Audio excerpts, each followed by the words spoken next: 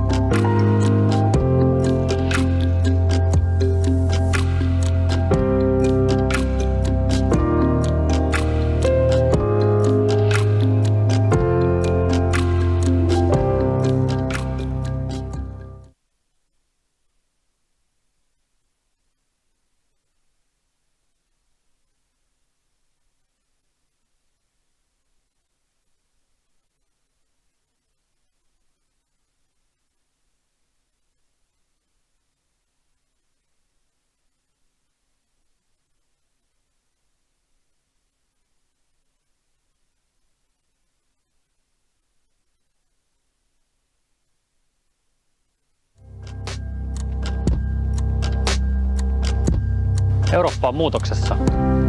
Turvallisuustilanne on vaikeasti ennakoitavissa, ilmastonmuutos vaatii toimia, teknologia kehittyy nopeasti ja taloudelliset muutokset vaikuttavat yksilöistä yhteiskuntiin.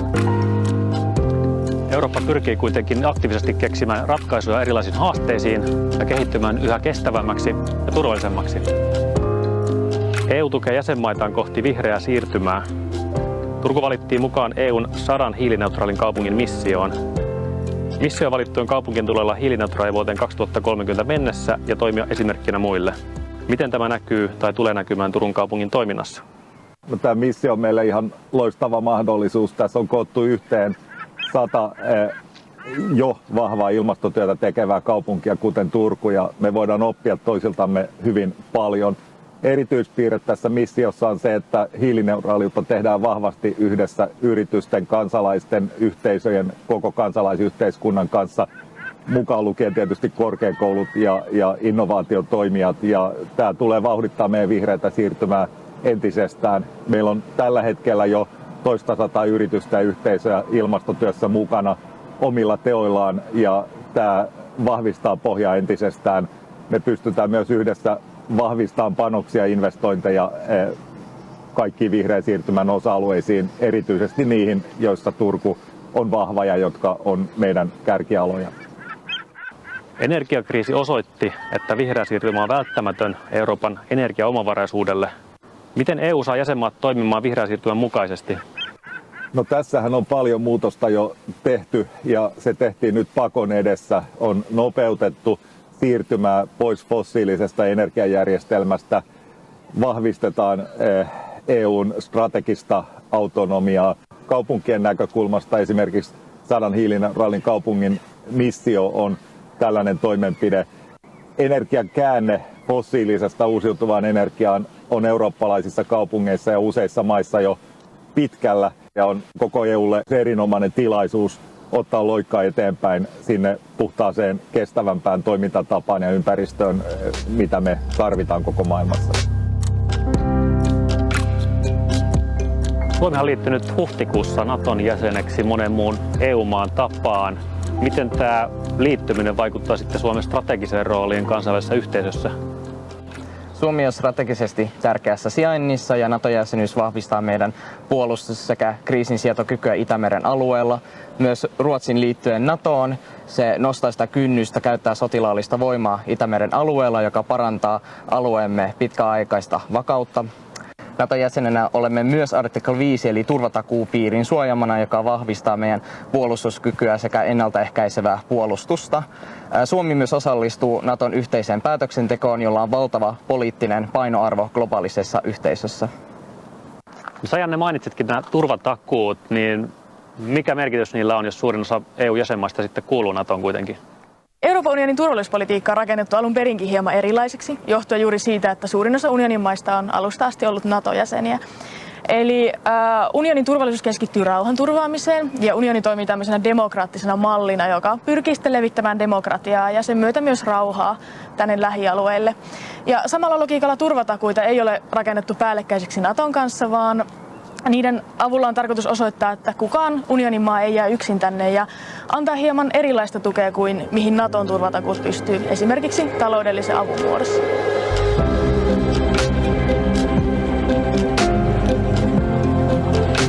Morjes, mä oon Jalmari, ketä sä oot? Moi, mä oon Emma.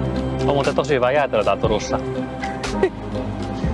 No, tämä vuosi on Euroopan osaamisen teemavuosi ja erityisesti digitaalisten taitojen kehittäminen korostuu nykyyhteiskunnassa, niin miten me voidaan taata sitten eurooppalaisten jatkuva oppiminen tässä alati kehittyvässä digimaailmassa? Niin, meillä on lähivuosina sellainen tavoite, että 80% eurooppalaisista olisi hallussa tällaiset perusdigitaidot. Ja EU vaatiikin nyt merkittäviä investointeja näihin digitaitojen kouluttamiseen, mutta sen lisäksi esimerkiksi toimiviin verkkoyhteyksiin, laitteisiin ja alustoihin, jotta tämä oppiminen olisi mahdollisimman helposti lähestyttävää ja sujuvaa. Sen lisäksi EU:ssa halutaan luoda turvallista digimaailmaa, esimerkiksi EU-lainsäädännöllä ja direktiiveillä. Ja EU tukee jäsenmaita myös jäsenmaiden välissä yhteistyössä, esimerkiksi liittyen koulutushankkeisiin. Ja Suomikin tekee tosi paljon yhteistyötä muun muassa muiden Pohjoismaiden kanssa sekä Baltian maiden kanssa liittyen digitalisaatioon. No, samanaikaistahan vihreätä siirtymää ja digitalisaatiota kutsutaan kaksoissiirtymäksi. Ja Suomella on varmaan ihan hyvät edellytykset kumpaankin ja uusia investointeja tehdään koko ajan. Tulisiko Suomi sitten toimia esimerkkinä muille EU-maille ja miten se käytännössä tapahtuisi sun mielestä? Joo, ehdottomasti Suomella on tässä suunnannäyttäjän paikka. Meillä on tosi paljon asiantuntijaosaamista ja todella teknologiamyönteinen yhteiskunta. Mutta meillä on tiedossa datatalouteen liittyvää EU-lainsäädäntöä ja direktiiviä aika paljon tulevina vuosina. Ja jos me halutaan olla edelläkävijöitä, niin Suomen täytyy osata ennakoida näitä aloitteita sekä olla mukana määrittelemässä niiden sisältöä. Ja Suomella onkin käytössä nyt tällainen kansallinen digikompassi, jolla luodaan sit visiota EU-digikompassin mukaisesti. Ja yhtenä tavoitteena on esimerkiksi viedä tämä datatalous sinne Euroopan kärkeen, ja se vaatii todella paljon investointeja sekä esimerkiksi eri toimialan rajoja ylittäviä käytänteitä. Tule mukaan keskustelemaan ja kuuntelemaan näitä aiheita Eurooppa-foorumiin tänne Turkuun joko paikan päälle tai sitten virtuaaliselle tapahtuma-alustalle elo-syyskuun vaihteessa.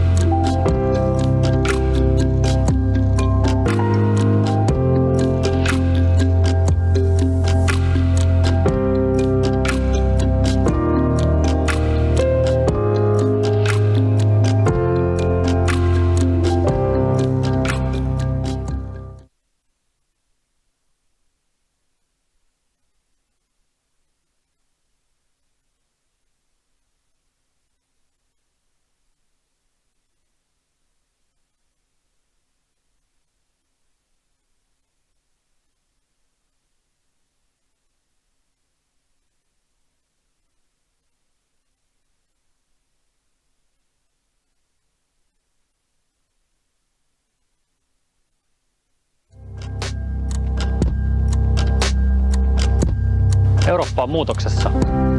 Turvallisuustilanne on vaikeasti ennakoitavissa, ilmastonmuutos vaatii toimia, teknologia kehittyy nopeasti ja taloudelliset muutokset vaikuttavat yksilöistä yhteiskuntiin.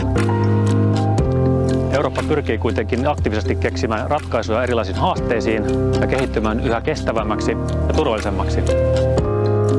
EU tukee jäsenmaitaan kohti vihreää siirtymää. Turku valittiin mukaan EUn 100 hiilineutraalin kaupungin missioon. Missio valittujen kaupunkien tulee olla hiilineutraali vuoteen 2030 mennessä ja toimia esimerkkinä muille. Miten tämä näkyy tai tulee näkymään Turun kaupungin toiminnassa? No, tämä missio on meille ihan loistava mahdollisuus. Tässä on koottu yhteen 100 jo vahvaa ilmastotyötä tekevää kaupunkia, kuten Turku, ja me voidaan oppia toisiltamme hyvin paljon. Erityispiirre tässä missiossa on se, että hiilineutraaliutta tehdään vahvasti yhdessä yritysten, kansalaisten, yhteisöjen, koko kansalaisyhteiskunnan kanssa, mukaan lukien tietysti korkeakoulut ja innovaatiotoimijat. Ja tämä tulee vauhdittaa meidän vihreätä siirtymää entisestään. Meillä on tällä hetkellä jo toista 100 yritystä ja yhteisöjä ilmastotyössä mukana omilla teoillaan, ja tämä vahvistaa pohjaa entisestään. Me pystytään myös yhdessä vahvistamaan panoksia ja investointeja kaikkiin vihreän siirtymän osa-alueisiin, erityisesti niihin, joissa Turku on vahva ja jotka on meidän kärkialoja.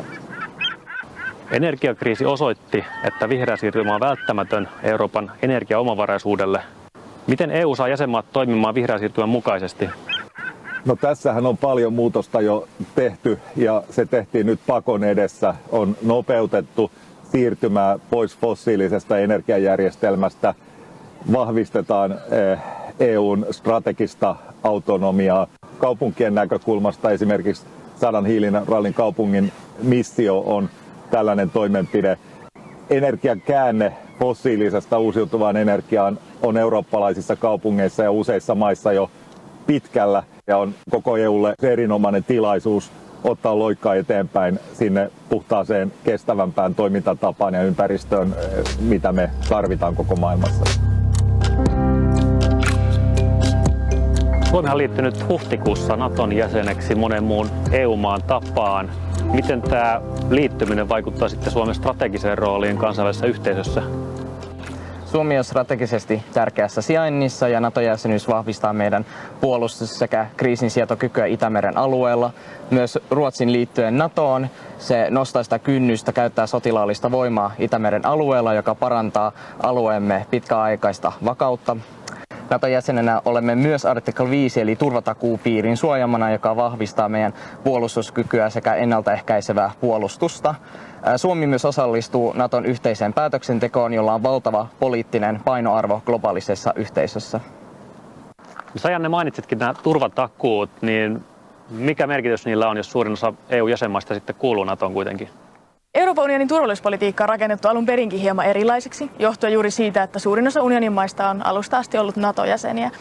Eli unionin turvallisuus keskittyy rauhanturvaamiseen ja unioni toimii tämmöisenä demokraattisena mallina, joka pyrkii sitten levittämään demokratiaa ja sen myötä myös rauhaa tänne lähialueille. Ja samalla logiikalla turvatakuita ei ole rakennettu päällekkäisiksi Naton kanssa, vaan niiden avulla on tarkoitus osoittaa, että kukaan unionin maa ei jää yksin tänne ja antaa hieman erilaista tukea kuin mihin Naton turvatakuut pystyy, esimerkiksi taloudellisen avun muodossa.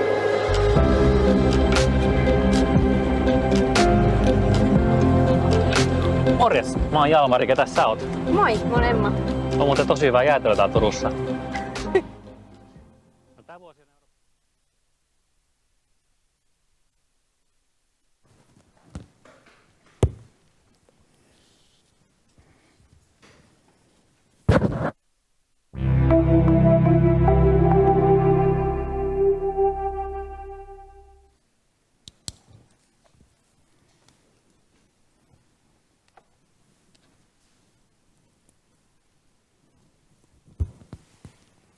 Excellencies, ladies and gentlemen, according to the autonomy arrangement of the Åland Islands, which emerged 1 century ago as a constitutional solution confirmed after negotiation of the League of Nations, and which continues to be a feature of the current constitution of Finland, the Åland Islands is an autonomous part of Finland where legislative powers are exercised in the manner determined in the Act on the Autonomy of the Åland Islands.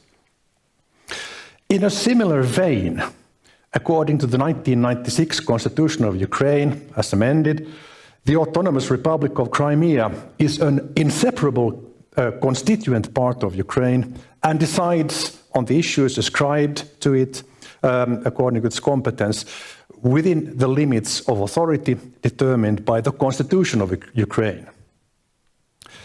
Since the illegal occupation of Crimea by the Russian Federation in 2014, the constitutional exercise of public authority in Crimea has not been possible.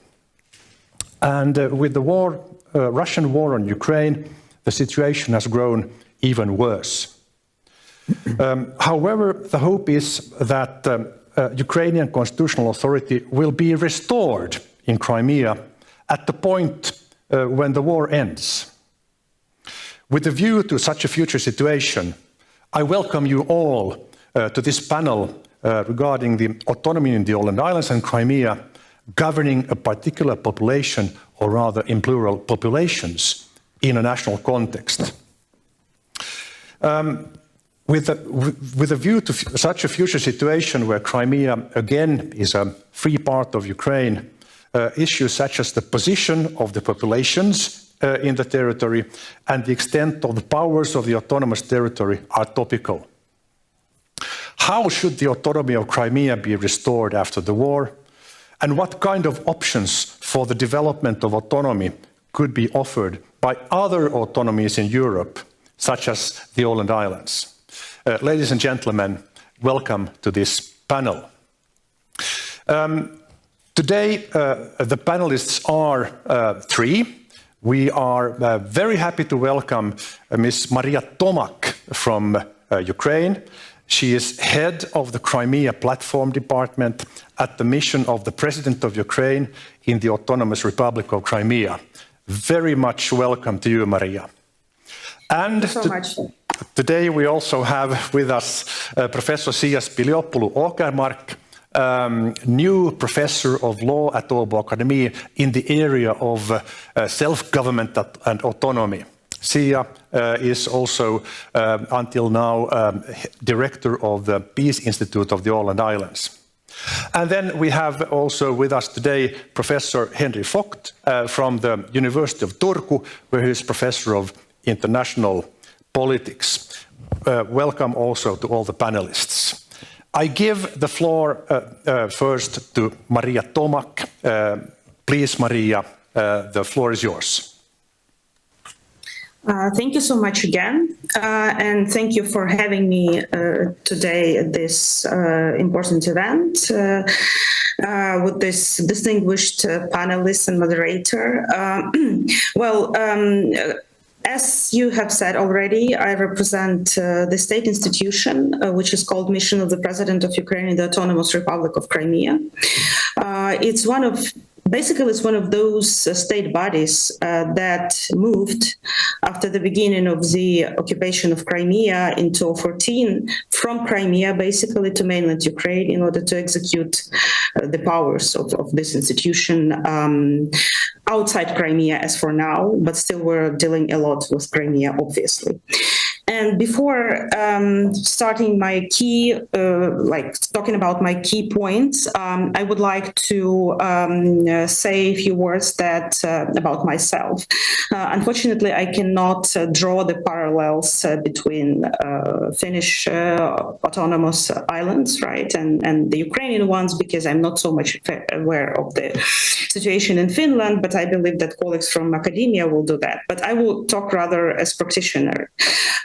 Since I'm not connected anyhow to Crimea, and that just for your understanding of my background, but I was working since the beginning of the occupation with the issue of Crimea, first as human rights defender, as a journalist, and recently, comparatively, I shifted to governmental position, and I was in Crimea in particular when the war started, when the occupation started, and I was witnessing with my eyes all those little green men, so-called, which were trying to cover the occupation with some ridiculous, maybe not ridiculous for many, it was worth to believe, myths about Crimean people. So, and my key point, actually, I would like to immediately to tell you this, because this how this topic is framed today is interesting approach to the issue of Crimea. It's not typical, I would say, because usually we talk about human rights situation in Crimea, about the development in Crimea, etc. But here we're talking about the status of Crimea, which is very important issue and which allows to look at the whole topic of Crimea with this specific angle. And my key point is that Russia essentially managed to meddle, to manipulate the discussions around Crimea so that they shifted from the really important topic of preserving and restoring the rights of the indigenous peoples of Crimea, Crimean Tatars in particular, in the first place, because it's the most numerous population that had peoples that had its own state in Crimea. So they managed to shift this accent from really important issue of indigenous peoples to the issue of non-existing Crimean people. There's no Crimean people. There's no such a concept is not just existing, but we all know how Russia is skillful in trumping up some non-existing concepts and trying to use them in order to achieve its goals. In this particular situation, it was the occupation of Crimea, turning it into a military base, and now we can see the consequences of this, because hundreds of rockets are being launched from Crimea on the mainland Ukraine in particular within this full-scale invasion. And I would like just to briefly say about why I think we should discuss this whole issue of rights of indigenous peoples. So just a little bit about the historical context. I don't want to make you boring with this information, but I want to remind you about this story just to emphasize why we're talking about some particular issues in terms of the reintegration of Crimea and the future of Crimea. So I would really recommend you to read the recent report issued by the Commissioner for Human Rights of the Council of Europe, Dunya Mijatovic. She issued a report on the human rights situation with Crimean Tatar people in Crimea. And it's really important because it does not look like ordinary, so to say, reports of the bureaucratic European institutions. Sorry, I hope I did not offend anyone, but we have seen tons of these sort of reports, and it usually focuses very much on the current context, which is important for the obvious reasons. But this particular report dates back, it starts from the 18th century.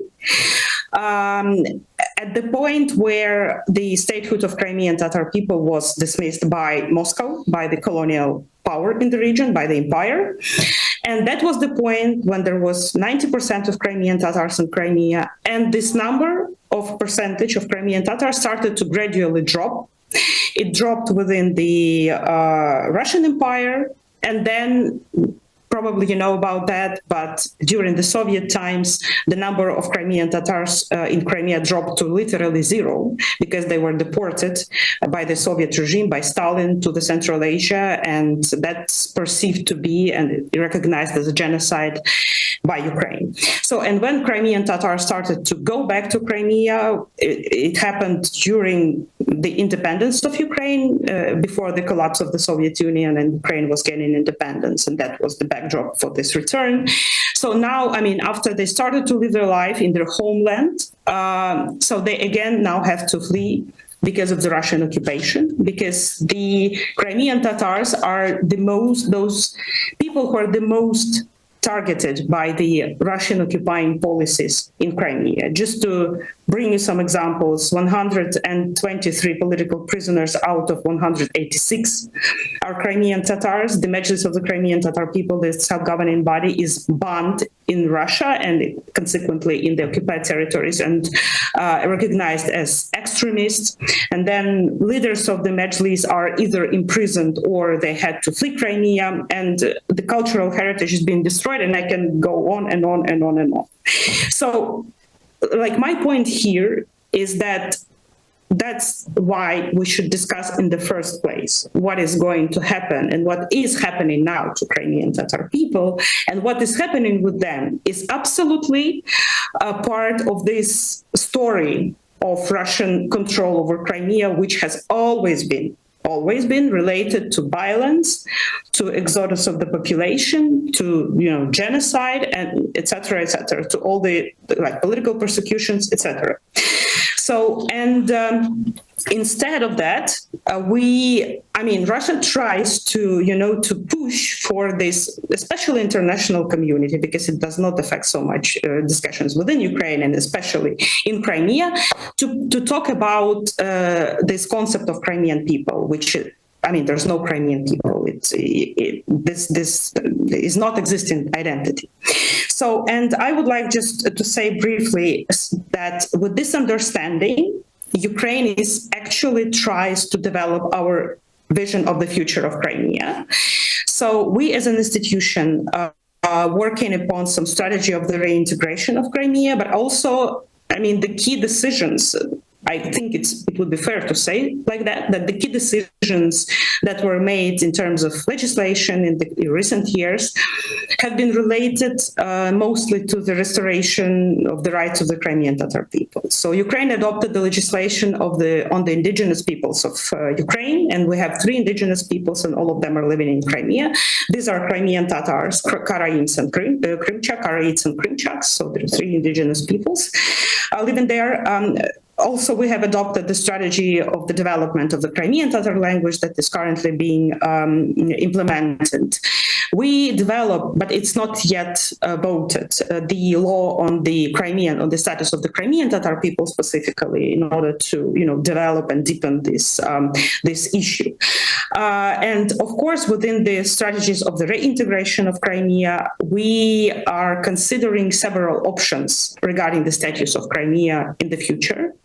So the first option is to preserve the current status of Crimea, which the distinguished moderator has mentioned, which is now in the Ukrainian constitution. However, there is an understanding and lessons learned now in Ukraine, within discussions in Ukraine, that this autonomy was actually tailored, and it was made also with the somehow participation hybrid of the Russian backed forces, so to say. So this autonomy that is now in the Ukrainian constitution was tailored to help Russia to seize this Crimean Peninsula. And actually, I don't want to go into details now, but 2014 was not the first attempt. That was a successful attempt to occupy Crimea, but not the first. So we had some stories in 1990s, and then at the beginning, after in the years 2005. So it wasn't the first attempt, but that was a successful attempt on the backdrop of the lack of governance within Ukraine and the fact that the state was weakened by the events related to the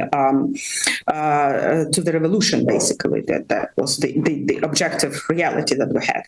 So therefore, but still there is this option of preserving this status. The second option is the autonomy, but the territorial autonomy of Crimean Tatars, which is actually should be focused at restoration and preserving the rights of the Crimean Tatar people. And the third option is changing the status of Crimea to the region of Ukraine, like any other oblast of Ukrainian state. But even if this option would be considered, it's like we have in mind that we need to keep those special rights for the Crimean Tatar people within this form of the status of Crimea. And I should say that within Crimean Tatars themselves, I cannot say on behalf of them because I'm not a Crimean Tatar, but what I hear and what we can see in the public discussions, there's lots of Crimean Tatars, of course, they support the idea of autonomy, but there are those who think that it might be also an option to turn Crimea into oblast, into region, Ukraine, just ordinary region, but with special sets of rights that would allow Crimean Tatars to participate in the decision-making process, to develop their culture, their language, their identity, etc., etc. So, and Probably I will not, maybe you will have some particular questions regarding the development of the reintegration strategy of Crimea, but I would like to address the issue which is really being raised very oftentimes in various audiences. So Ukraine has never tried to revise any consequences of the colonization of Crimea in the Russian Empire times or the Soviet times.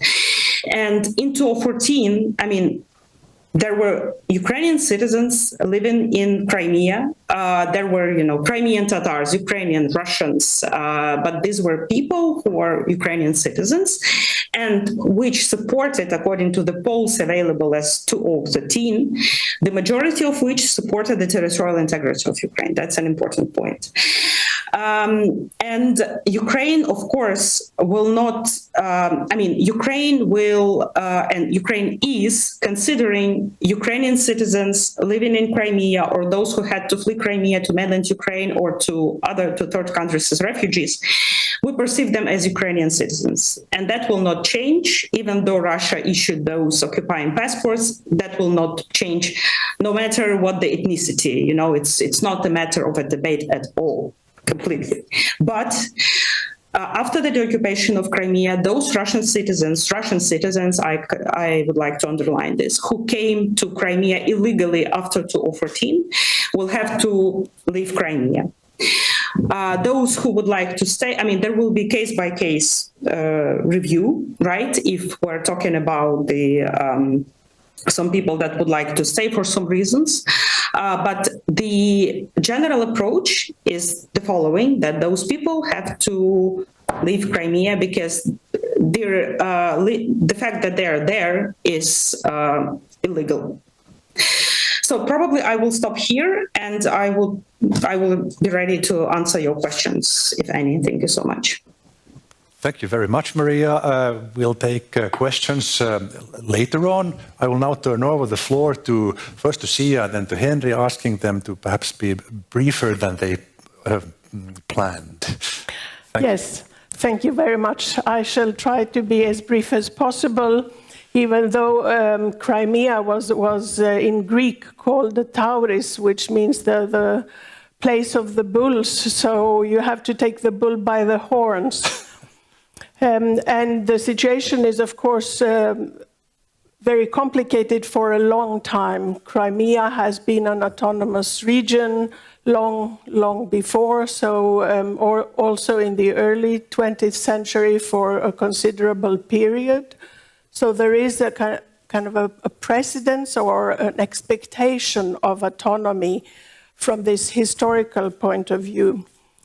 I will be making mainly 2 points, and I will make them very brief, and then we can discuss them. The first point is the territorial autonomy and how we think about it is often as an exceptional situation. It is often granted unwillingly and received even more ungratefully is something which is often said.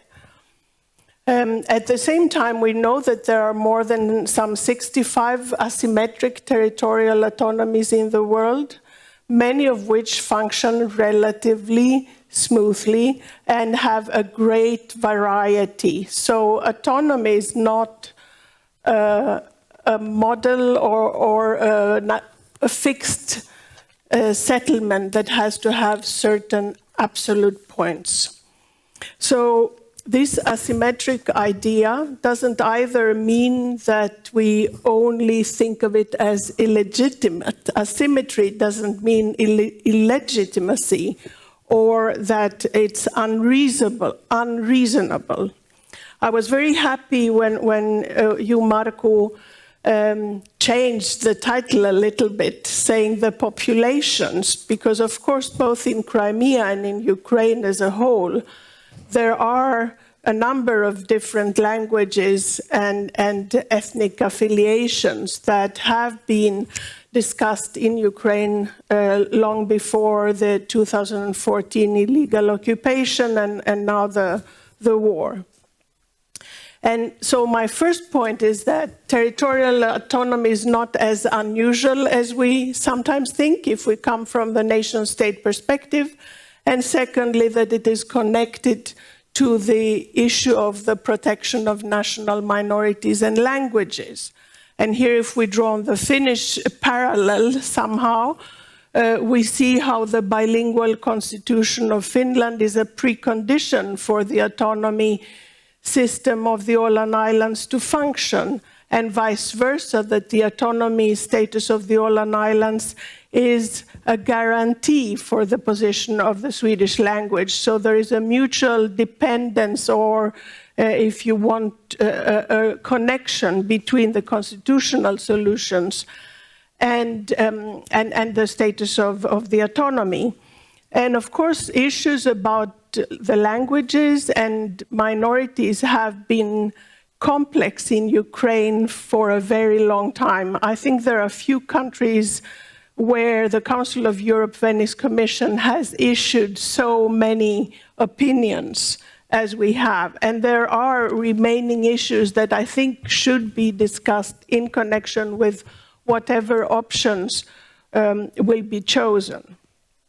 On my second point is the politically, I think, much more difficult issue of creating trust in institutions. And of course, the war, the illegal aggression by Russia deteriorates the trajectory of trust even further.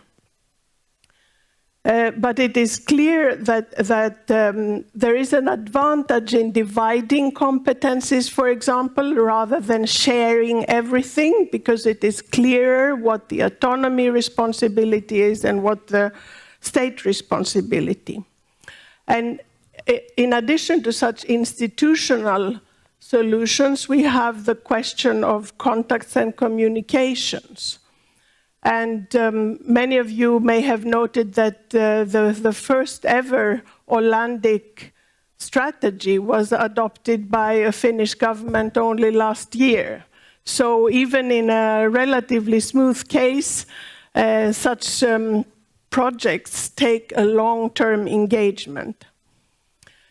And if I may be critical, both on the international community and also on the parties on all sides, there has not been a consistent commitment to make the autonomy solutions to work as they have been until now. I think there is a lot more to be said. I think I stop here to give time for the discussion. Thank you. I turn over the floor to Henry. Please. Thank you, and it's great to be here, and I'm honored to be here, although I'm not really a Crimea expert, nor an Åland Islands expert, but I have had to study a bit.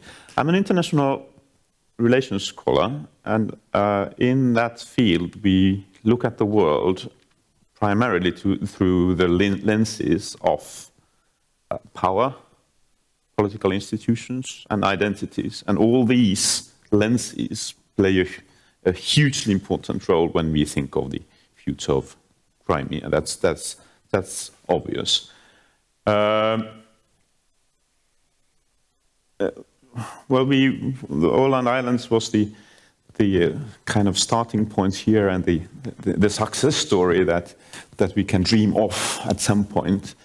But to me, and Sia basically also indicated that already, that there are many possibilities to compare.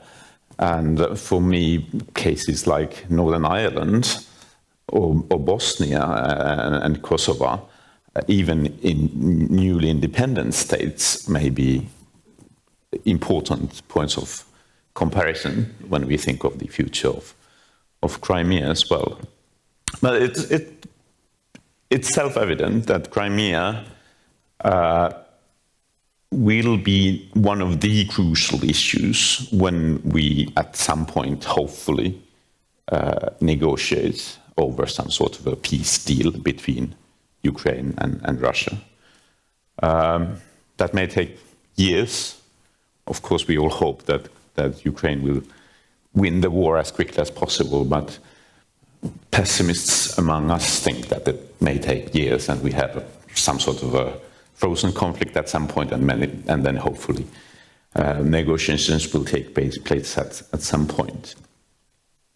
So we'll have peace negotiations, and these peace negotiations at some point, I think 3 things are particularly important. And basically Maria also already talked about my first point, which is the complex ethnic situation in the Crimean Peninsula.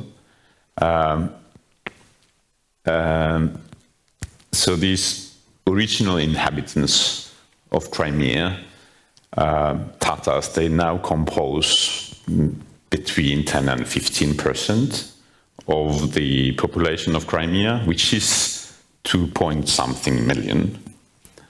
70% are theoretically at least ethnic Russians, and the rest are Ukrainians and others. And it's also interesting it would be interesting to hear what happens with the Ukrainians now in the peninsula. I agree with Maria that there is no Crimean nation, and maybe because of that, autonomy rather than independence could be the natural option also in the future. Tatars see themselves as the natives of that peninsula. They are the rightful historical inhabitants of the region. And that obviously gives them special rights, at least they're in their own thinking, and Maria also indicated how important that is. Related to that, my second most important point is that Ukrainians' independence did make the return of the Tatars to the peninsula possible, and I think that the majority of them are thankful for that. But over the 25-year period between 1991 until 2014, until Russia's annexation, so the relationship was complicated, and there were several constitutions on both sides, and they were not always compatible with each other, but somehow they muddled through. And I actually found an important quote related to that by a scholar by the name of Osipov in a very new piece. And he writes that, and I quote, "The Crimean autonomy, in fact, demonstrated functionality and adaptability despite the conflictual potential and volatility. The local elites and populace were generally following the rules of the game. Group-based claims were not within the core of political contestations and did not lead to large-scale violence or threats of violence."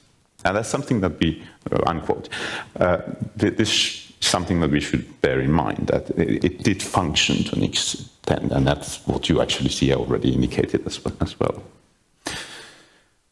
My third point is the one that makes this further more complex, the whole issue, and it's the Russian views.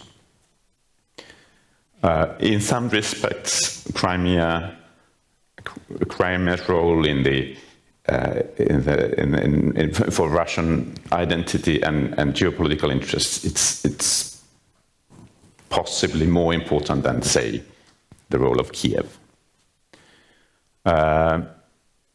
After the annexation, according to some polls, and I've written this in scholarly articles, 86% of Russians were in favor of that annexation. 86%, even more than were in favor of Putin at the time. Putin's popularity, by the way, increased tremendously after the war of 2014. We should not forget that either. And Crimea is often described as the heartland of Russia, and it has been also said that even sort of people would have some sort of emotional feelings towards towards that region. Maybe then, of course, we need to be critical here. As Maria said, Russia has been able to turn the discourses towards its own interests. Crimea also epitomizes Russia's ability to build bridges between the Muslims and Christians. That's one part of the history that Russians right now wrote. And of course, the geopolitical aspects are extremely important. Access to the Black Sea. It's part of the Russian ideas of a greater Eurasian area with two superpowers in the lead, Russia and China. So unfortunately, it is important for Russia, and we'll have to face that also in the future. I'll leave it at this. Thank you, Henry. We are running late. Sorry, I have to react. Sure, please, and you are invited to react. You have a short while, and we make a round in the panel. Please, Maria, it's your turn.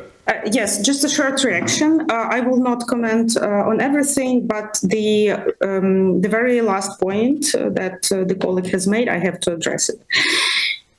Whether we should use an argument, the sentiments of the Russian society towards Crimea.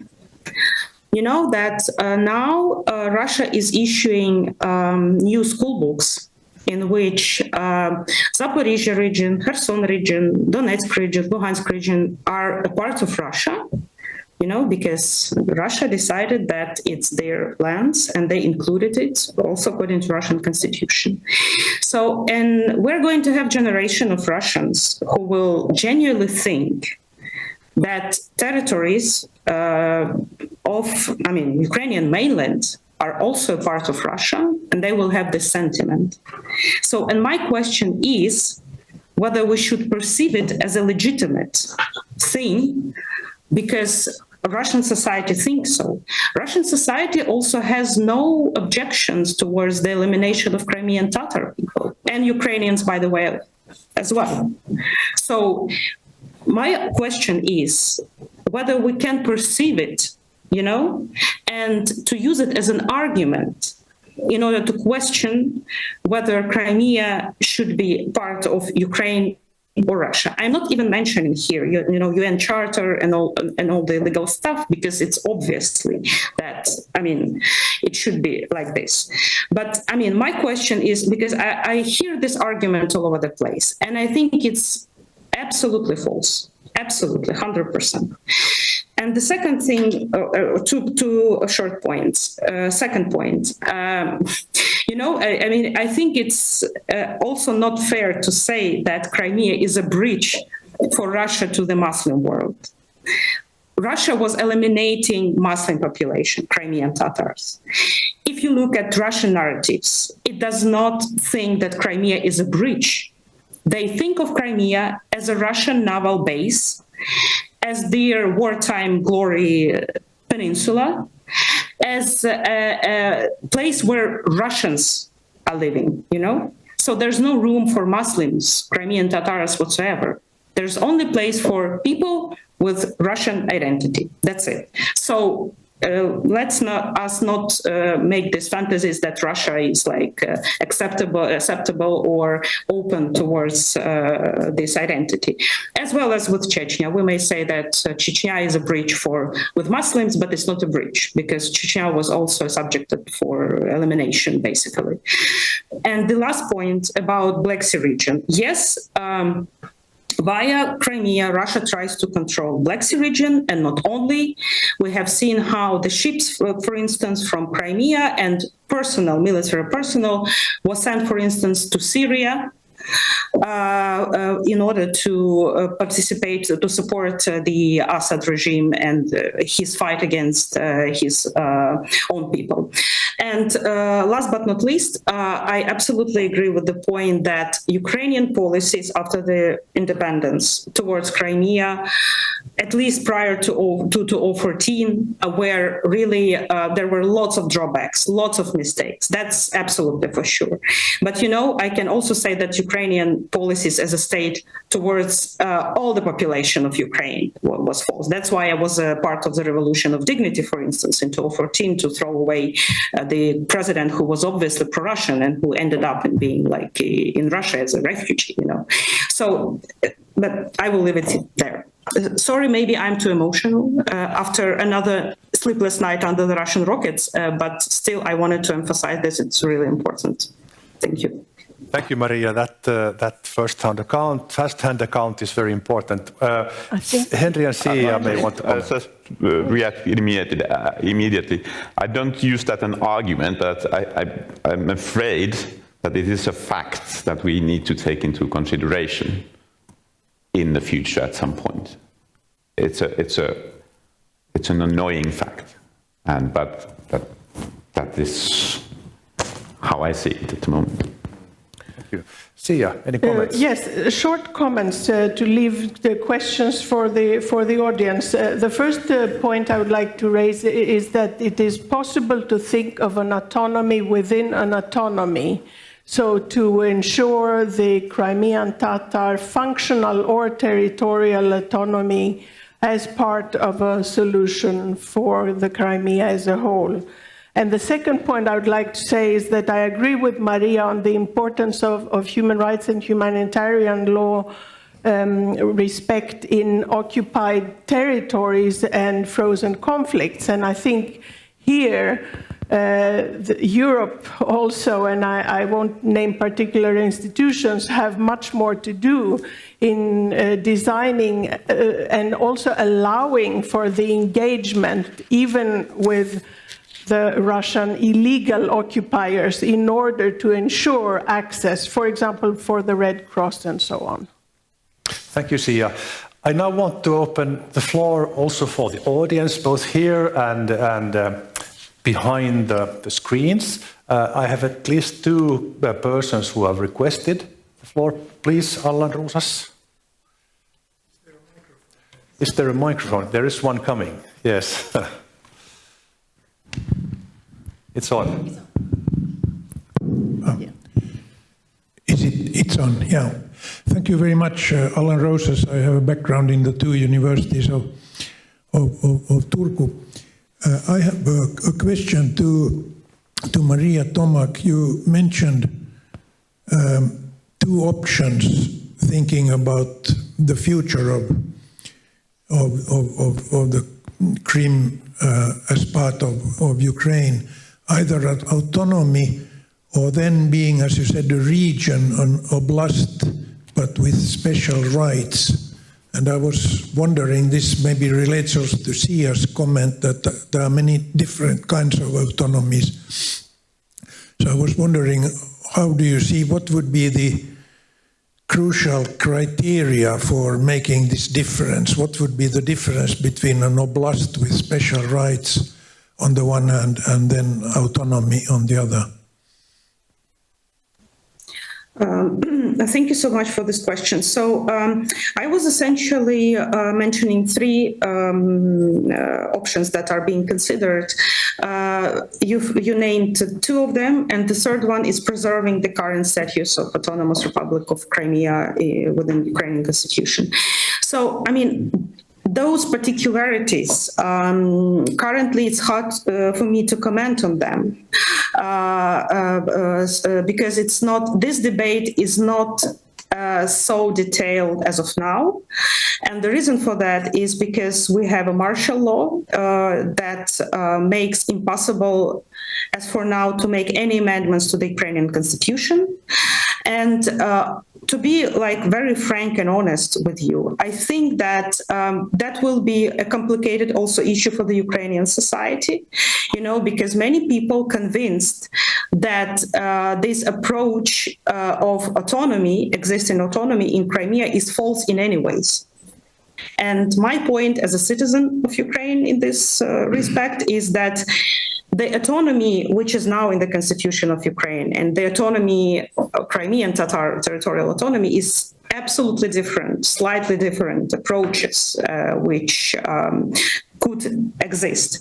And in any ways, either we're talking about region of Ukraine, Crimea as a region of Ukraine, or we're talking about the territorial autonomy of Crimean Tatar people, there should be some like key principles for the Crimean Tatar people as indigenous peoples, which is like a concept within international law, and colleagues know that way better than me, that should be there. Like the possibilities for them, just by using plain words, to develop their identity and preserve and develop their identity, their culture, but also participate in the crucial decision-making process within Crimea. And just, by the way, just to mention that Crimean Tatars are currently already part of Ukrainian political nation.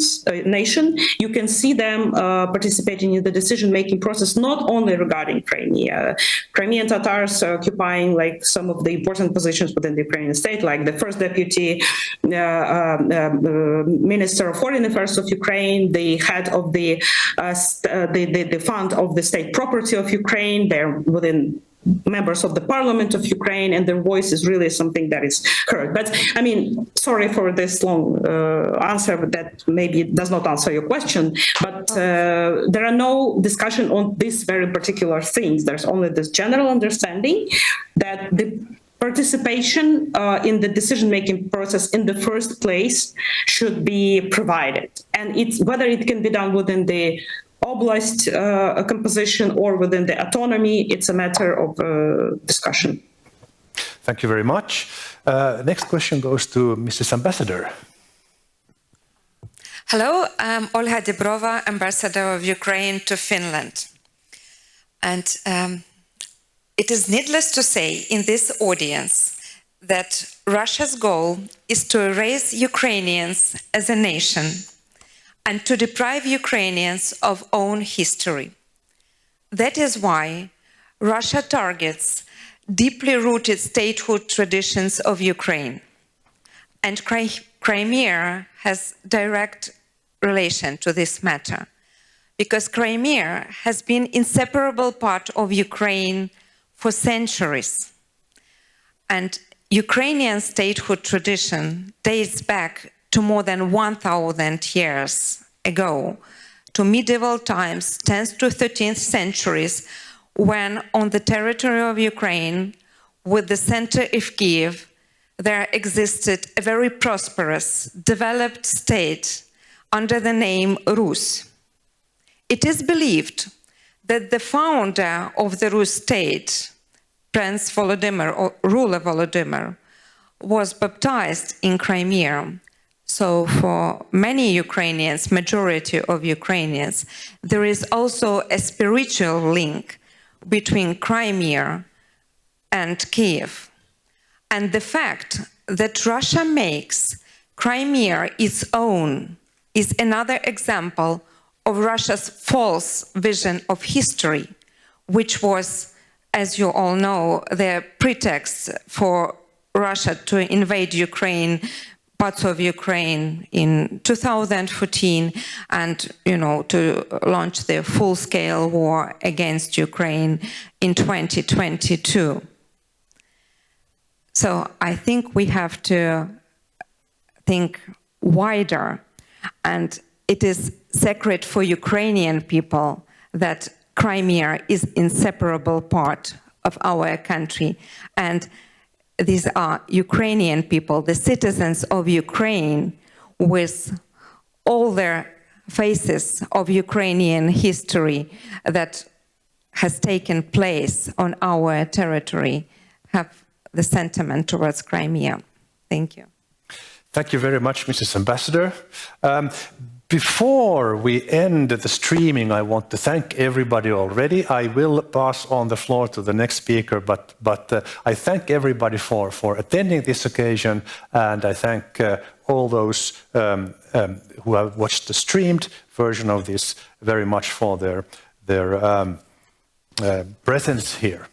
And now I think we can probably have 1 or 2 minutes more for perhaps one further comment, as I see from the floor. Please. Yes, thank you very much. Kim Olo from the University of Turku, expert in European studies.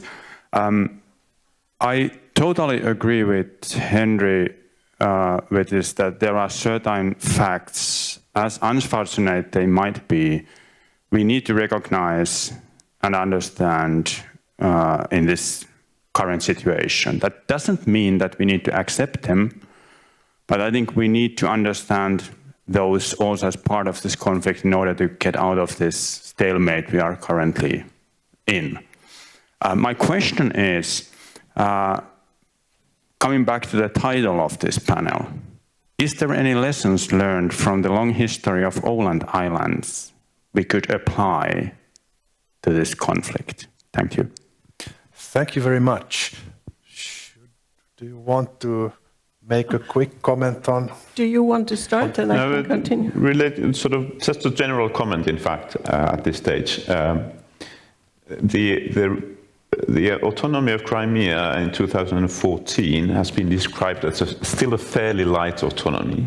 And when I look at the facts that I see, what have been described as facts, and they are, of course, always, to an extent, matters of interpretation. So I think whatever the autonomy is, it needs to be fairly strong in the future. And it should be even stronger than it has been until 2014. So that's something that Ukraine needs to consider seriously. Thank you very much. Very good point. Please. I think there are very many, it would take us too long to discuss all the aspects, but I think a basic aspect which aligns a little bit with this discussion is that this was a package solution which addressed issues of governance, which is what we have here in the title, that is division of powers, which addressed issues of identity, both in the constitutional setting and also in the territory, and addressed issues of security, both from the perspective of all actors, so in a sense meeting legitimate concerns. So I think this is the main lesson that you have to take, and I think it is an important lesson which of course everyone knows about. It's easier said than done for Europe at this moment, because Charles Michel said just 2 days ago that we should be working towards the expansion of Europe around 2030. And there we have these situations in Kosovo, in Bosnia with Republika Srpska, the things that also Ukraine fears and sees as an issue. So we cannot avoid these questions. We should not leave the elephant outside the room. Thank you very much. If I may, sorry, just a final remark on my behalf, if I may. Absolutely, absolutely. So I don't want to go into these theoretical issues, whether these are just facts or not just facts, but I think that it's important. Yes, it's a fact, but it's important what facts are a starting point for us when we think of the future of Crimea. For us, the starting point is the oppression of the indigenous people and of Ukrainians in Crimea, and their non-possibility for them to live there freely. For Crimean Tatars is the only place, is the center of their identity, and they cannot live there. Rather than we put in the center the empire and the cementing of this new conquest by the Russian Federation as an empire of the land, and cementing the results of the settlers' colonialism of Russian Empire and Soviet Union. So I think it matters. It's a fact, yes, but if it's the fact that you underline when you have this discussion on Crimea, you of course will end up with something like, let's make this concession to the Russian Federation of Crimea, because that would somehow bring peace, which is not the case. Russia has been having control over Crimea for 10 years for now, and what it did, it turned Crimea into a prison, into a military base, which is comfortable for them to launch the rocket attacks, not only on mainland Ukraine, by the way, potentially. And also, it again colonizes Crimea. Up to 800,000 Russian citizens were brought to Crimea as a new wave of colonization of Crimea, and at least 100,000 Ukrainians, Crimean Tatars, had to flee Crimea to save their lives from the occupiers. So therefore, I think it's important. I'm not calling not to mention the facts, but if you say this, you mean something. And now let's not pretend that we don't mean anything when we say about particular things. Thank you. Thank you very much, Maria. Thank you very much to the panelists and to the audience. Looking forward means looking back. So it seems we can conclude. After the war, in Crimea, a population or populations will remain. We have heard that there are plans to sieve out those who are actually citizens of Russia, who do not have the claim of Ukrainian citizenship, but there will be a sizable population in Crimea after the war. All those persons, individuals living in Crimea, deserve an equitable solution to their position. They should be treated as individuals and in the best possible way. Obviously, the indigenous populations, 3 of them, need particular attention. The options that have been mentioned are continuation of the current autonomy arrangement, a territorial autonomy for the Tatars, or going back to regarding Crimea, a regular region of Ukraine. Something of the kind, my own understanding might be going in the direction that Henry indicated, rather than weakening the autonomy position in Crimea, perhaps strengthening it might be the correct way to go. Thank you very much for your attention.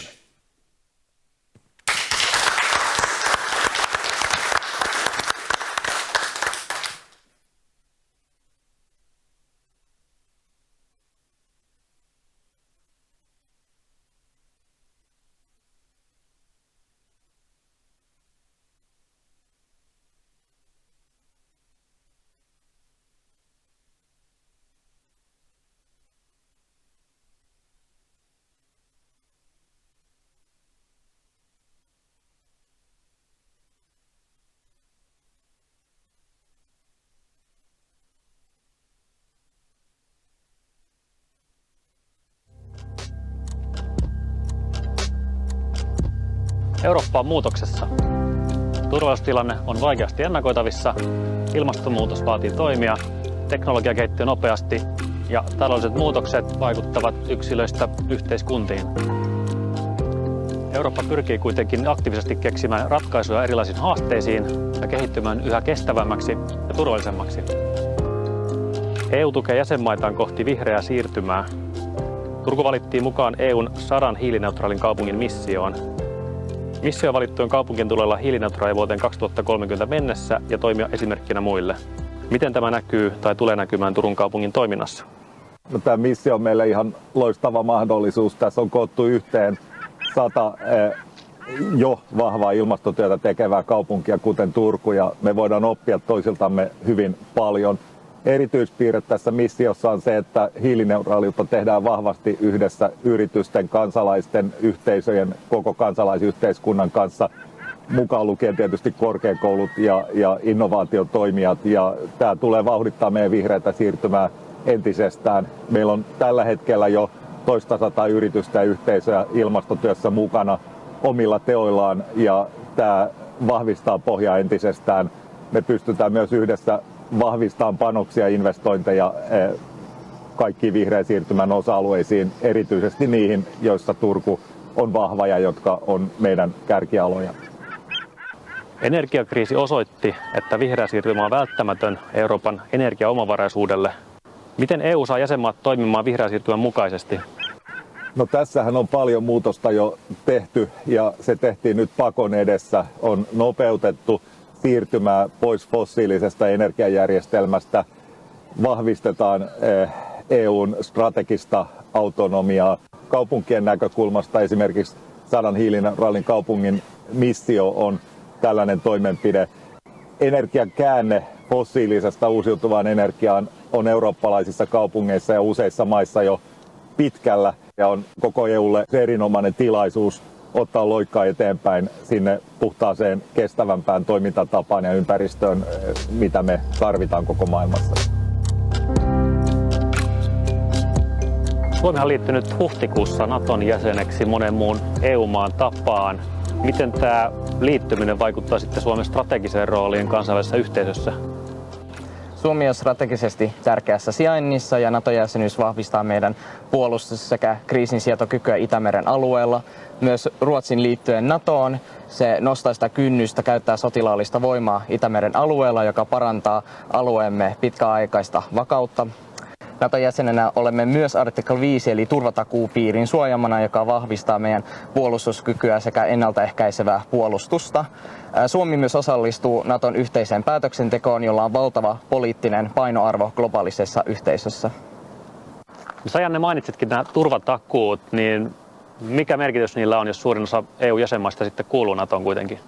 Euroopan unionin turvallisuuspolitiikka on rakennettu alun perinkin hieman erilaiseksi, johtuen juuri siitä, että suurin osa unionin maista on alusta asti ollut NATO-jäseniä. Eli unionin turvallisuus keskittyy rauhanturvaamiseen ja unioni toimii tämmöisenä demokraattisena mallina, joka pyrkii sitten levittämään demokratiaa ja sen myötä myös rauhaa tänne lähialueille. Ja samalla logiikalla turvatakuita ei ole rakennettu päällekkäiseksi Naton kanssa, vaan niiden avulla on tarkoitus osoittaa, että kukaan unionin maa ei jää yksin tänne ja antaa hieman erilaista tukea kuin mihin Naton turvatakuut pystyy, esimerkiksi taloudellisen avun muodossa.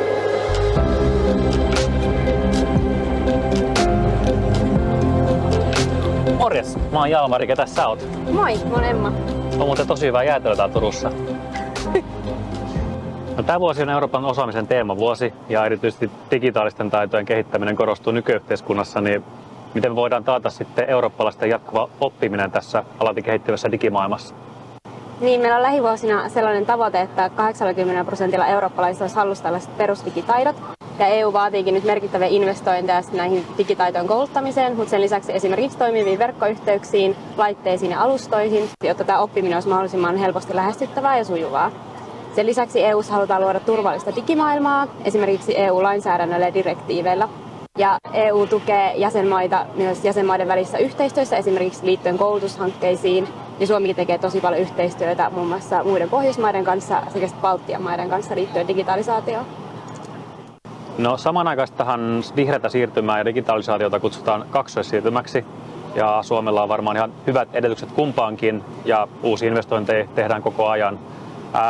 Tulisiko Suomi sitten toimia esimerkkinä muille EU-maille ja miten se käytännössä tapahtuisi sun mielestä? Joo, ehdottomasti Suomella on tässä suunnannäyttäjän paikka. Meillä on tosi paljon asiantuntijaosaamista ja todella teknologiamyönteinen yhteiskunta.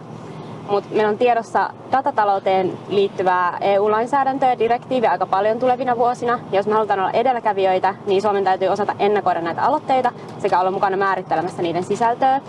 Ja Suomella onkin käytössä nyt tällainen kansallinen digikompassi, jolla luodaan sit visiota EU-digikompassin mukaisesti. Ja yhtenä tavoitteena on esimerkiksi viedä tämä datatalous sinne Euroopan kärkeen, ja se vaatii todella paljon investointeja sekä esimerkiksi eri toimialan rajoja ylittäviä käytänteitä. Tule mukaan keskustelemaan ja kuuntelemaan näitä aiheita Eurooppa-foorumiin tänne Turkuun joko paikan päälle tai sitten virtuaaliselle tapahtuma-alustalle elo-syyskuun vaihteessa.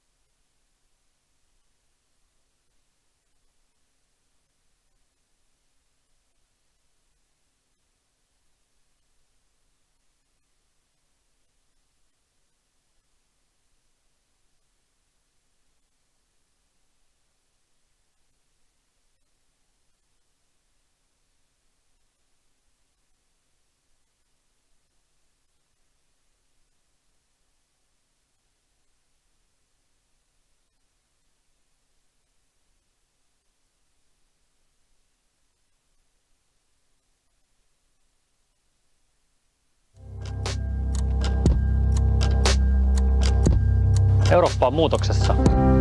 Turvallisuustilanne on vaikeasti ennakoitavissa, ilmastonmuutos vaatii toimia, teknologia kehittyy nopeasti ja taloudelliset muutokset vaikuttavat yksilöistä yhteiskuntiin.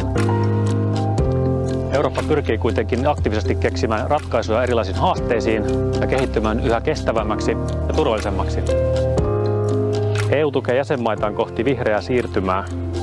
Turku valittiin mukaan EUn 100 hiilineutraalin kaupungin missioon. Missio valittujen kaupunkien tulee olla hiilineutraali vuoteen 2030 mennessä ja toimia esimerkkinä muille. Miten tämä näkyy tai tulee näkymään Turun kaupungin toiminnassa? No, tämä missio on meille ihan loistava mahdollisuus. Tässä on koottu yhteen 100 jo vahvaa ilmastotyötä tekevää kaupunkia, kuten Turku, ja me voidaan oppia toisiltamme hyvin paljon. Erityispiirre tässä missiossa on se, että hiilineutraaliutta tehdään vahvasti yhdessä yritysten, kansalaisten, yhteisöjen, koko kansalaisyhteiskunnan kanssa, mukaan lukien tietysti korkeakoulut ja innovaatiotoimijat. Ja tämä tulee vauhdittaa meidän vihreätä siirtymää entisestään. Meillä on tällä hetkellä jo toista 100 yritystä ja yhteisöjä ilmastotyössä mukana omilla teoillaan, ja tämä vahvistaa pohjaa entisestään. Me pystytään myös yhdessä vahvistamaan panoksia ja investointeja kaikkiin vihreän siirtymän osa-alueisiin, erityisesti niihin, joissa Turku on vahva ja jotka on meidän kärkialoja. Energiakriisi osoitti, että vihreä siirtymä on välttämätön Euroopan energiaomavaraisuudelle. Miten EU saa jäsenmaat toimimaan vihreän siirtymän mukaisesti? No, tässähän on paljon muutosta jo tehty, ja se tehtiin nyt pakon edessä. On nopeutettu siirtymää pois fossiilisesta energiajärjestelmästä, vahvistetaan EUn strategista autonomiaa. Kaupunkien näkökulmasta esimerkiksi 100 hiilineutraalin kaupungin missio on tällainen toimenpide.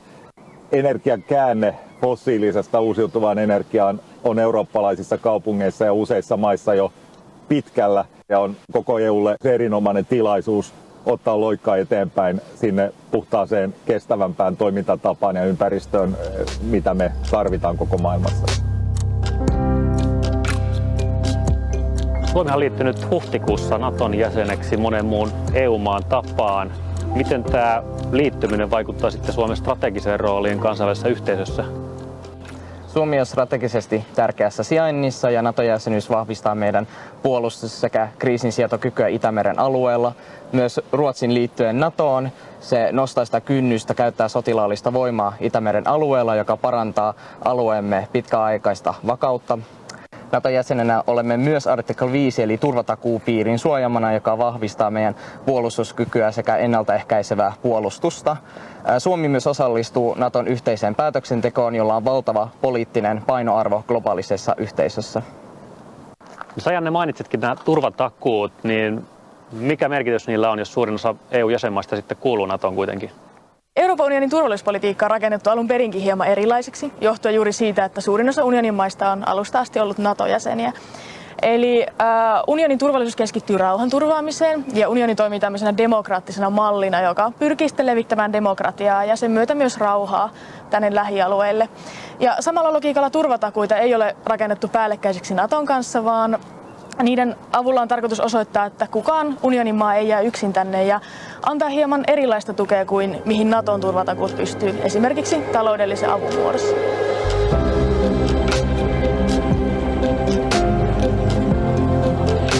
Morjes, mä oon Jalmari, ketä sä oot? Moi, mä oon Emma. On muuten tosi hyvää jäätelöä täällä Turussa. No, tämä vuosi on Euroopan osaamisen teemavuosi ja erityisesti digitaalisten taitojen kehittäminen korostuu nykyyhteiskunnassa, niin miten me voidaan taata sitten eurooppalaisten jatkuva oppiminen tässä alati kehittyvässä digimaailmassa? Niin, meillä on lähivuosina sellainen tavoite, että 80% eurooppalaisista olisi hallussa tällaiset perusdigitaidot. Ja EU vaatiikin nyt merkittäviä investointeja näihin digitaitojen kouluttamiseen, mutta sen lisäksi esimerkiksi toimiviin verkkoyhteyksiin, laitteisiin ja alustoihin, jotta tämä oppiminen olisi mahdollisimman helposti lähestyttävää ja sujuvaa. Sen lisäksi EU:ssa halutaan luoda turvallista digimaailmaa, esimerkiksi EU-lainsäädännöllä ja direktiiveillä. Ja EU tukee jäsenmaita myös jäsenmaiden välissä yhteistyössä, esimerkiksi liittyen koulutushankkeisiin. Ja Suomikin tekee tosi paljon yhteistyötä muun muassa muiden Pohjoismaiden kanssa sekä Baltian maiden kanssa liittyen digitalisaatioon. No, samanaikaistahan vihreätä siirtymää ja digitalisaatiota kutsutaan kaksoissiirtymäksi. ja Suomella on varmaan ihan hyvät edellytykset kumpaankin ja uusia investointeja tehdään koko ajan. Tulisiko Suomi sitten toimia esimerkkinä muille EU-maille ja miten se käytännössä tapahtuisi sun mielestä? Joo, ehdottomasti Suomella on tässä suunnannäyttäjän paikka. Meillä on tosi paljon asiantuntijaosaamista ja todella teknologiamyönteinen yhteiskunta. Mutta meillä on tiedossa datatalouteen liittyvää EU-lainsäädäntöä ja direktiiviä aika paljon tulevina vuosina. Ja jos me halutaan olla edelläkävijöitä, niin Suomen täytyy osata ennakoida näitä aloitteita sekä olla mukana määrittelemässä niiden sisältöä. Ja Suomella onkin käytössä nyt tällainen kansallinen digikompassi, jolla luodaan sit visiota EU-digikompassin mukaisesti. Ja yhtenä tavoitteena on esimerkiksi viedä tämä datatalous sinne Euroopan kärkeen, ja se vaatii todella paljon investointeja sekä esimerkiksi eri toimialan rajoja ylittäviä käytänteitä.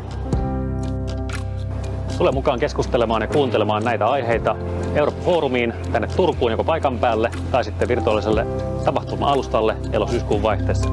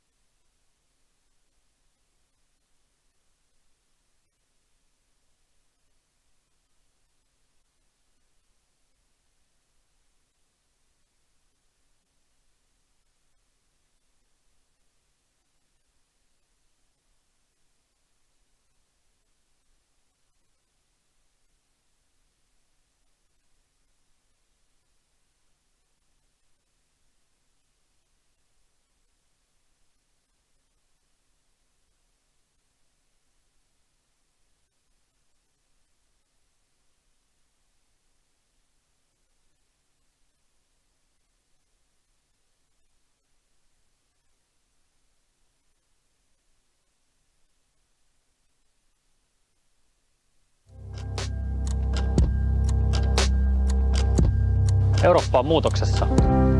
Turvallisuustilanne on vaikeasti ennakoitavissa, ilmastonmuutos vaatii toimia, teknologia kehittyy nopeasti ja taloudelliset muutokset vaikuttavat yksilöistä yhteiskuntiin.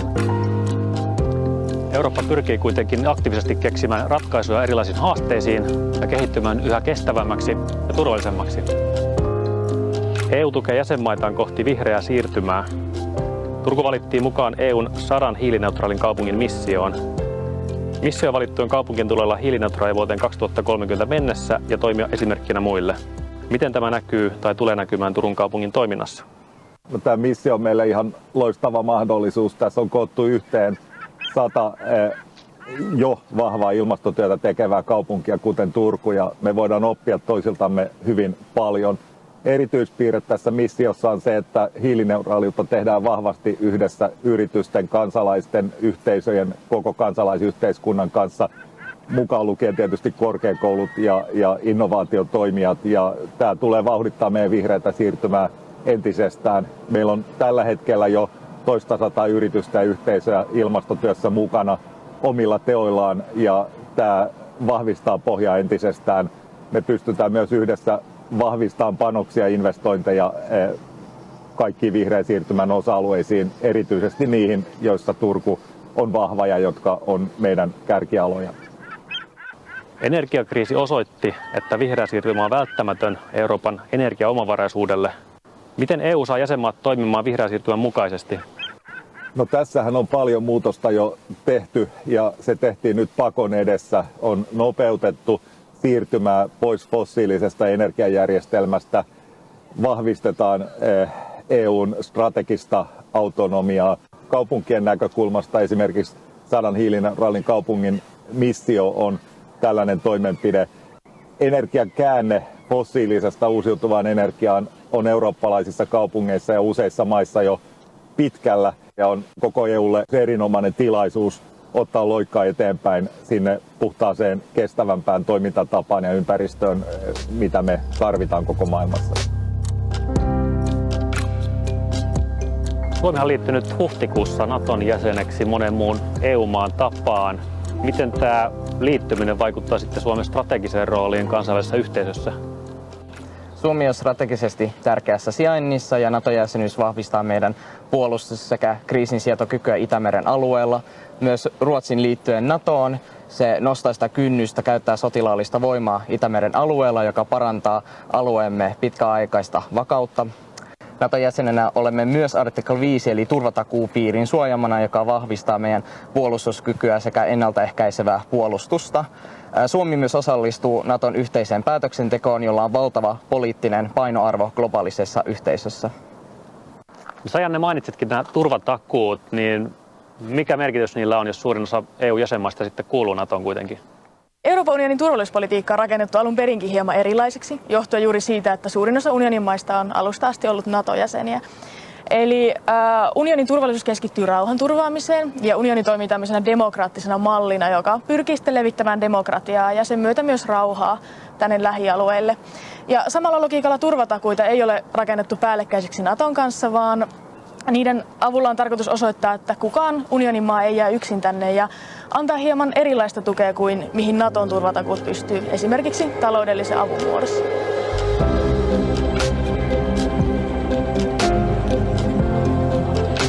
Morjes, mä oon Jalmari, ketä sä oot? Moi, mä oon Emma. On muuten tosi hyvää jäätelöä täällä Turussa. No, tämä vuosi on Euroopan osaamisen teemavuosi ja erityisesti digitaalisten taitojen kehittäminen korostuu nykyyhteiskunnassa, niin miten me voidaan taata sitten eurooppalaisten jatkuva oppiminen tässä alati kehittyvässä digimaailmassa? Niin, meillä on lähivuosina sellainen tavoite, että 80% eurooppalaisista olisi hallussa tällaiset perusdigitaidot. Ja EU vaatiikin nyt merkittäviä investointeja näihin digitaitojen kouluttamiseen, mutta sen lisäksi esimerkiksi toimiviin verkkoyhteyksiin, laitteisiin ja alustoihin, jotta tämä oppiminen olisi mahdollisimman helposti lähestyttävää ja sujuvaa. Sen lisäksi EU:ssa halutaan luoda turvallista digimaailmaa, esimerkiksi EU-lainsäädännöllä ja direktiiveillä. Ja EU tukee jäsenmaita myös jäsenmaiden välissä yhteistyössä, esimerkiksi liittyen koulutushankkeisiin. Ja Suomikin tekee tosi paljon yhteistyötä muun muassa muiden Pohjoismaiden kanssa sekä Baltian maiden kanssa liittyen digitalisaatioon. No, samanaikaistahan vihreätä siirtymää ja digitalisaatiota kutsutaan kaksoissiirtymäksi. Ja Suomella on varmaan ihan hyvät edellytykset kumpaankin ja uusia investointeja tehdään koko ajan. Tulisiko Suomi sitten toimia esimerkkinä muille EU-maille ja miten se käytännössä tapahtuisi sun mielestä? Joo, ehdottomasti Suomella on tässä suunnannäyttäjän paikka. Meillä on tosi paljon asiantuntijaosaamista ja todella teknologiamyönteinen yhteiskunta. Mutta meillä on tiedossa datatalouteen liittyvää EU-lainsäädäntöä ja direktiiviä aika paljon tulevina vuosina. Ja jos me halutaan olla edelläkävijöitä, niin Suomen täytyy osata ennakoida näitä aloitteita sekä olla mukana määrittelemässä niiden sisältöä. Ja Suomella onkin käytössä nyt tällainen kansallinen digikompassi, jolla luodaan sit visiota EU-digikompassin mukaisesti. Ja yhtenä tavoitteena on esimerkiksi viedä tämä datatalous sinne Euroopan kärkeen, ja se vaatii todella paljon investointeja sekä esimerkiksi eri toimialan rajoja ylittäviä käytänteitä. Tule mukaan keskustelemaan ja kuuntelemaan näitä aiheita Eurooppa-foorumiin tänne Turkuun joko paikan päälle tai sitten virtuaaliselle tapahtuma-alustalle elo-syyskuun vaihteessa.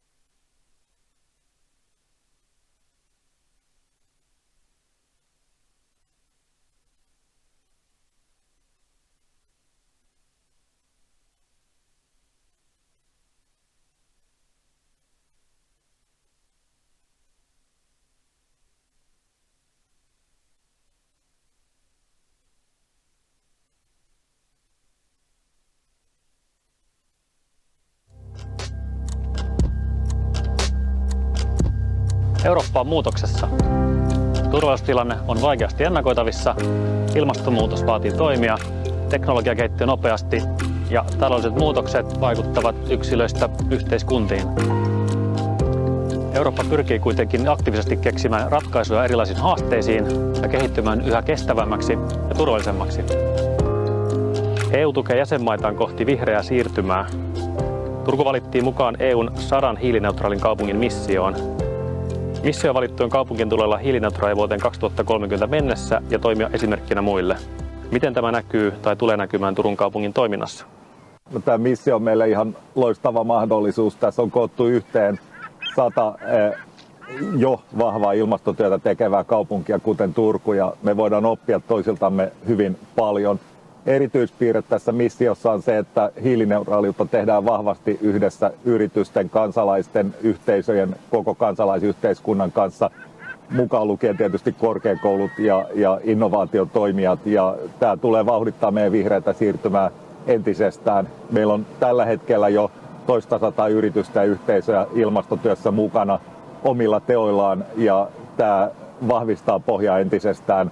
Me pystytään myös yhdessä vahvistamaan panoksia ja investointeja kaikkiin vihreän siirtymän osa-alueisiin, erityisesti niihin, joissa Turku on vahva ja jotka on meidän kärkialoja.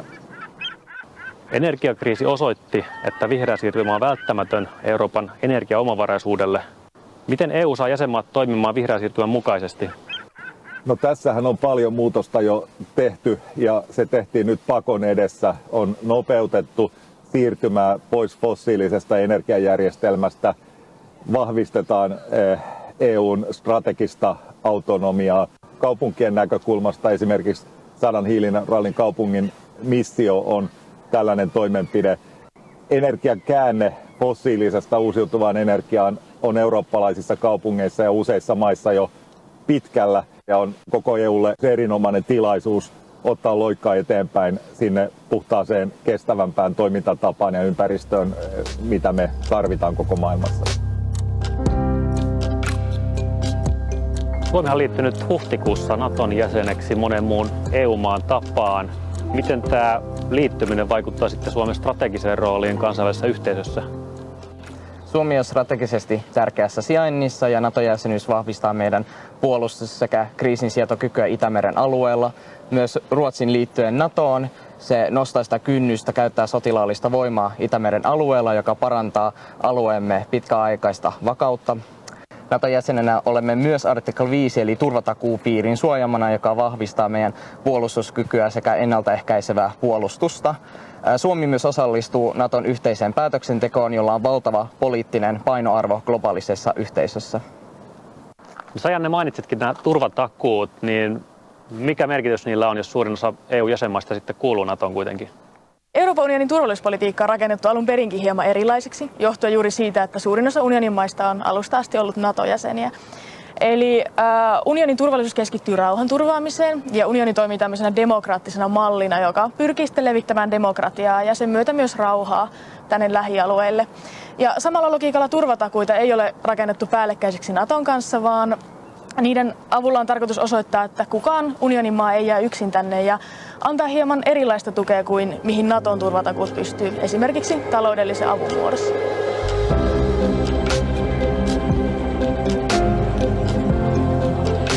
Morjes, mä oon Jalmari, ketä sä oot? Moi, mä oon Emma. On muuten tosi hyvää jäätelöä täällä Turussa. No, tämä vuosi on Euroopan osaamisen teemavuosi ja erityisesti digitaalisten taitojen kehittäminen korostuu nykyyhteiskunnassa, niin miten me voidaan taata sitten eurooppalaisten jatkuva oppiminen tässä alati kehittyvässä digimaailmassa? Niin, meillä on lähivuosina sellainen tavoite, että 80% eurooppalaisista olisi hallussa tällaiset perusdigitaidot. Ja EU vaatiikin nyt merkittäviä investointeja näihin digitaitojen kouluttamiseen, mutta sen lisäksi esimerkiksi toimiviin verkkoyhteyksiin, laitteisiin ja alustoihin, jotta tämä oppiminen olisi mahdollisimman helposti lähestyttävää ja sujuvaa. Sen lisäksi EU:ssa halutaan luoda turvallista digimaailmaa, esimerkiksi EU-lainsäädännöllä ja direktiiveillä. Ja EU tukee jäsenmaita myös jäsenmaiden välissä yhteistyössä, esimerkiksi liittyen koulutushankkeisiin. Ja Suomikin tekee tosi paljon yhteistyötä muun muassa muiden Pohjoismaiden kanssa sekä Baltian maiden kanssa liittyen digitalisaatioon. No, samanaikaistahan vihreätä siirtymää ja digitalisaatiota kutsutaan kaksoissiirtymäksi. Ja Suomella on varmaan ihan hyvät edellytykset kumpaankin ja uusia investointeja tehdään koko ajan. Tulisiko Suomi sitten toimia esimerkkinä muille EU-maille ja miten se käytännössä tapahtuisi sun mielestä? Joo, ehdottomasti Suomella on tässä suunnannäyttäjän paikka. Meillä on tosi paljon asiantuntijaosaamista ja todella teknologiamyönteinen yhteiskunta. Mutta meillä on tiedossa datatalouteen liittyvää EU-lainsäädäntöä ja direktiiviä aika paljon tulevina vuosina. Ja jos me halutaan olla edelläkävijöitä, niin Suomen täytyy osata ennakoida näitä aloitteita sekä olla mukana määrittelemässä niiden sisältöä. Ja Suomella onkin käytössä nyt tällainen kansallinen digikompassi, jolla luodaan sit visiota EU-digikompassin mukaisesti. Ja yhtenä tavoitteena on esimerkiksi viedä tämä datatalous sinne Euroopan kärkeen ja se vaatii todella paljon investointeja sekä esimerkiksi eri toimialan rajoja ylittäviä käytänteitä. Tule mukaan keskustelemaan ja kuuntelemaan näitä aiheita Eurooppa-foorumiin tänne Turkuun joko paikan päälle tai sitten virtuaaliselle tapahtuma-alustalle elo-syyskuun vaihteessa.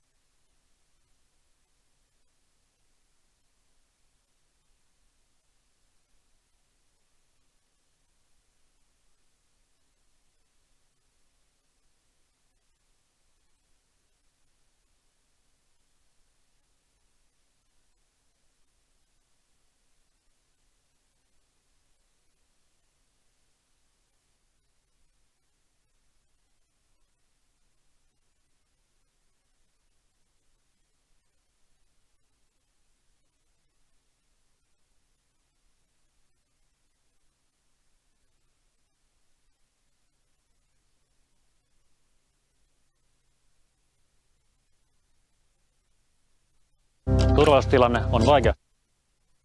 Ilmastonmuutos vaatii toimia, teknologia kehittyy nopeasti ja taloudelliset muutokset vaikuttavat yksilöistä yhteiskuntiin. Eurooppa pyrkii kuitenkin aktiivisesti keksimään ratkaisuja erilaisiin haasteisiin ja kehittymään yhä kestävämmäksi ja turvallisemmaksi. EU tukee jäsenmaitaan kohti vihreää siirtymää. Turku valittiin mukaan EUn 100 hiilineutraalin kaupungin missioon. Mission valittujen kaupunkien tulee olla hiilineutraali vuoteen 2030 mennessä ja toimia esimerkkinä muille. Miten tämä näkyy tai tulee näkymään Turun kaupungin toiminnassa? No, tämä missio on meille ihan loistava mahdollisuus. Tässä on koottu yhteen 100 jo vahvaa ilmastotyötä tekevää kaupunkia, kuten Turku, ja me voidaan oppia toisiltamme hyvin paljon. Erityispiirre tässä missiossa on se, että hiilineutraaliutta tehdään vahvasti yhdessä yritysten, kansalaisten, yhteisöjen, koko kansalaisyhteiskunnan kanssa. mukaan lukien tietysti korkeakoulut ja innovaatiotoimijat. Ja tämä tulee vauhdittaa meidän vihreätä siirtymää entisestään. Meillä on tällä hetkellä jo toista sataa yritystä ja yhteisöä ilmastotyössä mukana omilla teoillaan, ja tämä vahvistaa pohjaa entisestään. Me pystytään myös yhdessä vahvistamaan panoksia ja investointeja kaikkiin vihreän siirtymän osa-alueisiin, erityisesti niihin, joissa Turku on vahva ja jotka on meidän kärkialoja. Energiakriisi osoitti, että vihreä siirtymä on välttämätön Euroopan energiaomavaraisuudelle. Miten EU saa jäsenmaat toimimaan vihreän siirtymän mukaisesti? No tässähän on paljon muutosta jo tehty, ja se tehtiin nyt pakon edessä. On nopeutettu siirtymää pois fossiilisesta energiajärjestelmästä, vahvistetaan EUn strategista autonomiaa. Kaupunkien näkökulmasta esimerkiksi 100 hiilineutraalin kaupungin missio on tällainen toimenpide. Energian käänne fossiilisesta uusiutuvaan energiaan on eurooppalaisissa kaupungeissa ja useissa maissa jo pitkällä, ja on koko EUlle erinomainen tilaisuus ottaa loikkaa eteenpäin sinne puhtaaseen, kestävämpään toimintatapaan ja ympäristöön, mitä me tarvitaan koko maailmassa. Suomi on liittynyt huhtikuussa Naton jäseneksi monen muun EU-maan tapaan. Miten tämä vaikuttaa Suomen strategiseen rooliin kansainvälisessä yhteisössä? Suomi on strategisesti tärkeässä sijainnissa ja NATO-jäsenyys vahvistaa meidän puolustus- sekä kriisinsietokykyä Itämeren alueella. Myös Ruotsin liittyen NATOon se nostaa sitä kynnystä käyttää sotilaallista voimaa Itämeren alueella, joka parantaa alueemme pitkäaikaista vakautta.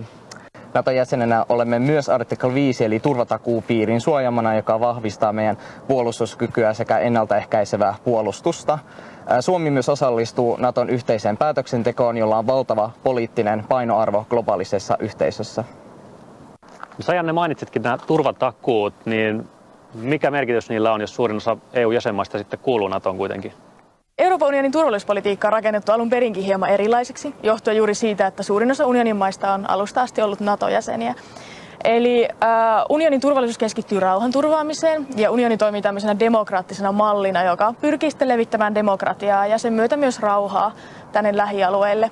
Ja samalla logiikalla turvatakuita ei ole rakennettu päällekkäisiksi Naton kanssa, vaan niiden avulla on tarkoitus osoittaa, että kukaan unionin maa ei jää yksin tänne ja antaa hieman erilaista tukea kuin mihin Naton turvatakuut pystyy, esimerkiksi taloudellisen avun muodossa.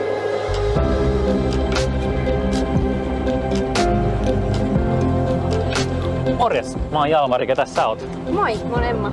On muuten tosi hyvää jäätelöä täällä Turussa. No, tämä vuosi on Euroopan osaamisen teemavuosi ja erityisesti digitaalisten taitojen kehittäminen korostuu nykyyhteiskunnassa, niin miten me voidaan taata sitten eurooppalaisten jatkuva oppiminen tässä alati kehittyvässä digimaailmassa? Niin, meillä on lähivuosina sellainen tavoite, että 80% eurooppalaisista olisi hallussa tällaiset perusdigitaidot. Ja EU vaatiikin nyt merkittäviä investointeja näihin digitaitojen kouluttamiseen, mutta sen lisäksi esimerkiksi toimiviin verkkoyhteyksiin, laitteisiin ja alustoihin, jotta tämä oppiminen olisi mahdollisimman helposti lähestyttävää ja sujuvaa. Sen lisäksi EU:ssa halutaan luoda turvallista digimaailmaa, esimerkiksi EU-lainsäädännöllä ja direktiiveillä. Ja EU tukee jäsenmaita myös jäsenmaiden välissä yhteistyössä, esimerkiksi liittyen koulutushankkeisiin. Ja Suomikin tekee tosi paljon yhteistyötä muun muassa muiden Pohjoismaiden kanssa sekä Baltian maiden kanssa liittyen digitalisaatioon. No, samanaikaistahan vihreätä siirtymää ja digitalisaatiota kutsutaan kaksoissiirtymäksi. Ja Suomella on varmaan ihan hyvät edellytykset kumpaankin ja uusia investointeja tehdään koko ajan. Tulisiko Suomi sitten toimia esimerkkinä muille EU-maille ja miten se käytännössä tapahtuisi sun mielestä? Joo, ehdottomasti Suomella on tässä suunnannäyttäjän paikka. Meillä on tosi paljon asiantuntijaosaamista ja todella teknologiamyönteinen yhteiskunta. Mutta meillä on tiedossa datatalouteen liittyvää EU-lainsäädäntöä ja direktiiviä aika paljon tulevina vuosina. Ja jos me halutaan olla edelläkävijöitä, niin Suomen täytyy osata ennakoida näitä aloitteita sekä olla mukana määrittelemässä niiden sisältöä. Ja Suomella onkin käytössä nyt tällainen kansallinen digikompassi, jolla luodaan sit visiota EU-digikompassin mukaisesti.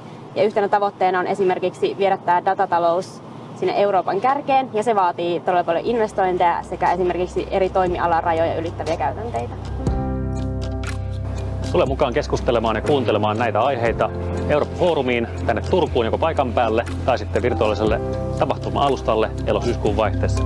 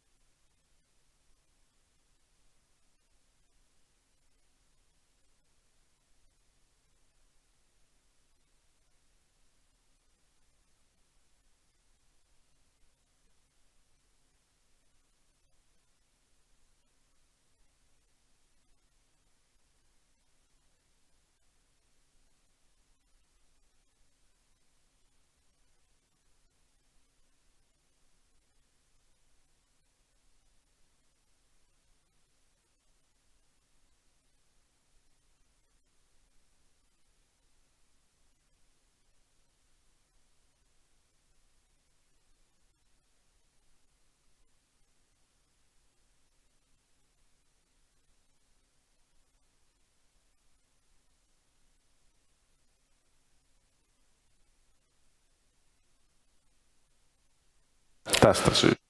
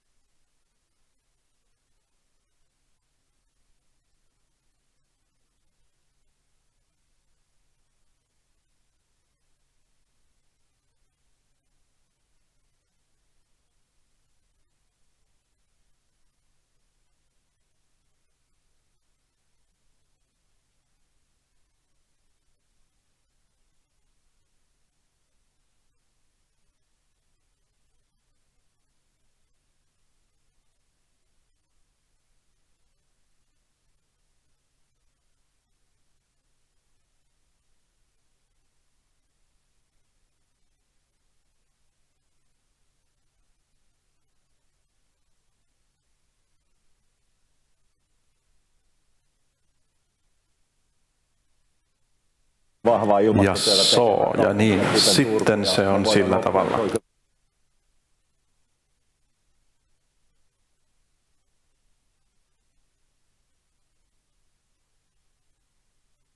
Yhteiskunnan kanssa mukaan Yritetään. Korkeakoulut Testi. ja innovaatiotoimijat, ja tämä tulee vauhdittamaan Semmosta.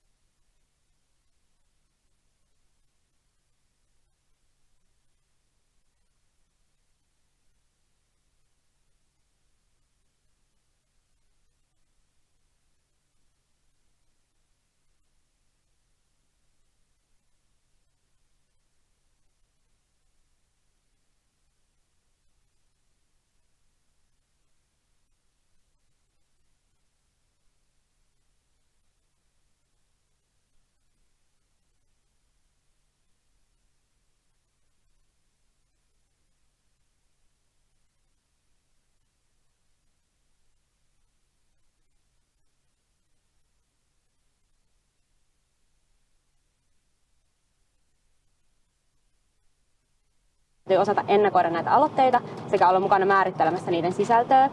Ja Suomella onkin käytössä nyt tällainen kansallinen digikompassi, jolla luodaan sit visiota EU-digikompassin mukaisesti. Ja yhtenä tavoitteena on esimerkiksi viedä tämä datatalous sinne Euroopan kärkeen, ja se vaatii todella paljon investointeja sekä esimerkiksi eri toimialan rajoja ylittäviä käytänteitä.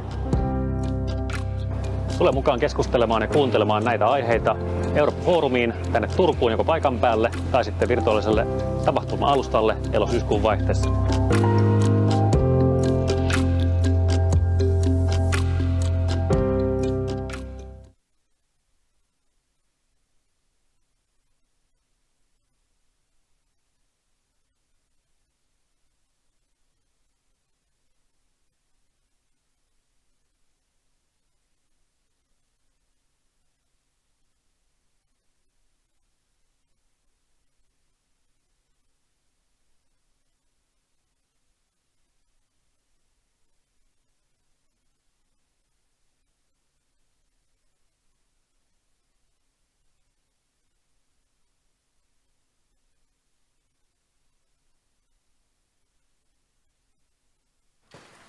Yes.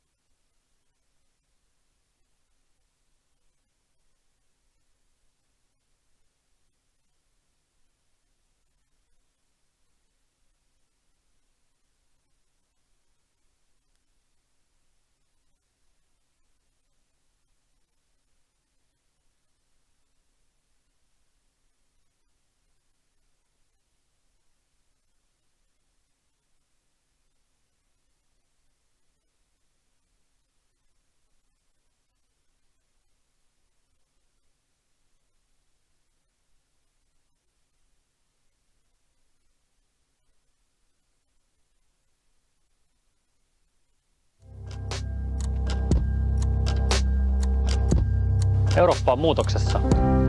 Turvallisuustilanne on vaikeasti ennakoitavissa, ilmastonmuutos vaatii toimia, teknologia kehittyy nopeasti ja taloudelliset muutokset vaikuttavat yksilöistä yhteiskuntiin.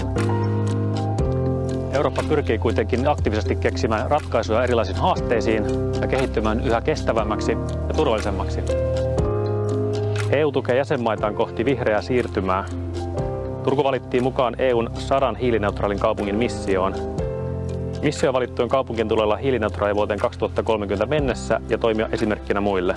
Miten tämä näkyy tai tulee näkymään Turun kaupungin toiminnassa? Tämä missio on meille ihan loistava mahdollisuus. Tässä on koottu yhteen 100 jo vahvaa ilmastotyötä tekevää kaupunkia, kuten Turku, ja me voidaan oppia toisiltamme hyvin paljon. Erityispiirre tässä missiossa on se, että hiilineutraaliutta tehdään vahvasti yhdessä yritysten, kansalaisten, yhteisöjen, koko kansalaisyhteiskunnan kanssa, mukaan lukien tietysti korkeakoulut ja innovaatiotoimijat. Ja tämä tulee vauhdittaa meidän vihreätä siirtymää entisestään. Meillä on tällä hetkellä jo toista sataa yritystä ja yhteisöä ilmastotyössä mukana omilla teoillaan, ja tämä vahvistaa pohjaa entisestään. Me pystytään myös yhdessä vahvistamaan panoksia ja investointeja kaikkiin vihreän siirtymän osa-alueisiin, erityisesti niihin, joissa Turku on vahva ja jotka on meidän kärkialoja. Energiakriisi osoitti, että vihreä siirtymä on välttämätön Euroopan energiaomavaraisuudelle. Miten EU saa jäsenmaat toimimaan vihreän siirtymän mukaisesti? No tässähän on paljon muutosta jo tehty, ja se tehtiin nyt pakon edessä. On nopeutettu siirtymää pois fossiilisesta energiajärjestelmästä, vahvistetaan EUn strategista autonomiaa. Kaupunkien näkökulmasta esimerkiksi 100 hiilineutraalin kaupungin missio on tällainen toimenpide.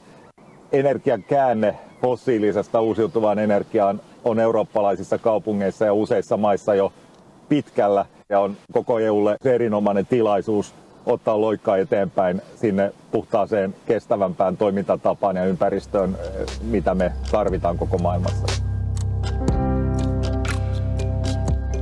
Suomi on liittynyt huhtikuussa Naton jäseneksi monen muun EU-maan tapaan.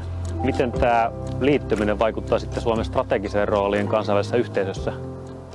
Suomi on strategisesti tärkeässä sijainnissa ja NATO-jäsenyys vahvistaa meidän puolustus- sekä kriisinsietokykyä Itämeren alueella. Myös Ruotsin liittyen NATOon se nostaa sitä kynnystä käyttää sotilaallista voimaa Itämeren alueella, joka parantaa alueemme pitkäaikaista vakautta. NATO-jäsenenä olemme myös artikla 5 eli turvatakuupiirin suojamana, joka vahvistaa meidän puolustuskykyä sekä ennaltaehkäisevää puolustusta. Suomi myös osallistuu Naton yhteiseen päätöksentekoon, jolla on valtava poliittinen painoarvo globaalisessa yhteisössä. Sä, Janne, mainitsitkin nämä turvatakuut, niin mikä merkitys niillä on, jos suurin osa EU-jäsenmaista sitten kuuluu NATOon kuitenkin? Euroopan unionin turvallisuuspolitiikka on rakennettu alun perinkin hieman erilaiseksi, johtuen juuri siitä, että suurin osa unionin maista on alusta asti ollut NATO-jäseniä.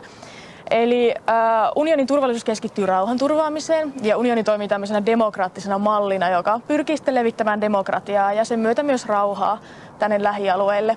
Ja samalla logiikalla turvatakuita ei ole rakennettu päällekkäiseksi Naton kanssa, vaan niiden avulla on tarkoitus osoittaa, että kukaan unionin maa ei jää yksin tänne ja antaa hieman erilaista tukea kuin mihin Naton turvatakuut pystyy, esimerkiksi taloudellisen avun muodossa.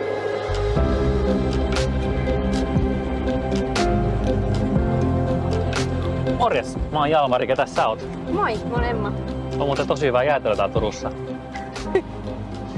No, tämä vuosi on Euroopan osaamisen teemavuosi ja erityisesti digitaalisten taitojen kehittäminen korostuu nykyyhteiskunnassa, niin miten me voidaan taata sitten eurooppalaisten jatkuva oppiminen tässä alati kehittyvässä digimaailmassa? Niin, meillä on lähivuosina sellainen tavoite, että 80% eurooppalaisista olisi hallussa tällaiset perusdigitaidot. Ja EU vaatiikin nyt merkittäviä investointeja näihin digitaitojen kouluttamiseen, mutta sen lisäksi esimerkiksi toimiviin verkkoyhteyksiin, laitteisiin ja alustoihin, jotta tämä oppiminen olisi mahdollisimman helposti lähestyttävää ja sujuvaa. Sen lisäksi EU:ssa halutaan luoda turvallista digimaailmaa, esimerkiksi EU-lainsäädännöllä ja direktiiveillä.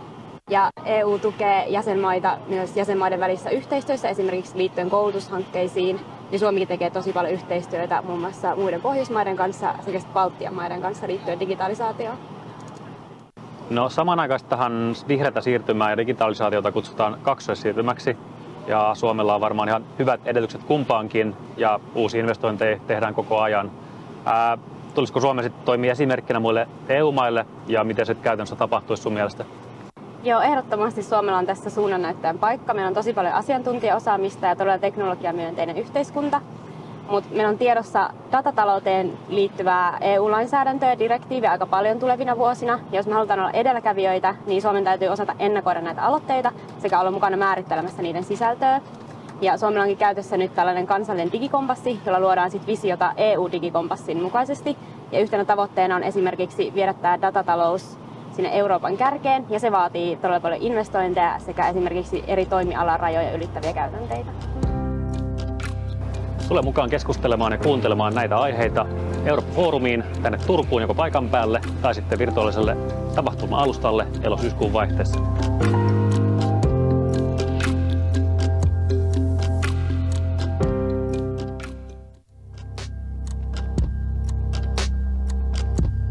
Eurooppa on muutoksessa. Turvallisuustilanne on vaikeasti ennakoitavissa, ilmastonmuutos vaatii toimia, teknologia kehittyy nopeasti ja taloudelliset muutokset vaikuttavat yksilöistä yhteiskuntiin. Eurooppa pyrkii kuitenkin aktiivisesti keksimään ratkaisuja erilaisiin haasteisiin ja kehittymään yhä kestävämmäksi ja turvallisemmaksi.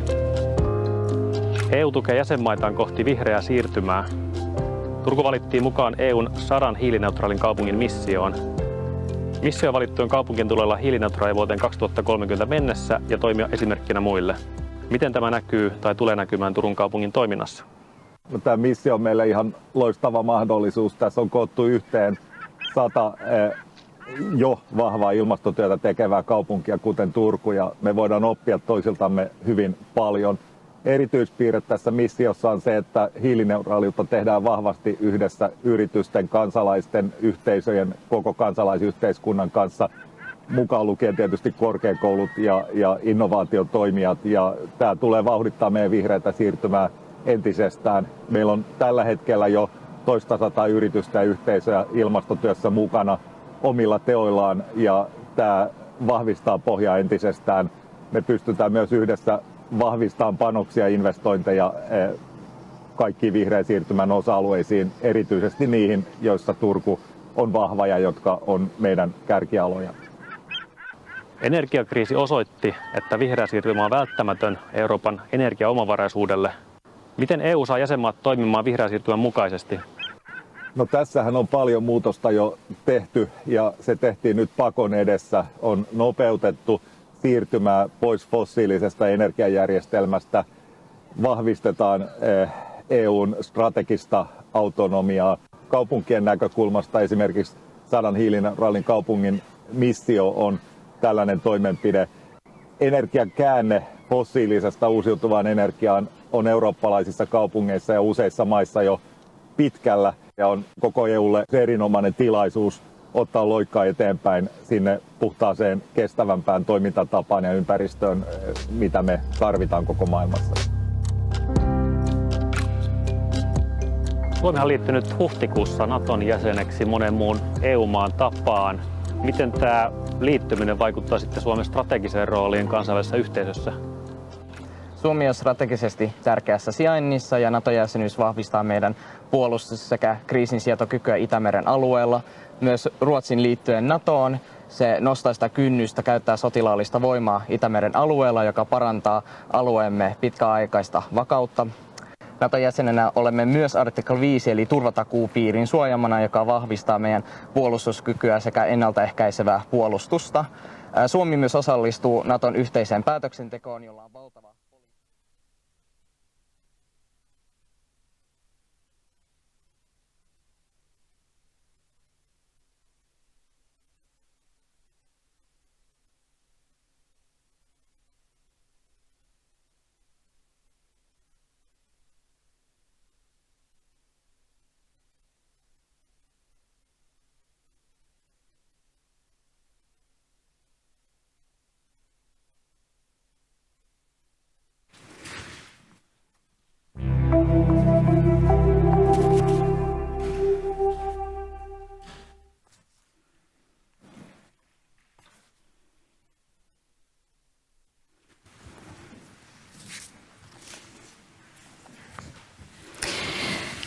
Tervehdys ja tervetuloa mukaan tähän.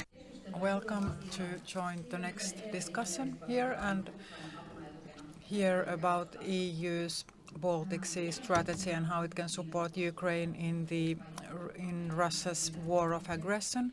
Supporting Ukraine has been vital for many European countries for the past 2 years, and especially Baltic Sea countries are very active supporters of Ukraine in this situation.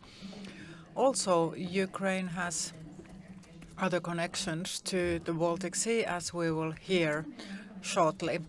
Today we have panelists here. We have Elsi Kauppinen, from the Southwest Finland Economic Center, and she is coordinator in policy field Nutri. Then we have Valtteri Laine from Traficom, and he is member of the steering group and he works in policy field SHIP. And then we have Esa Kokkonen, coordinator from Finland's Baltic Sea Institute, and he works as a coordinator in policy field innovation. Welcome. Well, from the Ukrainian perspective, we will have a short video presentation from Nadia Afanasieva, and she is the director of Ukraine's International Policy Institute, and we will see her video presentation shortly. And my name is Terhi Luukkanen, and I'm from the Centrum Balticum Foundation. We've been active members in Baltic Sea Cooperation since 2016. We coordinated strategy and communication at first, and we also have some administrative tasks. During the past year, we've had a more important role than before because we are a strategic contact point together with the city of Hamburg, and the strategic contact point supports strategy participators in communication and other issues. Well, we are sort of a secretariat for the EU Baltic Sea strategy. Well, looking at the bigger picture in terms of EU's Baltic Sea strategy, it's one of the 4 macro-regional strategies in the EU. Other macro-regional strategies are a Danube strategy in Central Europe. Then we have the strategy for Adrian Sea and Ionian Sea, Italy, Greece, Croatia and Slovenia, and other non-EU countries. And also Alp region strategy together with Austria, Germany and France and Slovenia. And Baltic Sea strategy is the first one of these macro-regional strategy established in 2009 by Finnish initiative. And the idea of these strategies is to bring together countries that are involved in these regions and find solutions. And macro-regional strategies are networks for cooperation and problem solving and tackling different challenges in these regions. Well, now it's time to turn to real Baltic Sea experts. And Elsie, what could you tell us about Baltic Sea strategy? What do you do in practice? Well, I've been active in this strategy for years, and as we heard, this was a Finnish initiative back in 2009. We were worried about the eutrophication of the Baltic Sea, and pollution of the seas is a concern for many of us, not only eutrophication but other pollution sources as well. And sea pollution is something that we should always tackle together in cooperation. So this was a starting point to improve the status of the Baltic Sea, and after that we expanded our activities into 14 different policy fields. Well, tackling eutrophication in the Baltic Sea is one of our key priorities still, and also improving the state of the Baltic Sea. And I'm active in the policy field Nutri, and this is related to analyzing marine traffic, for example, and then also internal communication and internal connections, and how to bring prosperity to the region. And for those purposes we have different policy fields. A strategic way of action is important here, so we want to collaborate, we want to promote the state of the Baltic Sea together, and we work in close collaboration in a flexible manner. And my background is in environmental control and monitoring, and I must say that the Baltic Sea strategy operates in a very flexible way and also innovative way. So we can look for best practices, we can find different solutions for different purposes and different situations, and it is possible to look for the right partners as well, to find the right partners for solving specific problems. We don't always use the same experts, but look for specific experts for challenges at hand. Well, we focus on project management, of course, and we have expanded our activities into different fields, into different policy fields, and they have their own ways of working. Well, the Baltic Sea strategy involves all shore states of the EU, and we also cooperate with neighboring countries, including Norway and Iceland. We also used to collaborate with Russia and Belarus, but of course this stopped immediately when Russia invaded Ukraine.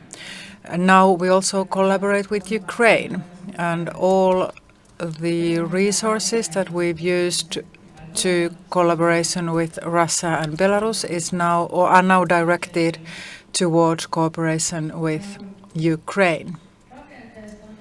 As for our structure, so what is behind our strategy includes management team. We have management team of national coordinators, and this is the top management structure for the Baltic Sea strategy. In addition, every policy field has its own steering group with members from different Baltic Sea shore member states. And then we also have a strategic contact point.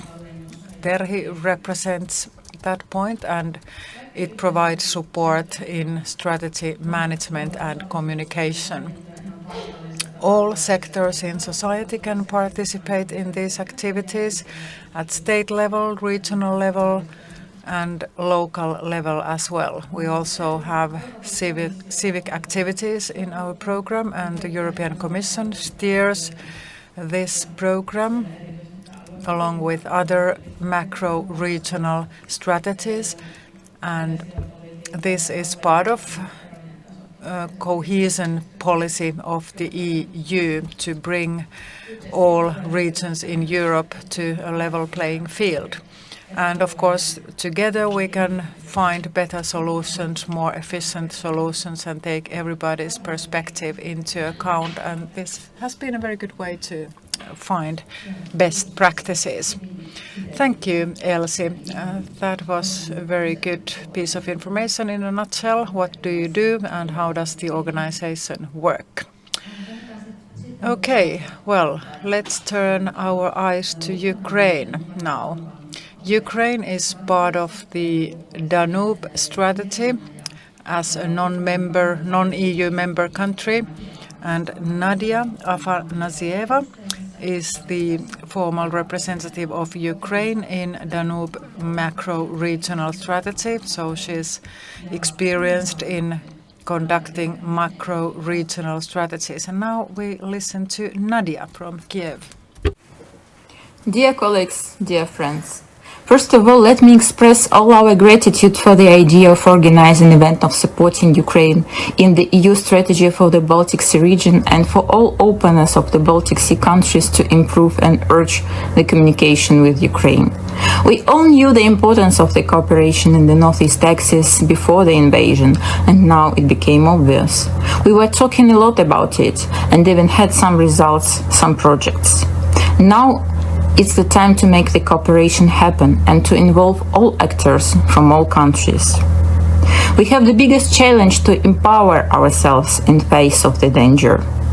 We are all fighting for the sustainable innovative development, for the comfortable and free life, for cooperation and dignity. The major topics are discussed today on your session, such as port management and infrastructure, good environmental status and the sea, are very important, especially in face of all ecological problems we have due to the war, such as Novakhovka explosion, arrests of weapons, bombs in the sea, stress of the animals, and destroyed ecosystem. It's even hard to imagine how many years we need to minimize all these risks and to rebuild the ecological infrastructure in all regions of Ukraine and not only. For these tasks, we need innovations, research, wise and smart approach to what we have and what we would like to have in future. And here we come to skills that we need to have in future for those who will implement the recovery and further development of our bigger region. And to summarize, I would like to answer the last question of your session. What does the macro-regional approach bring that other forms of cooperation cannot offer? Common challenges and common solutions. We are closer than we thought, and the example of Ukraine in 2022 showed it perfectly. Having the presidency in the EU strategy for the Danube region, Ukraine felt extreme support from all countries, all 30 countries of the Danube region, in a very different forms. But the main thing is our common platform for cooperation, which was previously established, gave us a push to cooperate and demonstrate solidarity in critical moments. We also see a huge potential in cooperation between the macro-regional strategies. As Ukraine has sea regions, river regions, mountain regions, this all allows us to find common solutions for the common challenges. We really believe in one positive moment of the war, that we have now the clear way to develop. No doubts, no questions. We just need to move forward, to cooperate and to reach our goals in sustainable development. My warmest regards for you from Kiev, and I wish you a very nice session for all of you. Thank you very much.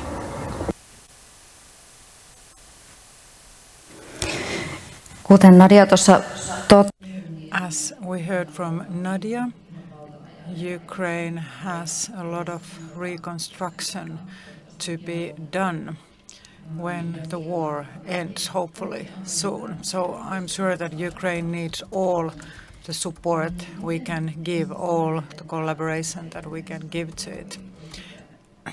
Esa, how do you see Baltic Sea strategy supporting Ukraine not only during the war but also in reconstruction after the war? Well, thank you. It's very interesting to discuss this matter, and I'm sure we'll hear some concrete examples of how to support Ukraine. Well, first of all, I'd like to emphasize that supporting Ukraine is first of all making sure that Ukraine wins this war and is integrated into the EU and will be an EU member soon. And this is one of the biggest tasks now, and we need suitable strategies and instruments of the EU to support Ukraine in these processes. We've discussed this for a long time already. We have planned some concrete measures, and of course there's a lot of work ahead of us still. We have very strong traditions, common history in the Baltic Sea region. And since the beginning of the 1990s, when Baltic Sea cooperation started, we already have some decades behind us. We also have to be self-critical at this point. Why didn't we build connections to Ukraine earlier?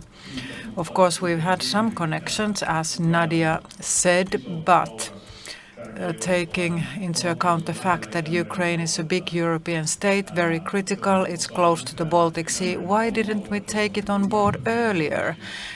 From the environmental perspective, Ukraine is very important to us as well, so we should have taken Ukraine to the Baltic Sea strategy already earlier. We've worked closely together with many third countries.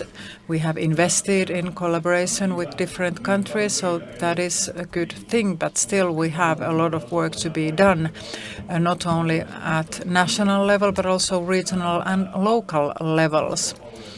and also in this context of macro-regional collaboration? Well, first of all, we should actively build connections with Ukraine.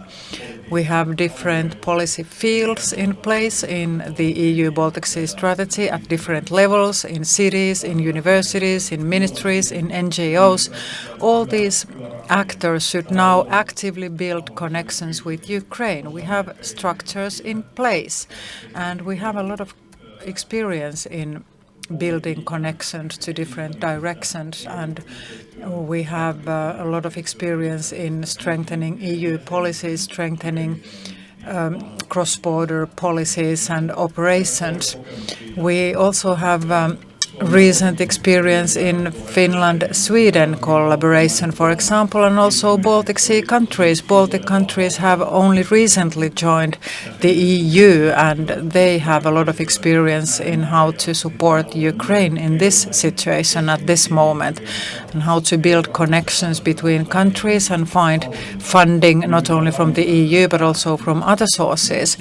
So now we should make sure that we use this expertise and these best practices now and put our focus in Ukraine, and also make sure that the macro-regional strategy uses the possibilities of other strategies as well. Danube regional strategy could help us in supporting Ukraine. Due to geographical reasons, we should have active debate on what is going on, what are the actual needs, acute needs right now, and also think about the future reconstruction and how to support Ukraine in approaching the EU and support Ukraine in its reconstruction. Of course, small countries, small Baltic Sea countries should closely coordinate their activities. We also have bigger countries, Poland and Germany, and Poland, as we all know, has been very active in supporting Ukraine, and Poland has been an active member in the Baltic Sea strategy as well. So Poland is one of the key partners, obviously. And also we should turn our eyes to short-term activities as well, making sure that the present EU financing instruments also take Ukraine into account, and we should be able to use all the possibilities at hand. If we don't succeed in this, we will fail. Indeed. Thank you very much, and good points, good ideas you brought forward, and indeed we have to work at the European level. We have to embrace Ukraine in the EU, and this is part of the EU Baltic Sea strategy as well. So that is our ultimate goal, to take Ukraine into the European Union. Well, I'd like to add here that funders or financing bodies are key players here, and financing bodies are now very interested in Ukraine, and there are some possibilities to support activities in Ukraine. So funding bodies listen to us policymakers who bring the message from the field. What are the needs in different locations and how to channel funding in Europe. Okay.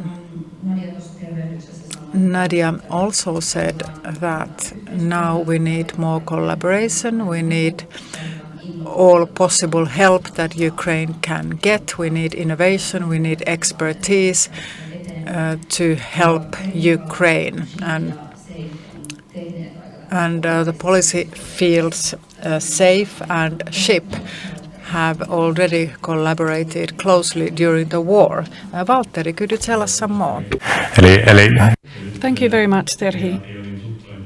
If you don't know, the PAT, the policy area, SAFE is concentrated on safety matters, and then SHIP is more concentrated on equipment. And when the war aggression started about 18 months ago, we also had to consider whether we could do something in order to support Ukraine.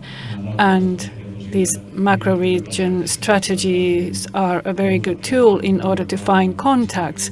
So after not very long time, we got a contact to Odessa, and we were able to organize a discussion forum, Clybera. So the idea was that we wanted to find out from them what they actually need.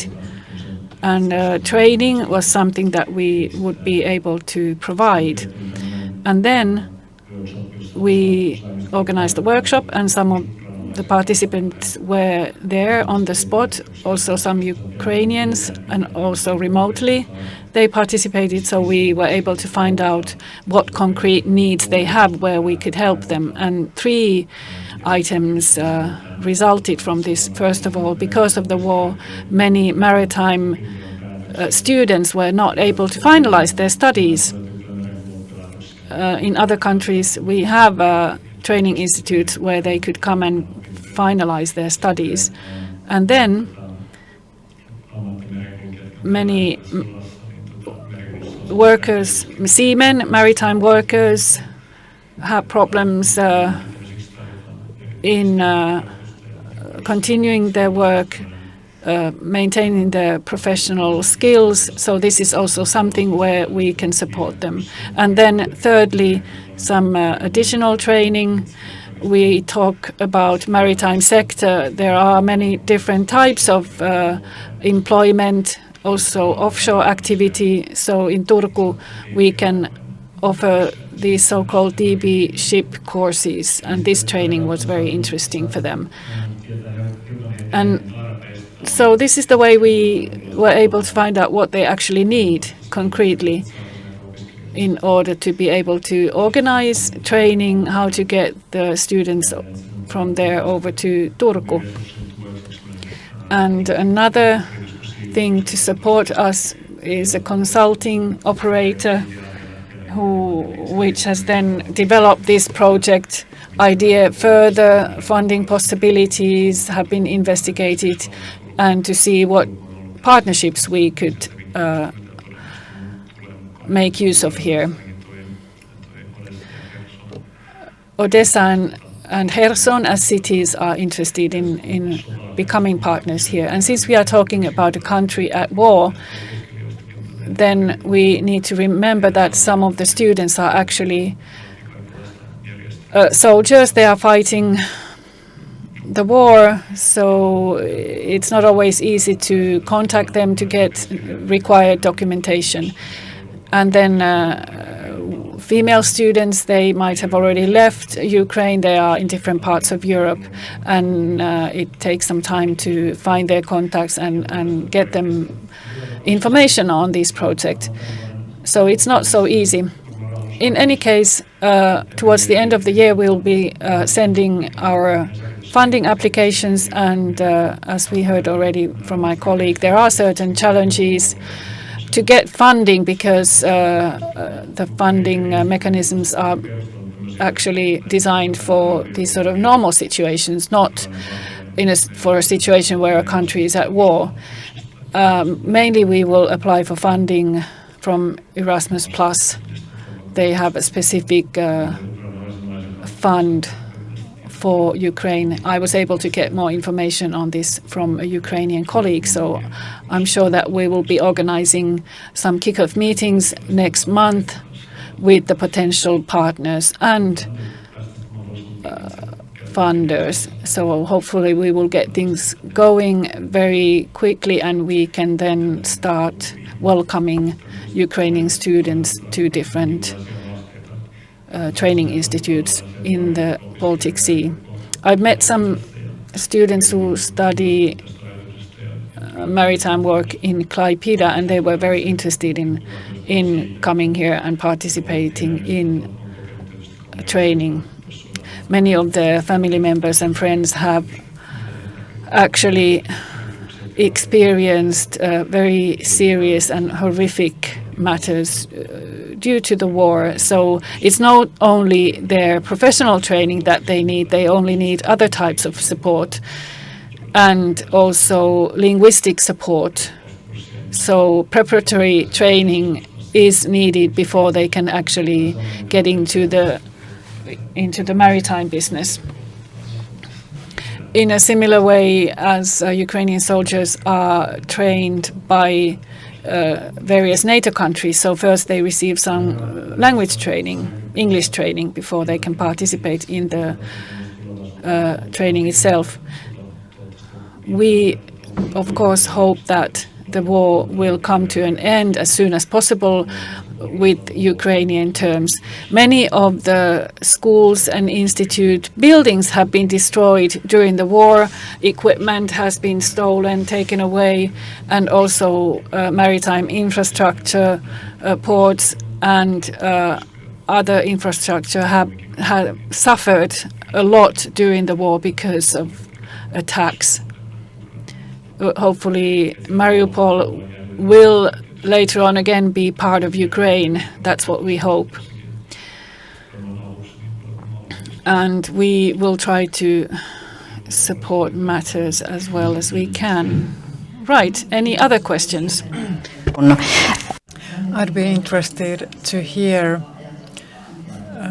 about the past. You started with a situation where there was no war, and then suddenly you needed to adopt a new mindset how to collaborate with a country who's been attacked. So what did you do in order to change this mindset, how to support a country in war?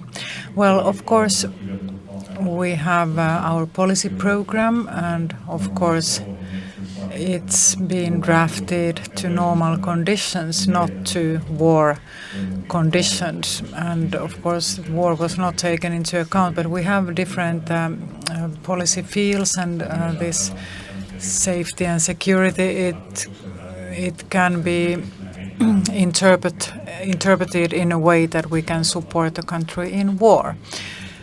So this applies also to warlike situations. But, well, the most important thing here was that, well, as we discussed, we have a steering committee here in the Baltic Sea strategy, and we had a strong common will that we want to support Ukraine, and therefore we didn't need clear documentation for that. But of course we needed to find possibilities to support Ukraine. So we didn't focus on formalities or documents or drafted programs. Instead, we focused on helping Ukraine.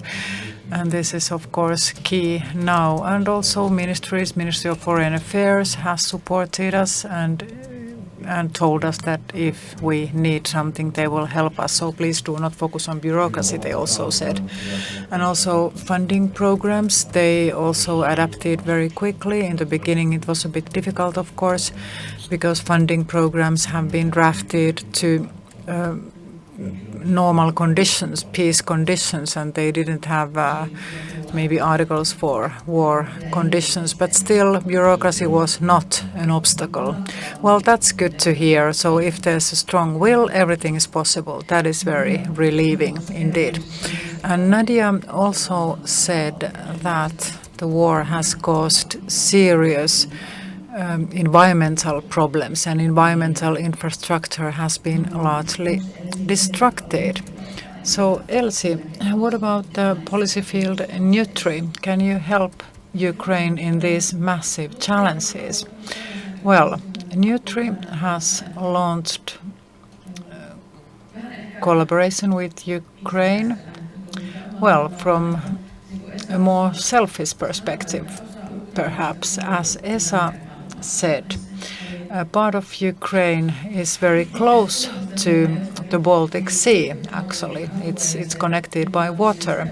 So the city of Lviv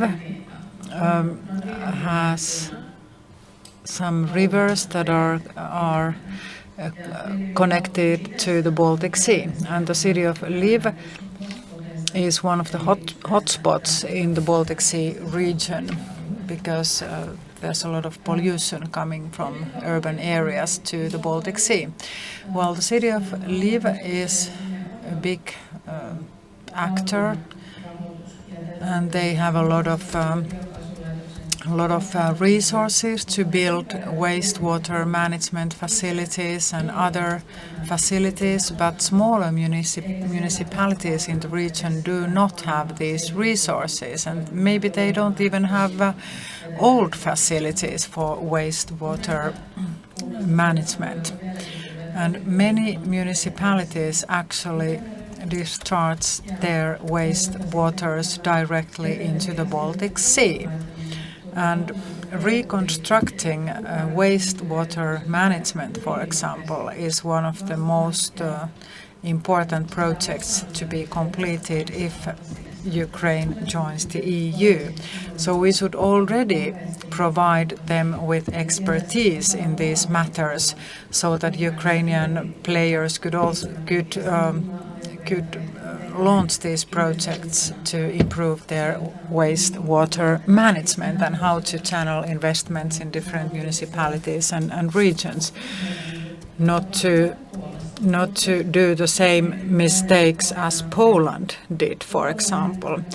The other coordinator of Nutri policy field is from Poland, an expert from Water Management Organization, and they told us in May, when we organized a wastewater management seminar to Baltic Sea countries, and these Polish experts told us about their experiences when they joined the EU and what mistakes they did in terms of wastewater management improvement. And they had funding available, and they built a very expensive wastewater management plant which actually doesn't function very well.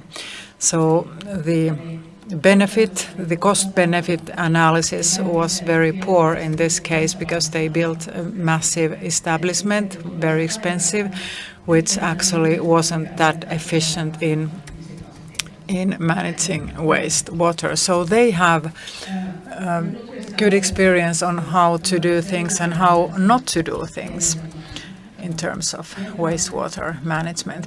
In Nutri policy field, we also have a smaller project together with Ukraine. We have Swedish and Norwegian wastewater management expertise to Ukraine, and there are 3 smaller and bigger projects in the pipeline in early 2024. And also in Baltic Sea Strategy and Annual Forum, we will organize a workshop for collaboration with Ukraine, and we collect ideas for Ukraine cooperation and how to save the Baltic Sea in different policy fields. Bioeconomy, sea traffic, environmental effects, and so on. So there are many projects going on, in fact. And as we heard, all formalities, of course, step in place when Ukraine joins the EU, and then all these formalities and regulations have to be taken into account. So it's better to be well prepared and learn from past mistakes. Okay, well, thinking about a country in war, of course, it's not easy or simple to cooperate with a country in war, so there are many challenges to tackle. Esa, what have been the major challenges, or Elsie, sorry? Well, first of all, to find the right partners. Who are the contact points or persons in Ukraine? Maybe you don't find these people, or you find people who are not from the right organizations, so you should find the right organizations who are able to provide investments and make changes. Well, often these are public authorities or public organizations, and then we've had some language problems. It's difficult to find people to communicate with. Well, we did find a consultant in Ukraine who was very good, very high level of expertise, and also spoke very good English. And therefore we could launch this wastewater management program. So language skills and finding the right organizations, that has been difficult now. What about you, Valtteri and Esa? Have you had similar experiences? Well, yes, finding the right contacts is the challenge, but macro-regional strategy is of great use. Somebody always knows somebody else, and when we follow this lead, then we end up in Ukraine somewhere. The Danube project and network is very important. Ukraine is part of that network, and this is something that we can utilize as a cooperation channel.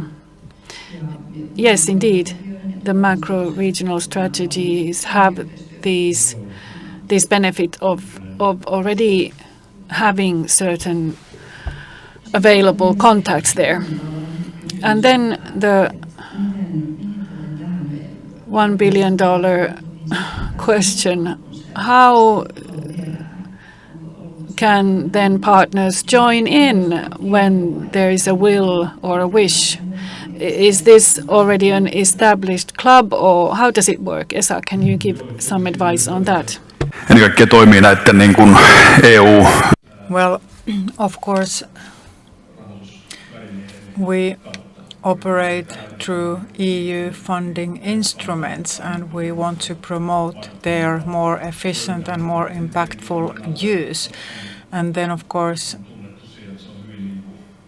EU funding instruments are well known for their strong networks and strong traditions and strong connections. And well, this is clear in cities, for example. Cities have well-established networks already in Baltic Sea cooperation, so through established networks we operate mostly. And also, well, for the city of Turku, for example, it will be easy to participate in these programs and projects because they are already a well-established actor. And then, of course, strengthening these networks between areas, between cities, between different urban areas, and also Interreg programs are very active here, play an important role.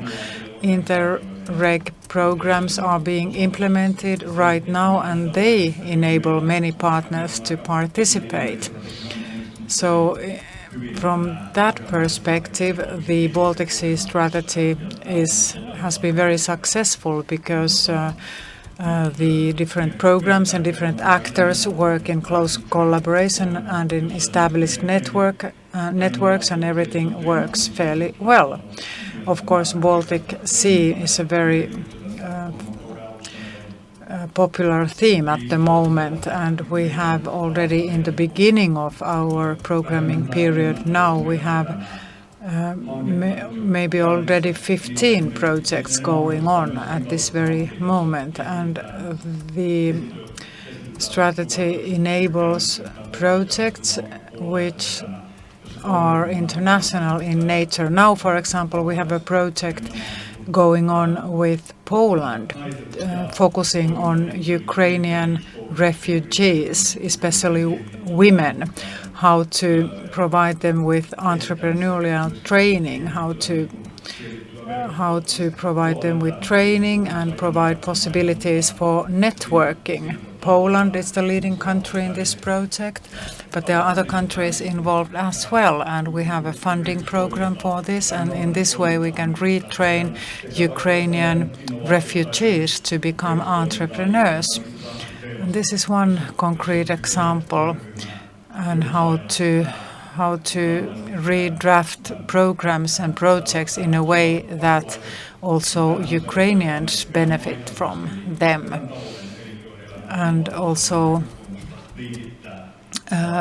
create connections between Ukrainian operators and actors and other countries. Of course, training people and building expertise, that is also very important in order to improve the situation in Ukraine.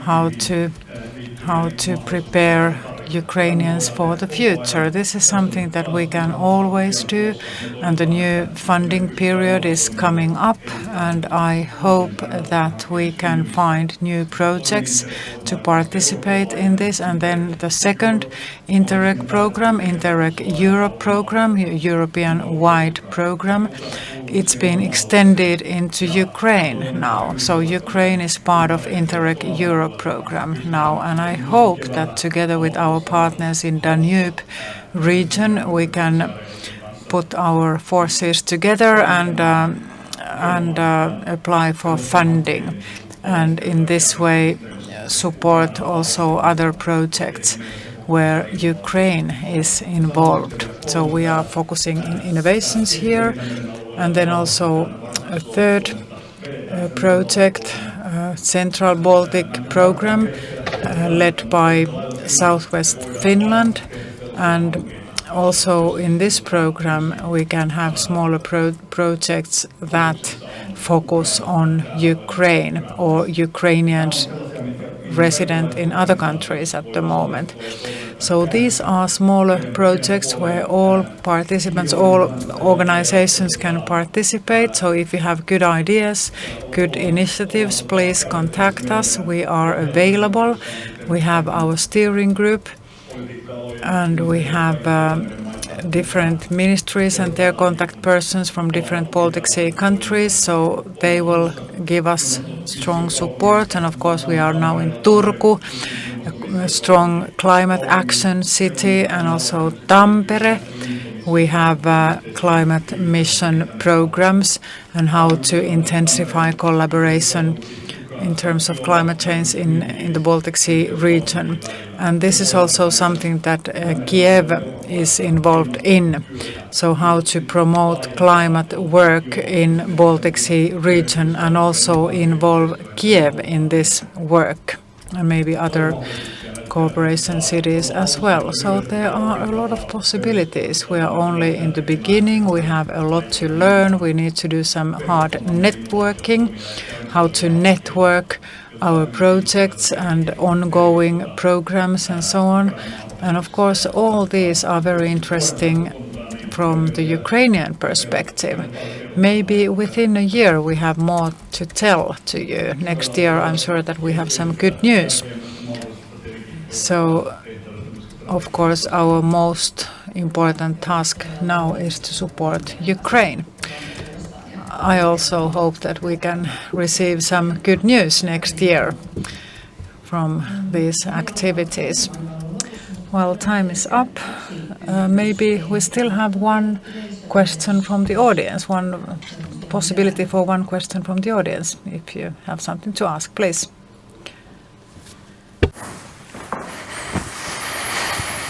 Hello, I'm Olga Dibrova, Ambassador of Ukraine. First of all, I would like to thank you for supporting my country. And I have one comment and proposal, and it concerns municipalities. After Russia's full-scale invasion, Ukrainian municipalities and Ukrainian local communities arose as very powerful actors. But even before that, decentralization reform in Ukraine was one of the most successful reforms. You, as mentioned, that the strategy works also at the level of municipalities, and gave some really good examples. I would like to say that cooperation between municipalities at the bilateral level is one of the boosting areas of cooperation, for example, between Ukraine and Finland, and Turku, which hosts nicely today's forum, was the pioneer, the first one to find the partner in Ukraine after the full-scale invasion, and to start helping and doing other cooperation projects. The number of twin cities doubled already now, and the existing number will again double in a very near future. And the same trends are also at the level of the European Union, for example, within the framework of the Eurocities. I am constantly in touch with the Ukrainian municipalities and what they need. They need to be assisted in how to become European municipalities, how to swim in this EU Sea, so to say, which includes the Baltic Sea. And it encompasses many issues. How to do good waste management, good water management, how to be climate friendly, how to ensure, green transition as such, how to deal with EU funds, and what is this, elephant in the room, and many other. And of course, Ukrainian municipalities have urgent needs. But I think if I summarize their requests, they all look into the future. They all think about peaceful Ukraine that starts rebuilding. And this is what's important. And when it comes to rebuilding, the approach of Ukraine is also comes from the greater role of municipalities. And the Ukrainian state now encourages municipalities to build independent partnerships with foreign cities, foreign countries, foreign institutions. So I think this is also where opportunities arise. So we would be very happy in the embassy to discuss this in more detail and have exchange of views how we engage municipalities more in the Baltic Sea strategy and Ukraine. Thank you.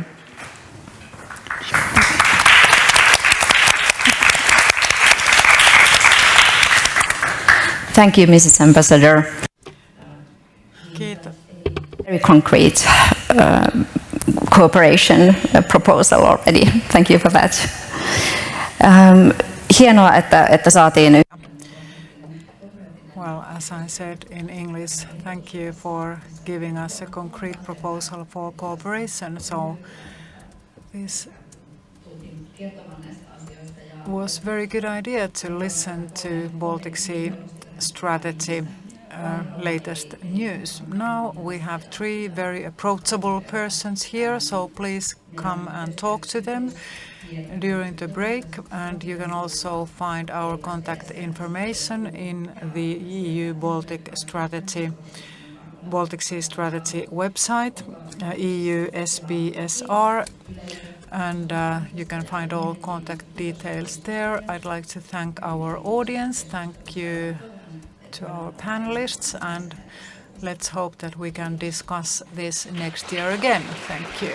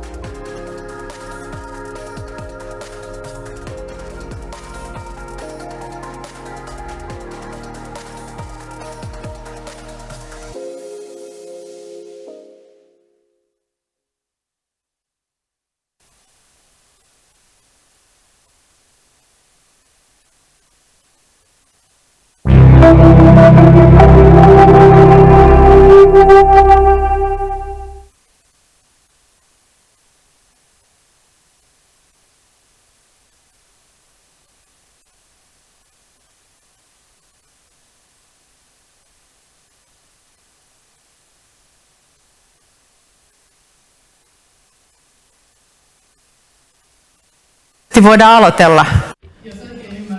I think we can start. It's a flying change, as we saw, very quickly moving from one session to another. I'd like to wish you all warmly welcome to Turku Climate Forum, the 5th in the world history, and I've had the honor to lead this session every time. My name is Anna Ståhle. Welcome, warmly welcome all of you here in the venue and also all of you sitting in front of your screens. Now we will focus on different dimensions in Turku climate work, how biodiversity and climate change impact the lives of the residents of the city of Turku.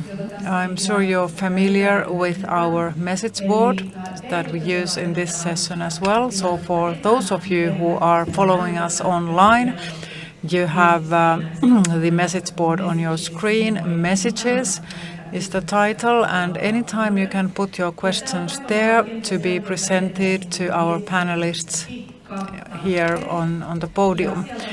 So messages, yes, and then you look for the right venue, that is Crichton hall. So please use this opportunity to ask your questions. You can put all your questions to our panelists here. And we have a couple of small tasks for you, and one of them might require some creativity. So let's wait and see. So everything that we hear and see here, please report on these. Please use hashtag Turku and also hashtag climate neutral 2029. So all those who are interested find the right post. So let's start. We have 90 minutes ahead of us. We have a lot of experts, a lot of passion, a lot of expertise and knowledge here on the podium for climate work. And first of all, I'd like to invite the mayor of Turku, Minna Arve, to give her opening speech.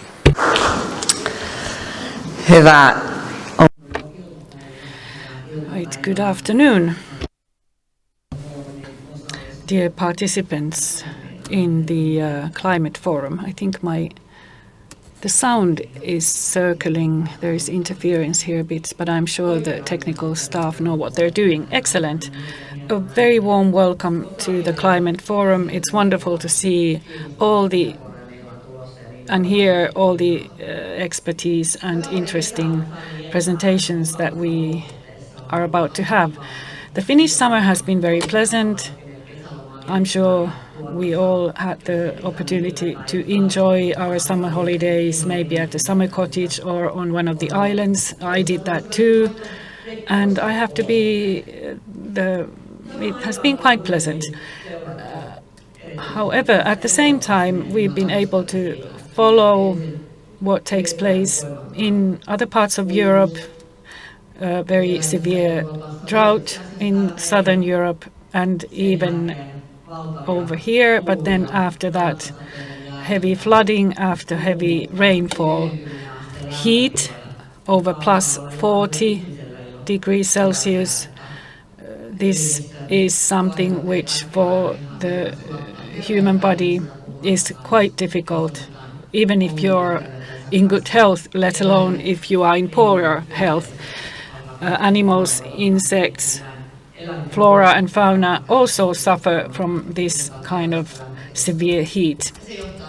And this then leads to severe forest fires. So drought, forest fires and heavy rainfall have wreaked havoc in Europe this summer. And this is all part of climate change. This has a visible impact on our everyday lives, on how we plan our future, and how much money we have to spend on trying to adapt and repair the damages. Last week, our President Niinistö gave a wonderful speech at the ambassadors' seminar. He said many important things, and I would like to highlight something that he said about global action against climate change. He demanded for long-term global action, and he gave a warning that we are possibly on the verge of an irrevocable turning point. Well, in Finland, so far, we have not faced the worst kind of weather phenomena yet, but it is certain that climate change will impact all of us everywhere in the world, also here in Finland.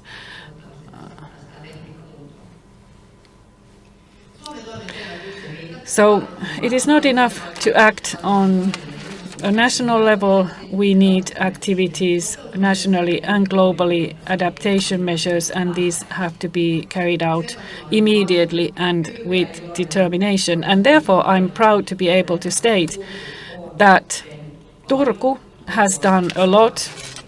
It's a bigger climate actor than its size would indicate, and one of the most active and well-known climate cooperation cities worldwide.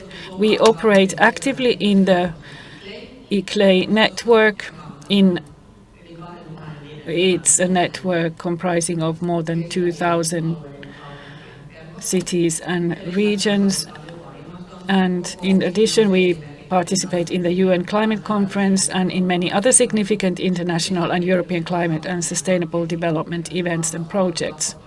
We also report on our successes in terms of the sustainable development goals. Last year, Turku was chosen, along with 100 other cities in the EU, as a carbon neutral mission, where the cities aim to be carbon neutral by 2030.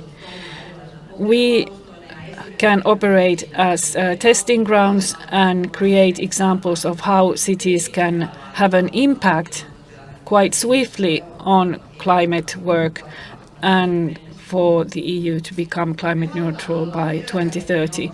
We want to be a pioneer, and our own carbon neutrality target has been set for 2029. And this is a birthday present for Turku that turns 800 years old, but it's also a present for future generations. The science-based knowledge lies beneath all our activities, and our understanding of the close link between climate change and biodiversity loss has increased, and it is clear that we cannot find solutions to these matters separately from one another. We have to reduce emissions, but we also have to emphasize biodiversity when we create a sustainable future and move towards a circular economy. We need ambitious local action.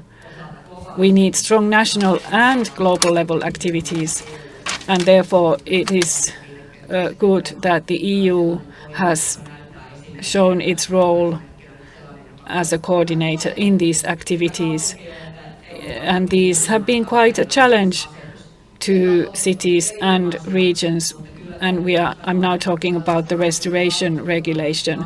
And in the preparatory work, we need to achieve high quality, and also in the implementation, we have to guarantee that cities are taken into account as a whole. And then nature's biodiversity, just a few words on that. This is very important. In the mayor's program, this is taken into account, and we want to strengthen nature biodiversity. And I would like to give you 3 concrete examples on that. We adopted our biodiversity program a few weeks ago in our council meeting in June, and it runs until 2029, and it aims to take a nature leap in order to stop loss of biodiversity. Our responsibility is to protect flora and fauna in the city area, including local species. We also adopted a biodiversity park as an EU project in Skansi and in cooperation with the university. It's an improvement for leisure activities and an improvement on protecting biodiversity. And then the important archipelago area, which is very important for us.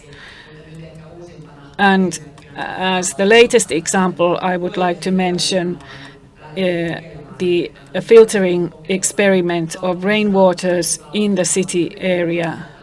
We have 10,000 of rainwater wells in the city area where the rainwater goes, and then much of it ends up in the archipelago waters. And now we have installed rainwater wells, rainwater filters that can operate instantly after the rainwater and filter all sorts of waste from the water. So this is what we are doing, among other things, and we have a strong political will to do this all.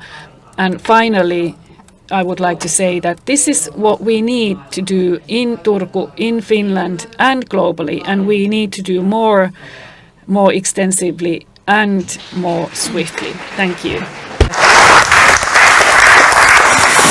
Kiitoksia ja tekniikkakin saatiin.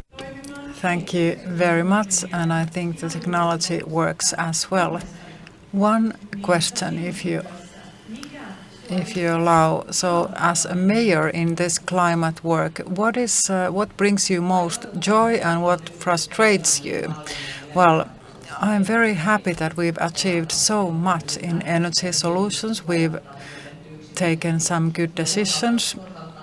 And well, what frustrates me? Well, of course, everything always progresses slowly. We have to accept this. Well, 2029 comes quickly, so more, wider, and more extensively is a good slogan for us in this project. Thank you, Minna. Well, Minna mentioned the 100 cities mission of the EU climate neutral cities, and now we hear more about this and Turku Climate City Pact. We have Risto Veivo, Climate Director of the City of Turku. Welcome, Risto. Well, indeed, the EU has a mission for 100 climate-neutral cities, and Turku has a specific agreement for climate city. Well, this is a European spearhead program where 100 cities are named climate-neutral cities, so together with other actors, universities, cities and others. So we want to show example to other countries in the world and, as we heard, faster, more extensively, more efficiently. So you share good practices, I guess. Well, yes, of course, we share best practices. We also implement common projects. We want to speed up these projects together with NGOs and other partners and within cities. So more cooperation, stronger cooperation, networking, implementation plans, funding plans, and everything is done in collaboration. And we have a network of 100 cities, 100 climate neutral cities. And we invite all possible partners to join us. Preparations are progressing well, and in mid-September we have our agreement ready in the city of Turku. Well, we will also hear more about this mission. Well, thinking about the climate work in Turku, we already heard something from Minna. So how would you describe this work? If you compare it with your targets and the activities that other cities have completed, are you happy with the progress? Well, I think we can all be very happy. We started off early and we all agree what has to be done. Already in 2010 we started, and we have clear European projects and targets. We have Fit for 55. ideology behind us, and we are progressing well. Of course, climate neutral 2029, and after that being climate positive, that is a very ambitious target, of course. And of course, we have to add a lot of green economy, green businesses, and so on. So we need a lot of resources, a lot of work to accelerate these programs and activities. So it has not been easy. I think we've already done the easiest part, and now we have bigger challenges ahead of us, and these are to be tackled in cooperation. So what is a big, what could be one of these big challenges? Well, changing mobility transition is a challenge. We have more than 200,000 residents in Turku. How to make everyday mobility more sustainable, healthier, how people are motivated to use smart mobility solutions, how to use technology better. That is clearly one of the key challenges, although we have already reduced traffic emissions by 30% since 1990. Well, if you're interested in this, there's a progress report or climate team from the city of Turku downstairs today, so you can approach them and ask them about Turku's progress. Well, one more question to you, Risto, sorry. So data management and acting by data and using data and data-driven work and so on. So there's a lot of data and information. So how do you use this data in the European context? How do you manage and use data? Well, in European scale, in networking with different cities, we have to have a very strong knowledge base, that is clear. And of course, you need to have an extensive risk management program, analyze vulnerabilities all the time, and think about how climate mitigation and climate adaptation affects cities, and how to make sure that all the targets are achievable and projects are feasible, and how do they affect the end result. Of course, we work together with universities and with other partners who have high levels of expertise. So we also create data all the time. We collect data, analyze, and use it. Well, talking about partnerships and networks, that requires very strong commitment from politicians as well. So my last question, are you happy with the rate of engagement of different partners right now? Well, talking about Turku authorities and civil servants here, well, I'm very happy with the progress in Turku. Everybody agrees that we have to do something for the climate. We've had very good debates, and we have very good policy makers and decision makers here in Turku to achieve these climate results. Well, thank you, Risto, and you can also approach Risto after this session. All the best. Sitten luvattiin niitä esimerkkejä. And then we promised you some examples from the mission, and we have from the Turku group some examples. And first, an example from Turku Science Park, Clean Park, and the director Linda Park. Ole hyvä, sä voit. Linda Fröberg-Niemi. Perhaps I'll stay here with you so you don't feel so alone. I actually have a presentation somewhere. Excellent.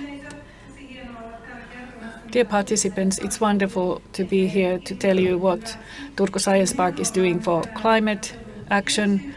So we are a development company in Turku area. About 60 experts work for us.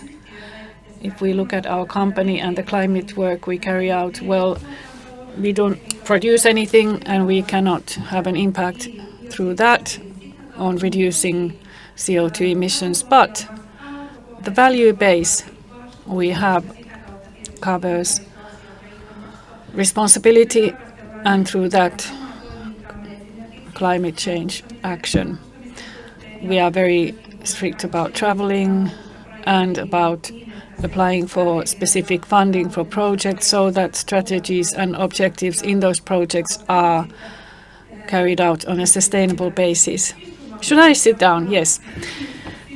Right. And then secondly, our clients. Our job is to provide services, create an operating environment so that our clients can move forward. We have clients from all different fields.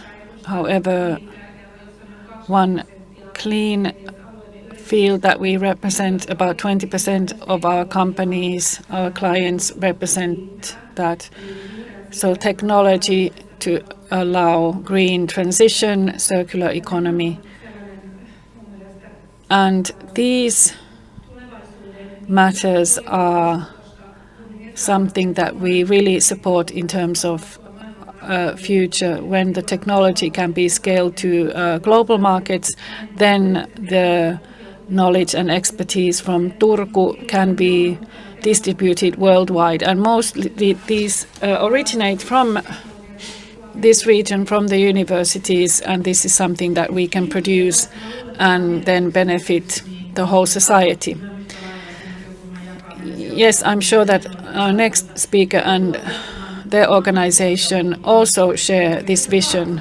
Vesa Taatila, Turku University of Applied Sciences. Pääsee ääneen, niin onnitella. And before giving the floor to Vesa, I would like to congratulate him for publishing his new book. And it's not on climate action, or is it? Well, there is a climate impact at the very end of the book, I have to say.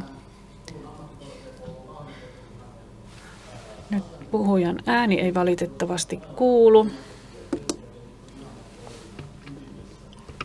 Me ollaan itse asiassa käymässä tällä hetkellä lähtölaskennan loppuvaiheita monissa asioissa. Eli ensinnäkin meillä on 3 strategiaa. So we have three strategic elements: climate, the work's impact, and green economy is what we want to support. It's very important for the future. So this is a success area from Turku and from Finland.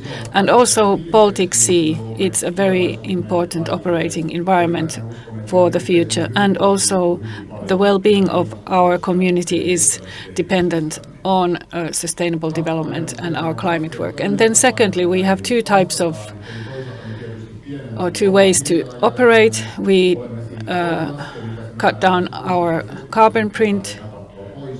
60-70% have been already deducted. We still have some work to do, but then our carbon handprint. So the whole community and those 2,000 partners that we work with, how can we reduce the carbon print of all of us? We have to do this together. We cannot do it individually. By organization, this is something that we have to solve within the network, and the zero target is our target by 2026 at the latest. Thank you very much. Kiitoksia, Vesa. Thank you, Vesa. And third, we have the Port of Turku. We'll see a video on climate acts in Port of Turku. Fredrik Söderholm is there. Takia meidän DNA:ssa on ympäristön suojelu. Noin ihan arkipäivässä niin suuria asioita on ensinnäkin ruoppausjätteinen maalajitys. Aikaisemmin läjitettiin merelle ja nyt rakennamme uutta rakennusmaata Hirvensalon saarelle. Erinomainen muutos aikaisempiin päästöihin. Sen lisäksi sähköpuolella sataman valaistus on muutettu LED-valaistukseksi. Sataman kulkuneuvot sähkökäyttöisiksi, kaikki autot ovat jo näin, mutta myös muut kulkuneuvot, työkoneet. Sitten tietysti erittäin suuri asia on tämä jätevesien pumppaaminen kaupungin jätevesijärjestelmään, eli laivojen jätevedet jotka suuressa maailmassa lasketaan Atlanttiin ja Välimereen ja niin poispäin. Ja meidän tapauksessa me pumpataan ne kaupungin järjestelmään ja hoidetaan sitä kautta asia kuntoon. Sitten meillä on tuossa Viking Linella tämä uusi automooding-laitteisto, joka vähentää päästöjä merkittävästi, kun laiva tulee satamaan. Kapteeni ajaa laivaa vähän niin kuin taskuparkkiin ja tämmöinen edestakainen ajaminen koneet päällä loppuu ja päästöt vähenee merkittävästi. Ja sitten me ollaan menty niinkin pitkälle, että ihan kaupallisiin ratkaisuihin, eli ne laivat, jotka käyvät Turun satamassa ja ajavat puhtaammalla polttoaineella, saavat satamamaksusta alennuksen. Eli me ollaan oikeastaan investoitu tähän puhtauteen myöskin ihan rahallisesti. Kaikkien tehtyjen toimenpiteiden ansiosta niin katson kyllä tulevaisuuteen erittäin optimistisesti. Me haluamme säilyttää tuon vihreän saariston tuossa selkäni takana ja ei ole minkäännäköistä estettä, miksei näin voitaisi tehdä. Ainoa pieni este ja haaste on aina raha, mutta tässä tapauksessa raha menee hyvään tarkoitukseen ja uskon, että useimmat meistä suomalaisista on valmiita siihen.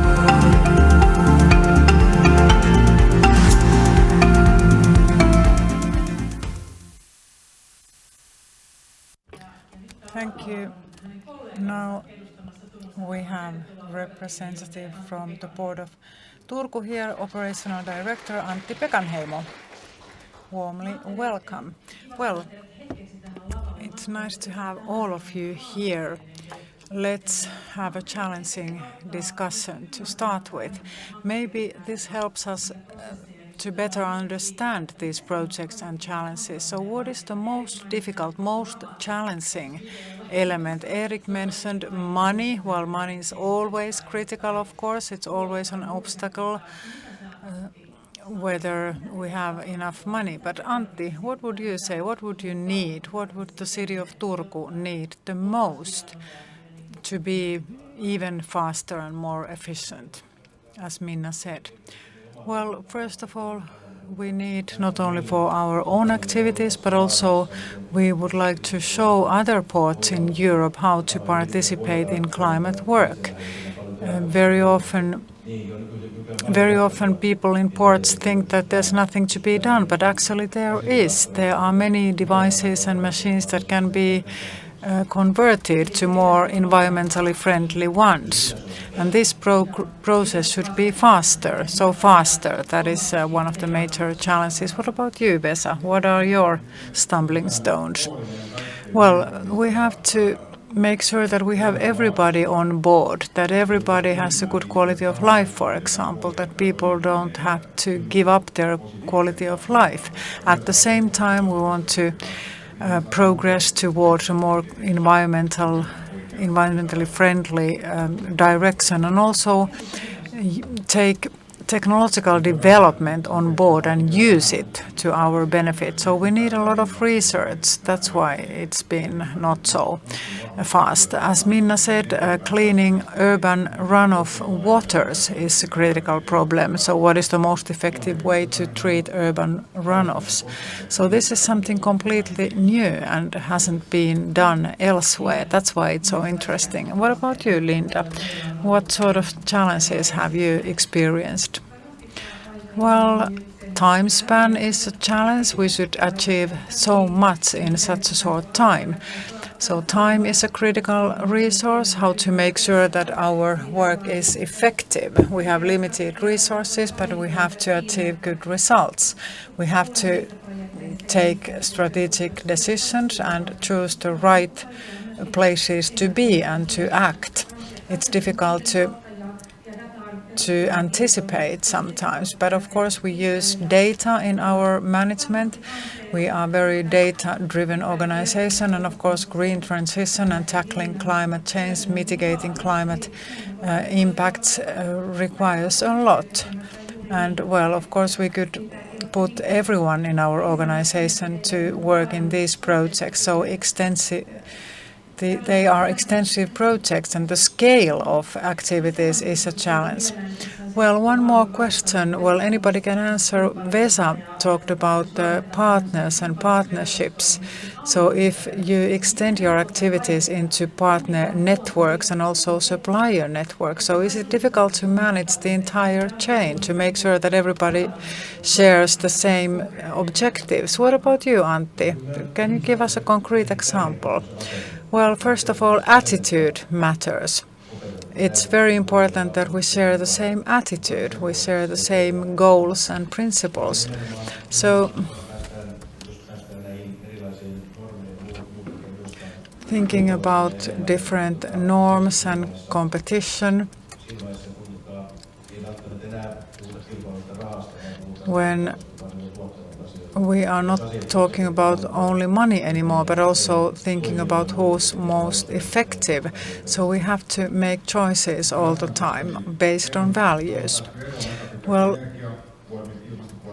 energy production is already in good shape. So 60% of our climate work is directed toward public acquisitions and making sure that public acquisitions are climate neutral in a couple of years. So this impacts the entire chain. So climate perspective is taken into account in every step of the process. Well, Linda, one more question. So what about employees who work for the city of Turku? Are they engaged in climate work? So what is your experience? What do people think about all this climate work? Are they willing to contribute and are they engaged? Well, they are engaged, and many of us have grown up in Finland, obviously, and we really appreciate clean nature and the environment. And we could imagine how life would be without clean environment. So we Finns understand the importance of climate work. People are enthusiastic and engaged, and of course, if we talk about high-level or abstract targets. So it's difficult to understand maybe how to contribute on a daily basis. So we should maybe divide the objectives to smaller sub-targets to be more understandable. Thank you very much. Thank you. Ja samalla kun täällä nyt sitten Well, now we are changing the crew here. Now it's your turn, dear audience. First question. So please take your mobile phones, go to the address viestiseinä.fi, messages, and then you can put questions usually there, but this time we have a question for you. Please write, how would you strengthen your own relationship to nature? What is your connection to nature?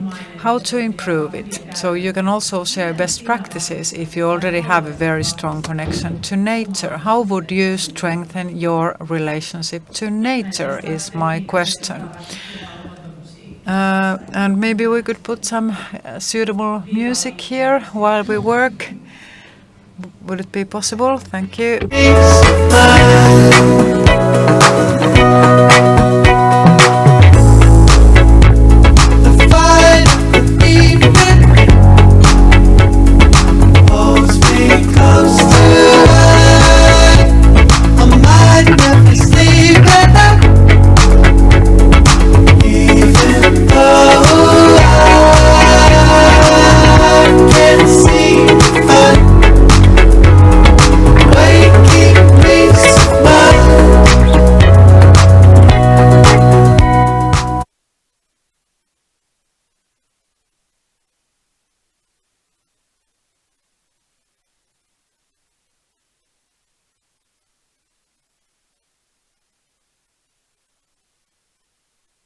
lueskella toistenne luontosuhteista. Kirjoitelkaa ihan rauhassa.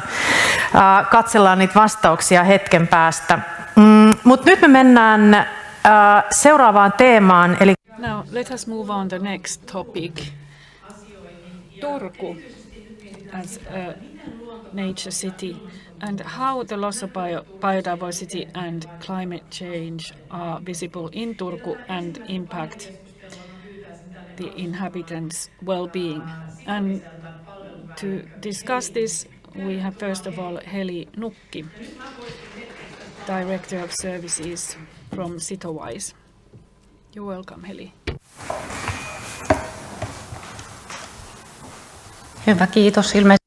Thank you very much.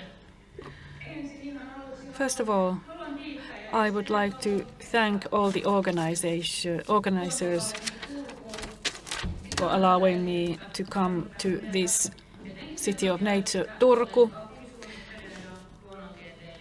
I'm a city planner and a scientist, and these matters are very important. And as a company, Sitowise has been able to participate in supporting Turku in fulfilling all their objectives, and we've been able to see how ambitiously they carry out their work. So a brief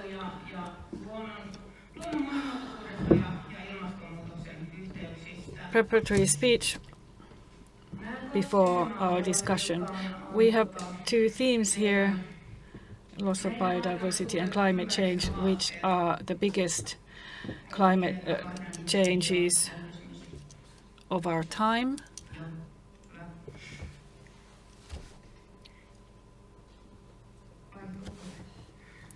So let us move on with the presentation.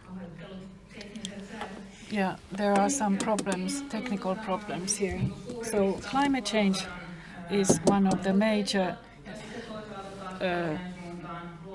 causes of loss of biodiversity, and then climate change then strengthens this. And these are major challenges that threaten our well-being, our economy, and our existence. And then the next slide. Cities have a very important role. They can have a big impact. And why do we see this specifically in the cities? We can see in land use and planning of land use. In Turku and nationally and globally, changes in land use create challenges. We have less and less nature areas then available, and also biodiversity becomes weaker. And then that in turn has an impact on flexibility, the ability to adapt to changes in the city environment. On the other hand, even though this impact is significant in the city areas, but also cities have the means to have an impact on all these, carry out activities to mitigate climate change and how to adapt. Now let's move on and look at some examples of this, of cities, how they can use different measures and tools. There are some nature-based solutions that can be realized in cities. Green areas are very important. It is important to protect them in the cities. You can see also pasturing. That's a very important living environment. And also these traditional biotopes, this is very important for Turku. We can also create new living environments. This is an important part of the program. And whatever is done for humans, for their well-being.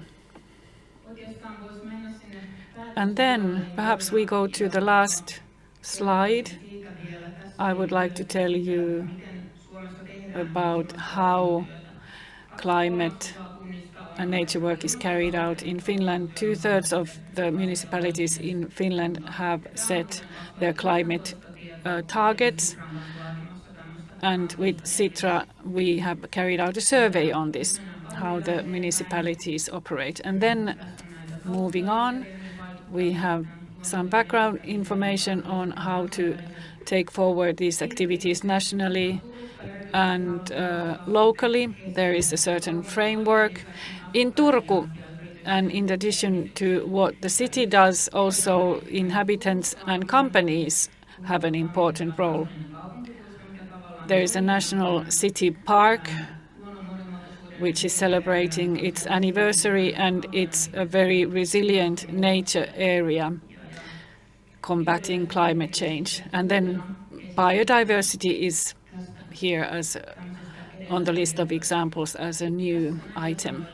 So this is a short presentation to the theme that we're going to discuss.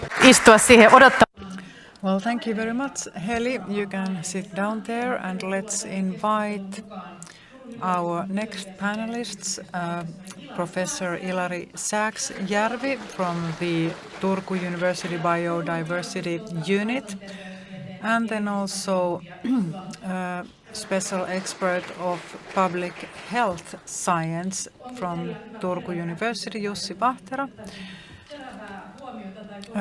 Gentlemen, would you like to comment Heli's introduction here with a few words? What did you think? Well, it is great that we have not only climate work but also nature work.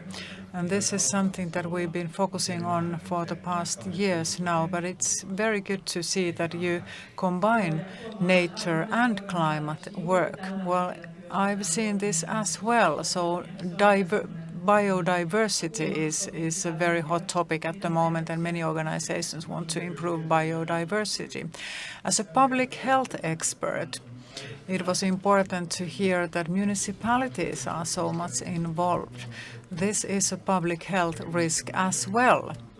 Biodiversity loss is a very big risk to human health, and we have not taken this seriously enough compared to climate change. And facts are being collected, and it does have a very close connection to public health. Well, let's put our key question then. So how do you see biodiversity loss and climate change in Turku right now? How do you see these phenomena in Turku? Well, from the bigger perspective, well, biodiversity loss is my expertise. Well, biodiversity is at risk, and diversity loss is a great risk to humankind. We live in Turku, which is one of the richest areas in terms of biodiversity in Finland. We have a lot of species, we have a lot of nature types, but we also have a lot of threatened species. Species that are close to extinction. So we do have a lot of challenges as well, and you can see biodiversity loss in many ways, as Heli already said. So one of the most concrete ways is today. It's raining. So if you are walking in Turku, you can see some foreign species, some snails on the cycling ways, and this is a concrete example of biodiversity loss. And here you can see some slides of Turku unique nature. There are some very specific species typical to Turku. Some of them are threatened as well. So what else do we know, Jussi? Well, thinking about research-based information, and well, I'm specialized in climate work and climate change. I'm involved in a research project which covers 6 biggest cities in Finland. And we've seen that, well, we do know that man-made activities play a key role thinking about heat waves. Many people die from heat waves. 40% of heat waves are man-made, so to say. So people suffer a lot when it's too hot. In 2003, policymakers understood this, because there was a great heat wave in Europe then, and hundreds of thousands of death cases were connected to heat waves in Europe in 2003. And that was the beginning of climate work. And Europe is a hotspot. Climate change is more pronounced in Europe than elsewhere at the moment. And also this year, well, this year has been record hot. So 63,000 additional deaths connected to heat waves, and 200 of them were connected to Finland. Well, this is of course a low figure compared to other countries, so statistically this is not important in Finland. So we might think that this is not concerning to Finland, very concerning to Finland. Well, of course, we do have urban residents and urban professionals who lived in cities, and we have followed urban residents for years. Now that we know where they live, we can follow very closely how the temperature has risen in different cities and how it affects residents. So Finnish Meteorological Institute has made a model to us, and we can see the connection between mortality and heat waves. We can calculate probabilities to sudden death due to heat waves in cities. So what are the results that you have achieved? Well, it's double. The risk to die is double during a heat wave.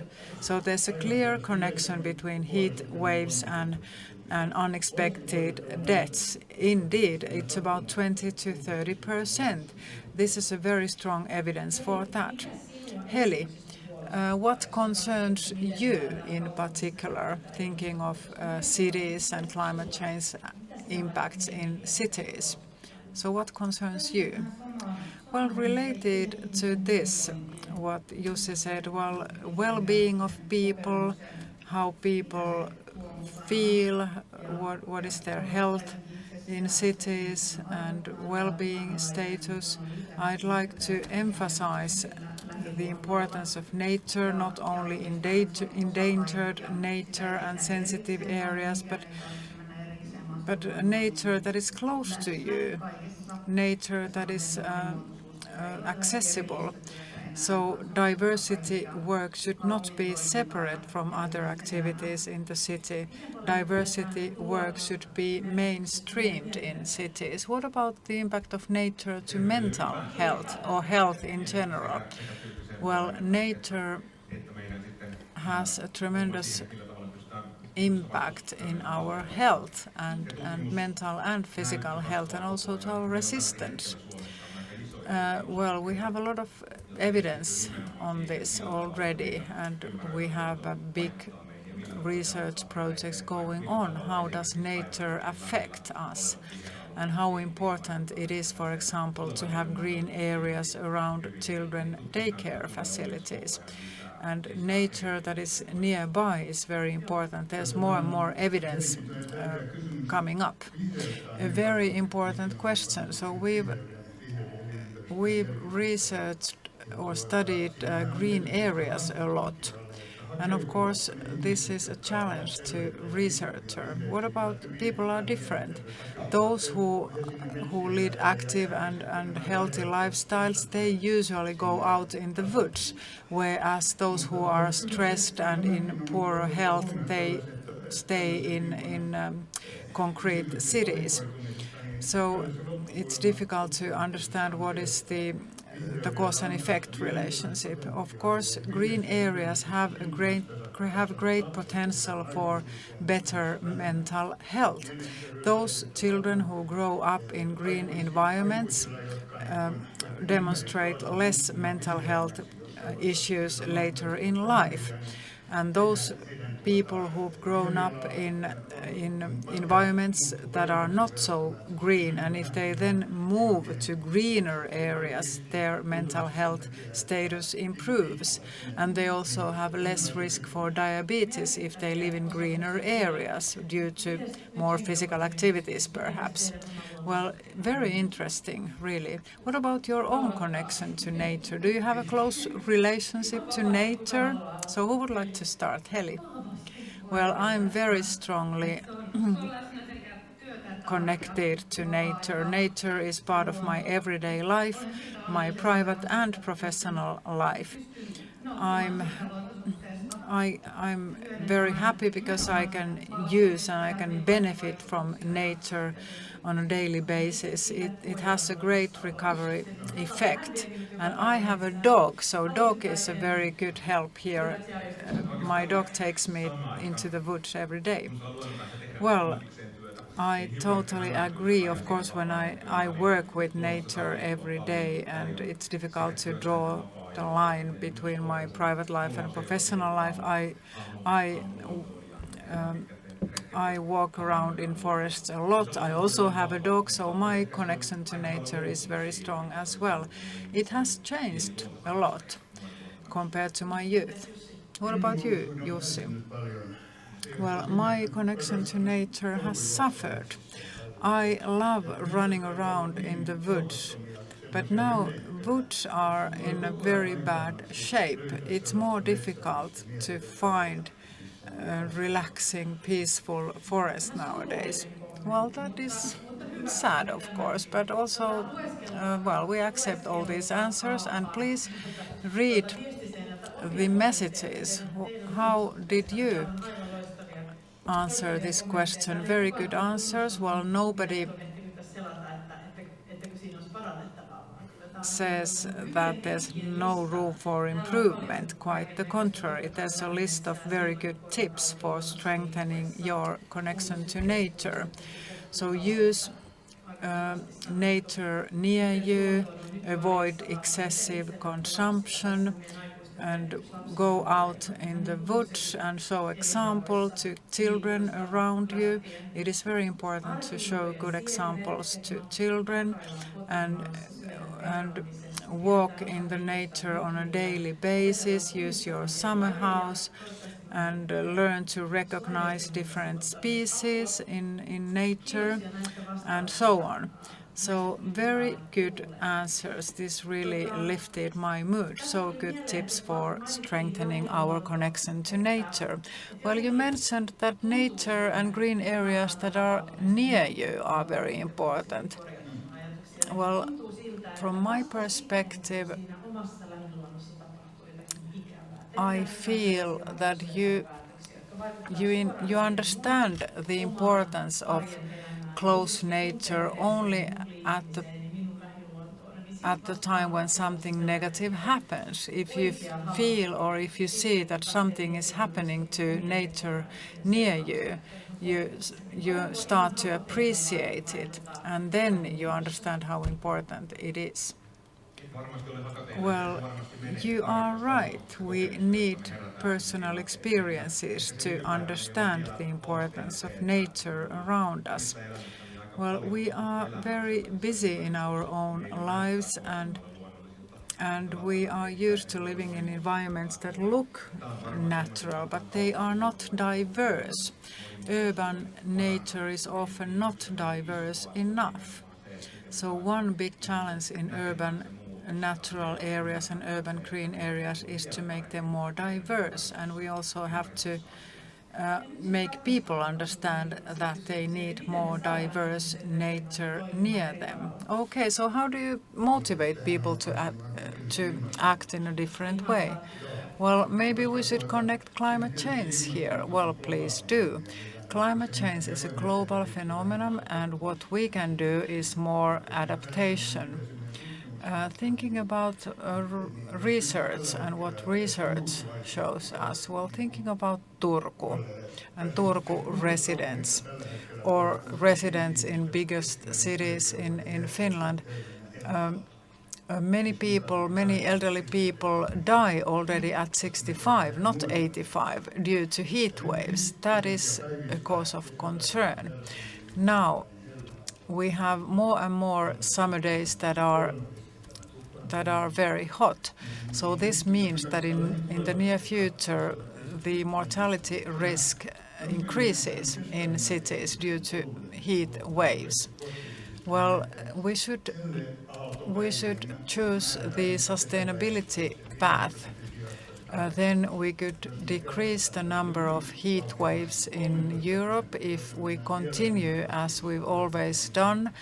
We have more heat waves if we use more fossil fuels, then now it increases even more. So this means that mortality rates will be very high if we don't do something very quickly. Because the mortality rates can increase very rapidly if we don't do something very, very quickly.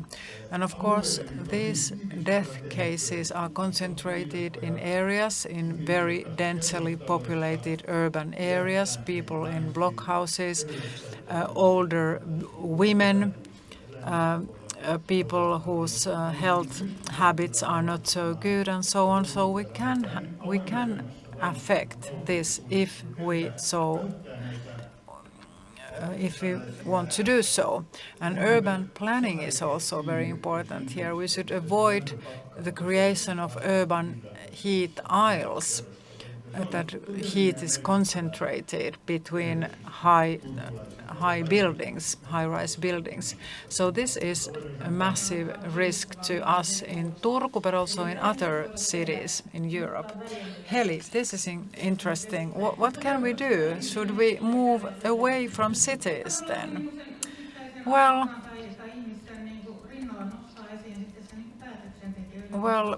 policymakers play a key role here as well.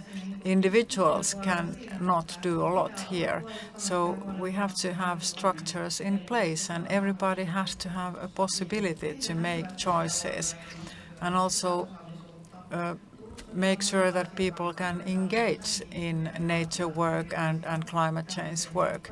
We have some projects also in Turku. We increased the amount of meadows around cities, and we have to inform people, make them understand how much is at stake. Okay, thank you very much. My concluding remarks next, and last questions, last answers. So what would be the single change in human behavior? What should we do in order to make climate better and environment better? A single thing, please. Ilari, I often talk about hope. We have the possibility to change our behavior. As we heard from the mayor of Turku, there are some good news coming in, and this creates hope. I believe people are more informed, they know more, and everybody should think about nature and climate. I have strong faith here because people in Finland trust in science and research. Heli, well, consumption is key here. We should all think about how much we consume. What do we really need? Do we have to buy everything that we want to buy? Consumption is one of the great pollution and emissions sources. So thinking about one's consumer behavior. Well, I'm a little bit pessimistic here. This is a global phenomenon, and fossil fuels are used more than ever globally. And global emissions are on the increase, although we should do the contrary. Of course, it's important to act as individuals, but individuals cannot do a lot. Well, thank you very much for this discussion, dear panelists. Samalla kun täällä taas... Right. Now we change the panelists here in the front, and now I already mentioned creativity in the beginning of this session, and now I have a task for you concerning creativity. Now, if you go to the message wall, there you can see and since we had a very swift changeover from one session to another here in the hall. But those of you who are participating remotely, and there you see the home icon, and there you can choose the word cloud. And if you go there through tef.fi, you can also choose this cloud option from the menu. Nature's biodiversity. If we were not allowed to use either of these words, you should substitute them with other two words. Is it something which is important for you, a treasure? Whatever this brings to mind, you should substitute these two words, nature's biodiversity, with two other words that reflect how important biodiversity is for you, what it means to you, what is the significance, which noun you could use here to substitute that word. And in the meantime, then the next participants of the panel can come to the fore. You're welcome.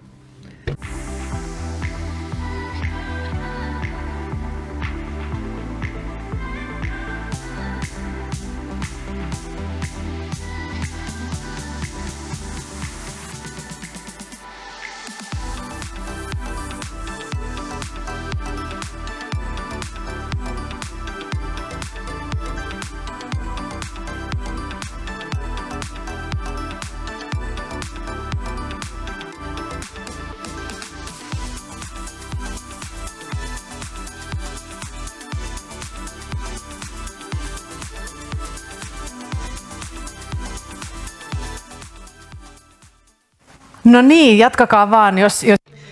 Right, you can continue with your task, and I will now click on the screen here. And just for information to the panelists, you will not be able to see the screen here. And now we have some nouns here that substitute biodiversity. We have life, vital, wonderful, basis of life, existentialism, vitality. There are some concrete words here. Biodiversity,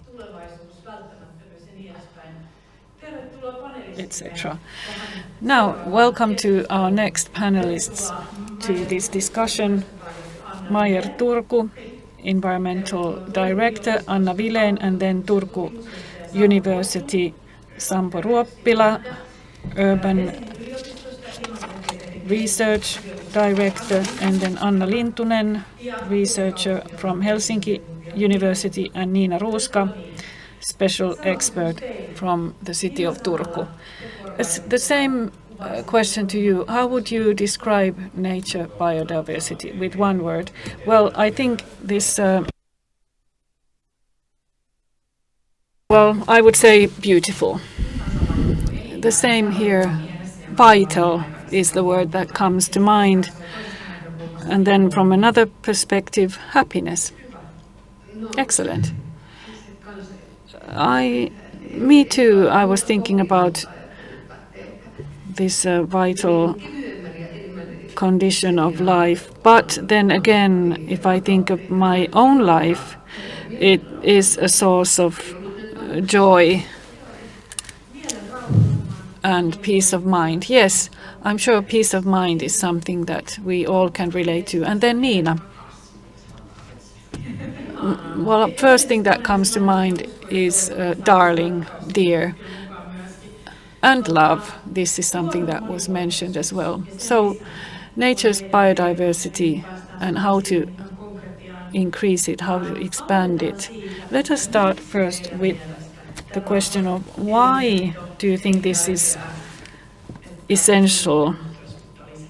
Why is it essential to increase nature's biodiversity? What is the core here, in your opinion? So we have three individuals with the name of Anna here the panel. Yes, of course there are many different answers here, but this is the basic condition of life, because so many things, food production, production of different materials, medicine, our well-being, our leisure activity is all at stake here. So biodiversity is linked to all of these aspects of our lives. And then any other thoughts? Well, I think we just heard almost everything. Anyway, not everybody has to have an answer to all the questions. But I would say that the well-being, a pleasant life, and if a city is comprised of different conflicting interests and different types of environments, so then this is not based on biodiversity. Why is that? Why does it happen that way, as you described? Well, there are many goals, many ambitions, and if just money talks without regulation, then we end up creating which is not based on biodiversity.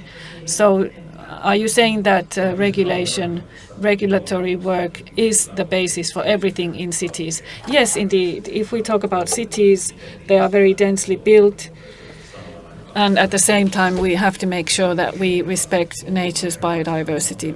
And we have to think of different types of land uses, how to use natural areas if we convert them into something different. It doesn't always mean that we use concrete as a building material. We can use also other materials.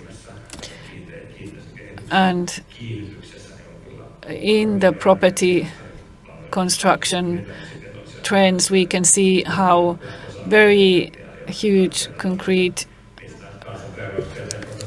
areas have been built in the cities, and they have led to huge problems.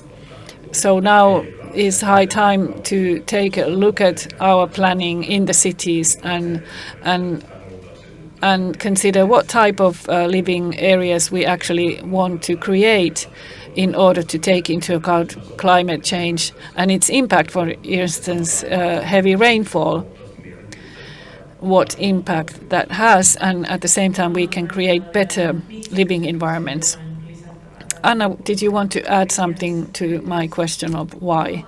Well, when we talk about the basic living requirements, I think that we are facing an existential crisis in this respect, in a way that globally and locally we must be able to guarantee nature biodiversity.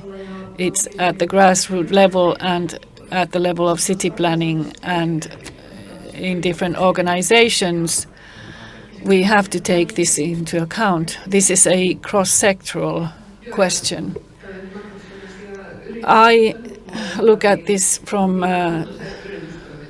the business perspective, and this is a very important condition for businesses, because we cannot operate if we cannot get the material which we produce. Now, when we look at the city living environment and Turku as a city, how can we concretely increase the nature's biodiversity in this city? How would you go about this? Well, let me start by saying something just in general. I would like to emphasize that the city cannot do this on its own. There are many different operators in the city area, and Turku as a city wants to support them and build a team, a climate team. I myself operate in the Turku and Kaarina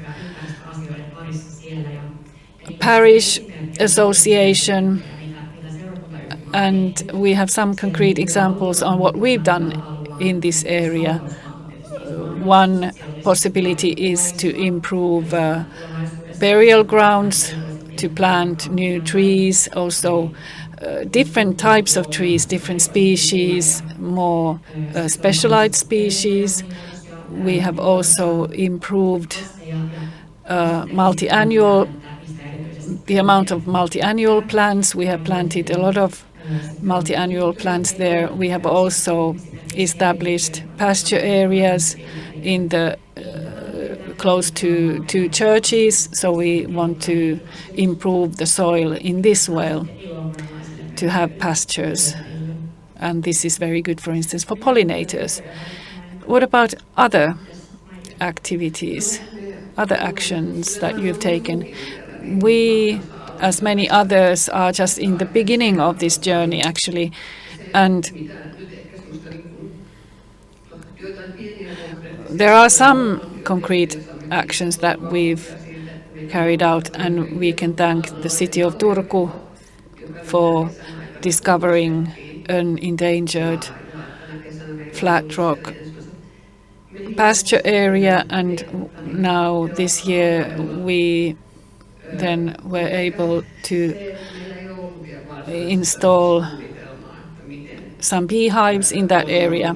But we do not actually have a big plan on how to increase nature biodiversity in the shipyard areas. We have this locomotive project that has been started, and there we aim for greener shipbuilding, and we have this project called Sustainable Shipyard, and there is one sub-project where we want to increase nature's biodiversity. So in terms of these particular sub-projects, we're still in the planning phase, and we really want to see how we can concretely increase nature's biodiversity in the shipyards. So this requires a lot of planning. We think planning is very important. We shouldn't carry out just individual separate activities. We should look at the bigger picture and draft a clear schedule for all this. Before I give the floor to Nina, perhaps more on this interesting question. Is this a competitiveness factor for you? Yes, we hope it would be in the future a part of our competitiveness. Shipyards, shipbuilding sector, and passenger traffic sector, we hope that they would be interested in knowing what types of ships are built, under which conditions, not just to look at their aesthetically how they look. What about the inhabitants of Turku? Do they put pressure on you? Is it the inhabitants or the city level which is applying pressure here? What I think it's both. Both of them are creating pressure here. And before I came to this event, I had a talk with some people on how to increase and strengthen cooperation with different partners, because the city as an organization will not be able to do this on its own, and luckily it doesn't have to do that. Companies are very active. Meyer company is a good example of these things that are very concrete actions such that are then easier to communicate about to the inhabitants. Turku's objective, carbon neutrality by 2030, is very important, and it applies to all different service sectors and departments, and all those who are working in those different departments should be aware of this and should be excited about this objective and want to work for that in order to achieve the objective. So I want to stress cooperation also in the field of research between businesses. And then inhabitants, are they putting on pressure on us? Oh, yes, indeed, they are. And this is very important. We have this objective, Turku as a nature city. Well, the inhabitants must be aware of this, and they then want to participate in this. In this Heli's presentation, we had a picture of cows in the pasture, which is a very good example. We have always several operators or groups of people who request for something like this, and then we want to try and achieve that. Yes. You mentioned the employees in the city of Turku. How active are they? Well, in the climate action, our employees are very active.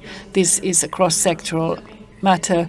And then we have these groups where work is carried out as well extensively. I can't think of an example just now, but I can say that the city provides training for the employees in these matters. Now, what about challenges? And when we look at the city of Turku, what is the most challenging part in your work? Sampo, you already mentioned something about decisions that have been taken in Turku and they create challenges for you. Is that what you meant? Or do you mean that something should be changed? Attitudes and ways of working should be changed? Well, in general terms, things have been done in Turku and decisions have been taken, but not just in Turku, elsewhere as well. Well, I would say, as the others said, that there are these horizontal objectives at stake here.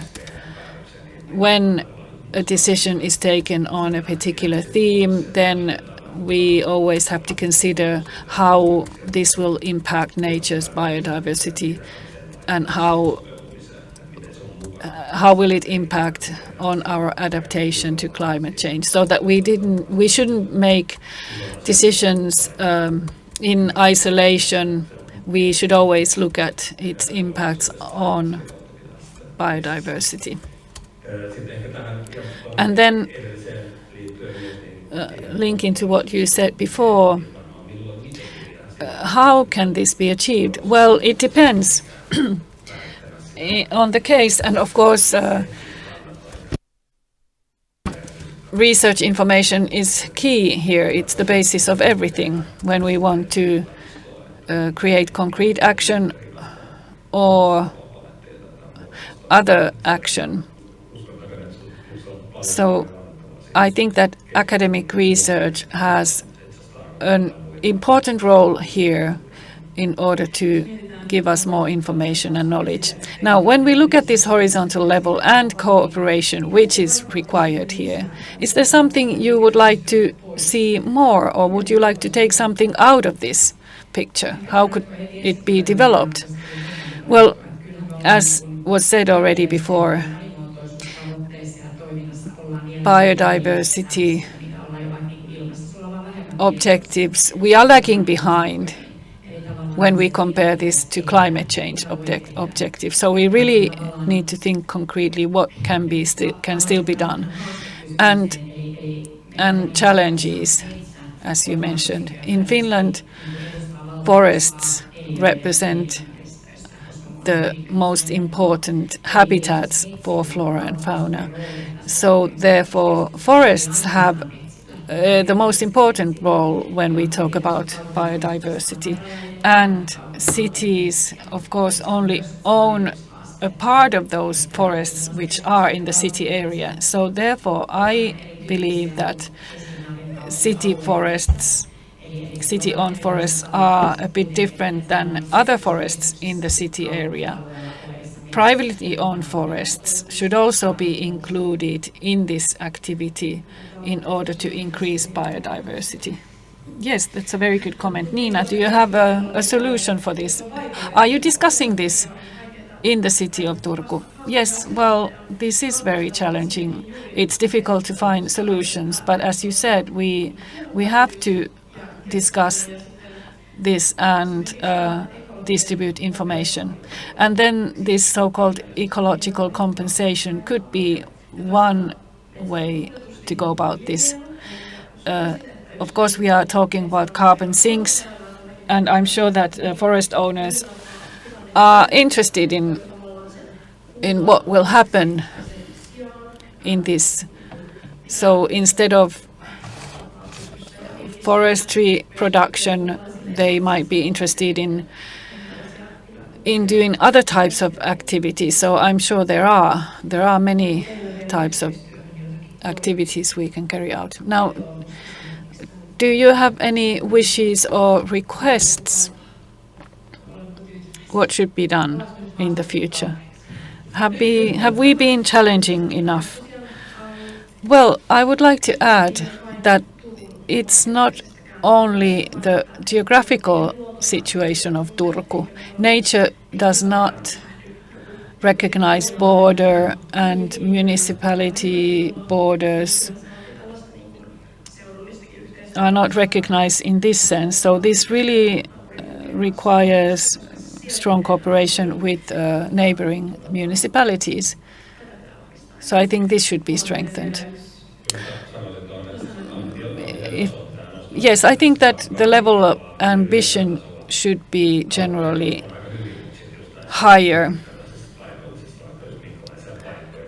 when we look at local operations and operators. I think that the level of ambition should be much higher than what it is now.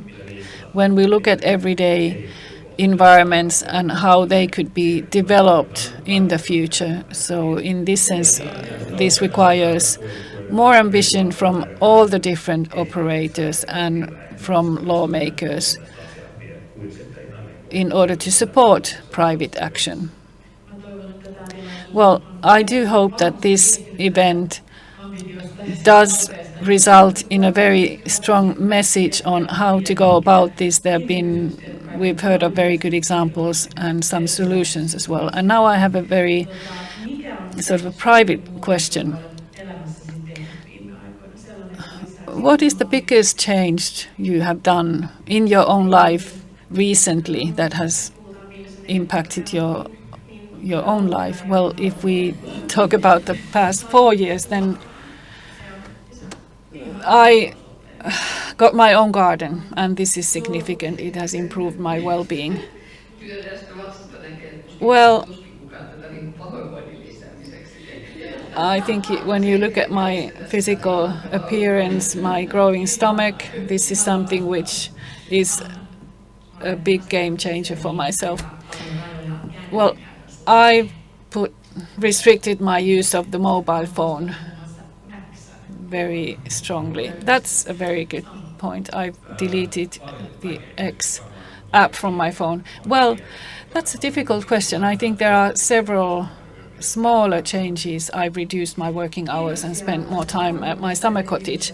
Thank you very much for your open comments and for this great discussion. Thank you. Ja sitten meitä haastetaan ihan vielä vähän lisää. Next, one more challenge in this transition. Our next speaker has the honor to give her concluding remarks on this topic. Professor for leadership and organizations and from the Turku School of Business, and she talks about biodiversity as well, and leadership that takes biodiversity into account. Well, thank you for this honor, dear audience and those online. It's my pleasure to be here, and I've now listened to these excellent presentations. And as you will see in a short while, my presentation draws conclusions exactly on what we just heard. So I want to take you and invite you to think about what is leadership that respects nature and biodiversity. As you can see, I will challenge you, not only now but also in the future, how to find a change maker in you, a brave change maker that can take change forward. Well, we mentioned that we are experiencing times of crisis. We are experiencing and living through an ecological crisis. So man-made activities have led to massive crises. We have detached ourselves from nature. We consider nature as a resource that we can use and take advantage of. to our own purposes, and that has resulted in biodiversity loss. Many species are threatened and endangered nowadays, and this means in long term that we are at risk as well, we human beings. So this is difficult and very hard, of course, to understand this. But now that we have recognized this and embraced it, we have to do something about it. Leadership education means empowering people and enabling people to make changes, and this is what I'm trying to do. Talking about this existentialist crisis, if you think about our existence, why am I here? Through that question, we find the meaning of life. What makes our lives meaningful? And when we start to think about that, all of us will find their connection to nature, and everyone agrees that we would like to keep on living on this planet, of course. So what is my message to you? Well, having heard all these excellent presentations, this is my conclusion. If we start thinking about where do we need the nature for, ecosystem services, what do they offer us? Thinking about the lives of all species on Earth, everything depends on nature. Nature has to be vital and in good shape, and it's difficult to measure. It's difficult to measure nature and well-being of nature. It always escapes us. And now you can see those green arrows on my slide.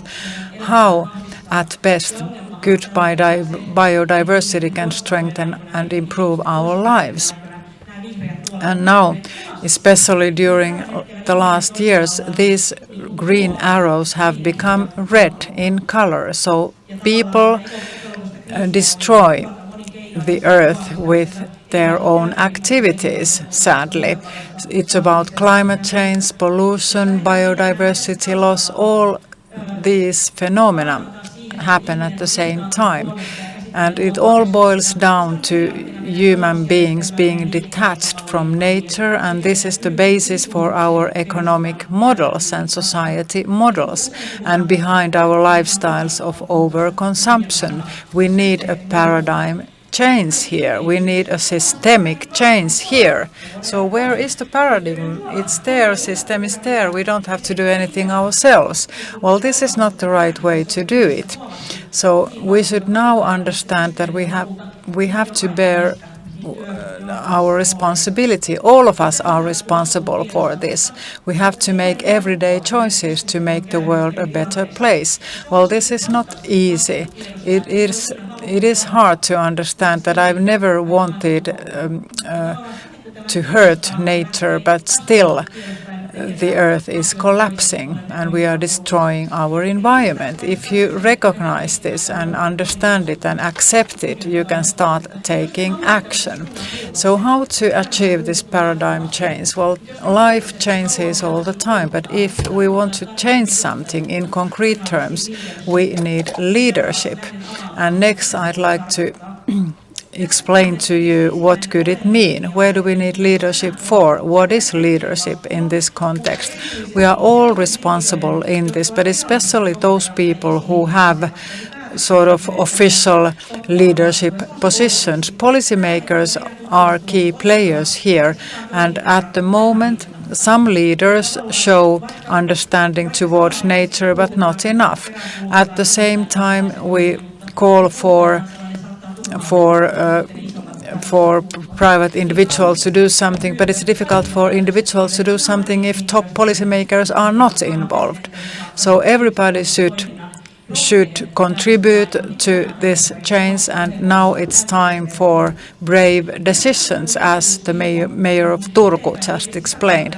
So how to how to achieve this change. So leadership is being implemented at different levels, individual levels, organizational, global, and so on. So all these levels are interconnected.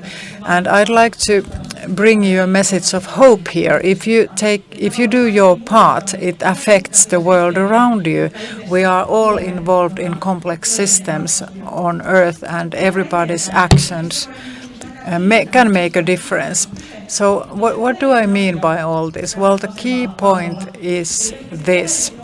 The most important observation is that if all of us made small changes in their everyday lives and respect nature more. So this is a philosophical journey, of course, takes a long time. So we need to think long term here, not only to 2030, 2050, but up to 2300. So is there life on Earth in 2500, for example? So leadership respecting biodiversity is something that enables life. And that is quite important, isn't it? A few practical elements. So what are the elements of leadership respecting nature? We have to have a meaningful objective. And of course, very meaningful objective is to have life on Earth. And in our work, in our everyday life, we have to enable this sustainability and achieve sustainable changes. And it's always about disruption.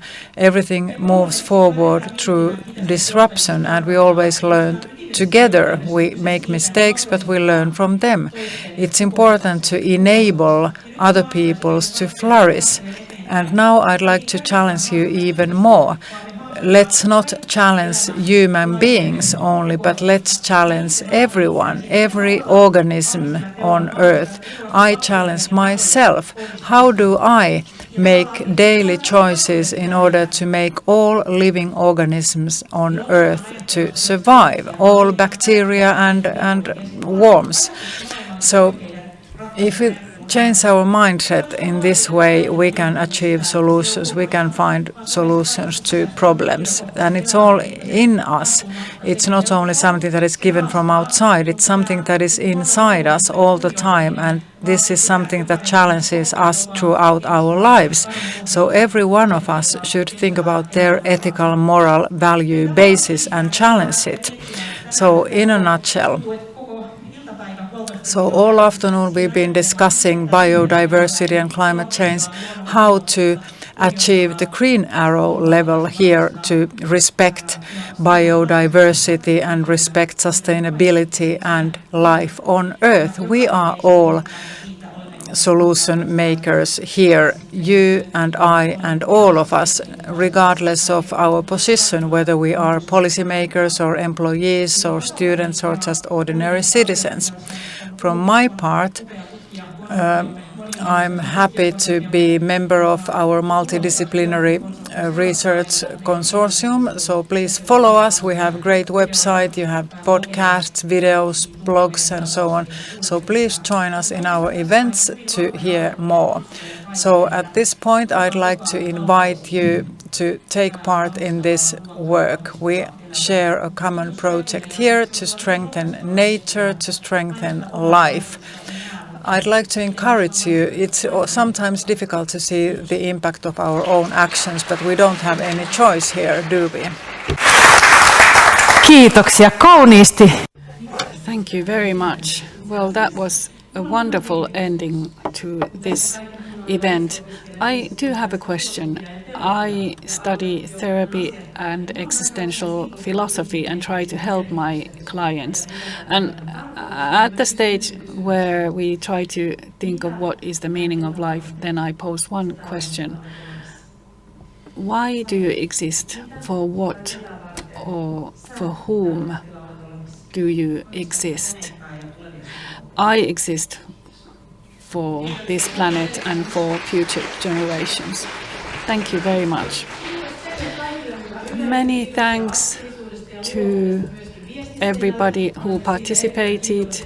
Many thanks to your comments on our message wall. We are very grateful. I hope that this joint event will lead to the increase of biodiversity and to positive relationship to nature. Even though we finalize now in this hall our discussions, well, the experts from Turku City will be there outside of those doors and you can continue discussions with them. And the next event will start at 3 p.m. Thank you.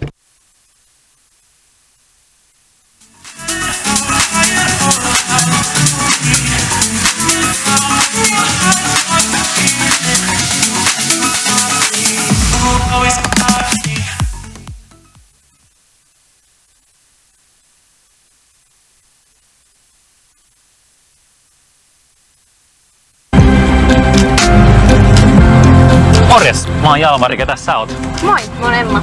On muuten tosi hyvä jäätelö täällä Turussa. No, tää vuosi on Euroopan osaamisen teemavuosi ja erityisesti digitaalisten taitojen kehittäminen korostuu nykyyhteiskunnassa, niin miten me voidaan taata sitten eurooppalaisten jatkuva oppiminen tässä alati kehittyvässä digimaailmassa? Niin, meillä on lähivuosina sellainen tavoite, että 80% eurooppalaisista olisi hallussa tällaiset perusdigitaidot. Ja EU vaatiikin nyt merkittäviä investointeja näihin digitaitojen kouluttamiseen, mutta sen lisäksi esimerkiksi toimiviin verkkoyhteyksiin, laitteisiin ja alustoihin, jotta tämä oppiminen olisi mahdollisimman helposti lähestyttävää ja sujuvaa. Sen lisäksi EU:ssa halutaan luoda turvallista digimaailmaa, esimerkiksi EU-lainsäädännöllä ja direktiiveillä. Ja EU tukee jäsenmaita myös jäsenmaiden välissä yhteistyössä, esimerkiksi liittyen koulutushankkeisiin. Ja Suomikin tekee tosi paljon yhteistyötä muun muassa muiden Pohjoismaiden kanssa sekä Baltian maiden kanssa liittyen digitalisaatioon.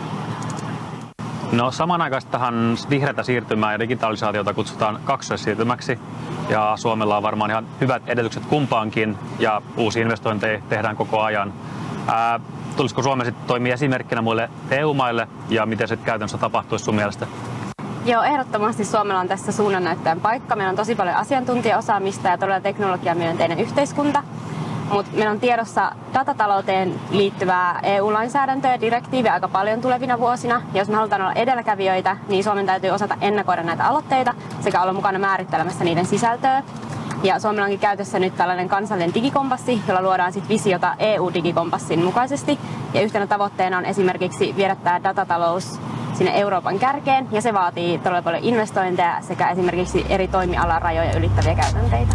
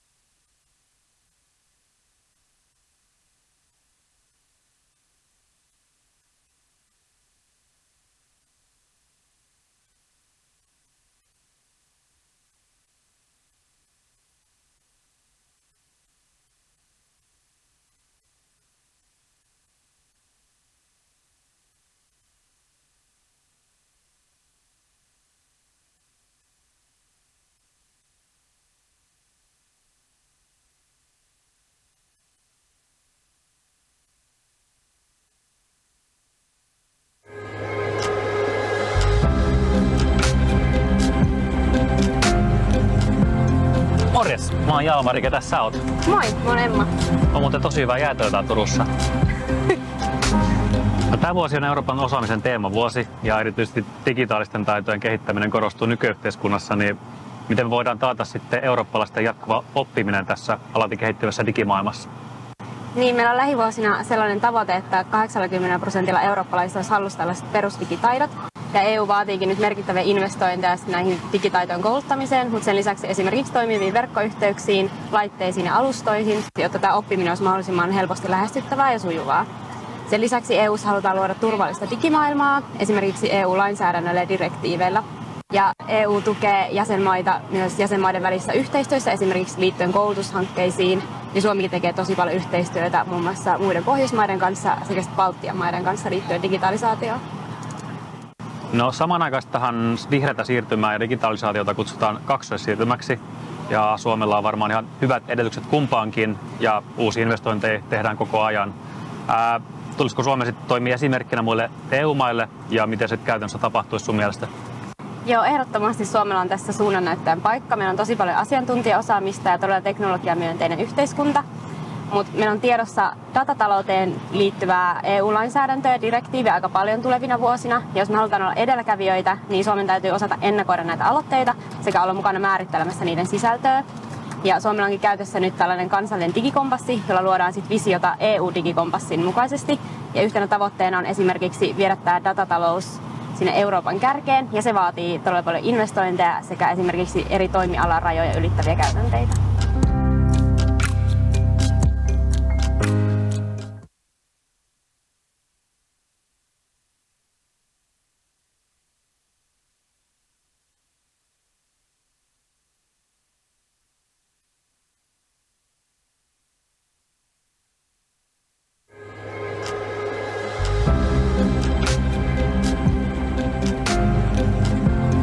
Morjes, mä oon Jalmari, ketä sä oot? Moi, mä oon Emma. On muuten tosi hyvää jäätöä täällä Turussa. No, tämä vuosi on Euroopan osaamisen teemavuosi ja erityisesti digitaalisten taitojen kehittäminen korostuu nykyyhteiskunnassa, niin miten me voidaan taata sitten eurooppalaisten jatkuva oppiminen tässä alati kehittyvässä digimaailmassa? Niin, meillä on lähivuosina sellainen tavoite, että 80% eurooppalaisista olisi hallussa tällaiset perusdigitaidot. Ja EU vaatiikin nyt merkittäviä investointeja näihin digitaitojen kouluttamiseen, mutta sen lisäksi esimerkiksi toimiviin verkkoyhteyksiin, laitteisiin ja alustoihin, jotta tämä oppiminen olisi mahdollisimman helposti lähestyttävää ja sujuvaa. Sen lisäksi EU:ssa halutaan luoda turvallista digimaailmaa, esimerkiksi EU-lainsäädännöllä ja direktiiveillä. Ja EU tukee jäsenmaita myös jäsenmaiden välissä yhteistyössä, esimerkiksi liittyen koulutushankkeisiin. Ja Suomikin tekee tosi paljon yhteistyötä muun muassa muiden Pohjoismaiden kanssa sekä Baltian maiden kanssa liittyen digitalisaatioon. No samanaikaistahan vihreätä siirtymää ja digitalisaatiota kutsutaan kaksoissiirtymäksi. Ja Suomella on varmaan ihan hyvät edellytykset kumpaankin ja uusia investointeja tehdään koko ajan.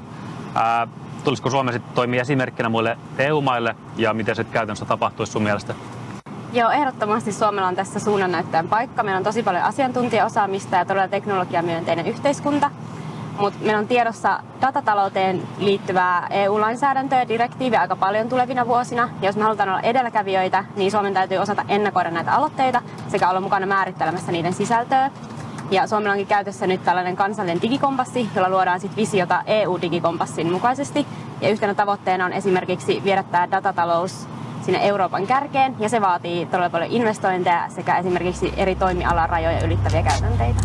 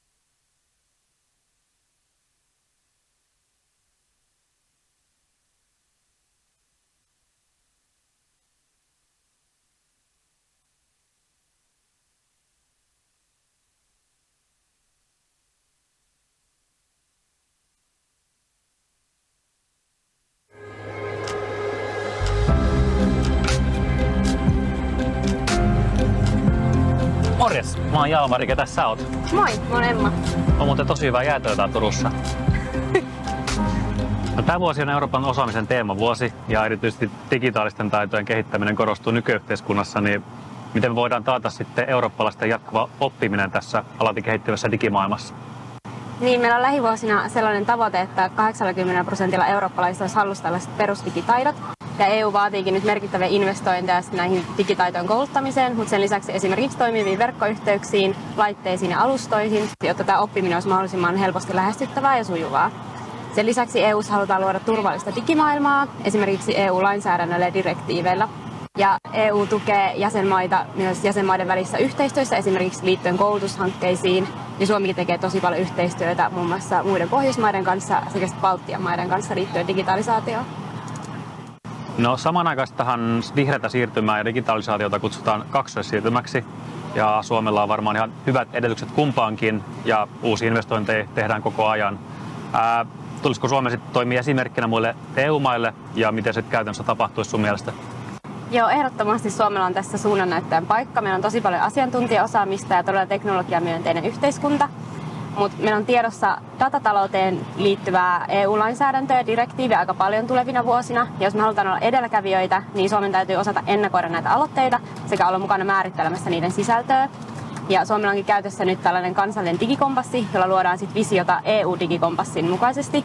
Ja yhtenä tavoitteena on esimerkiksi viedä tämä datatalous sinne Euroopan kärkeen, ja se vaatii todella paljon investointeja sekä esimerkiksi eri toimialan rajoja ylittäviä käytänteitä.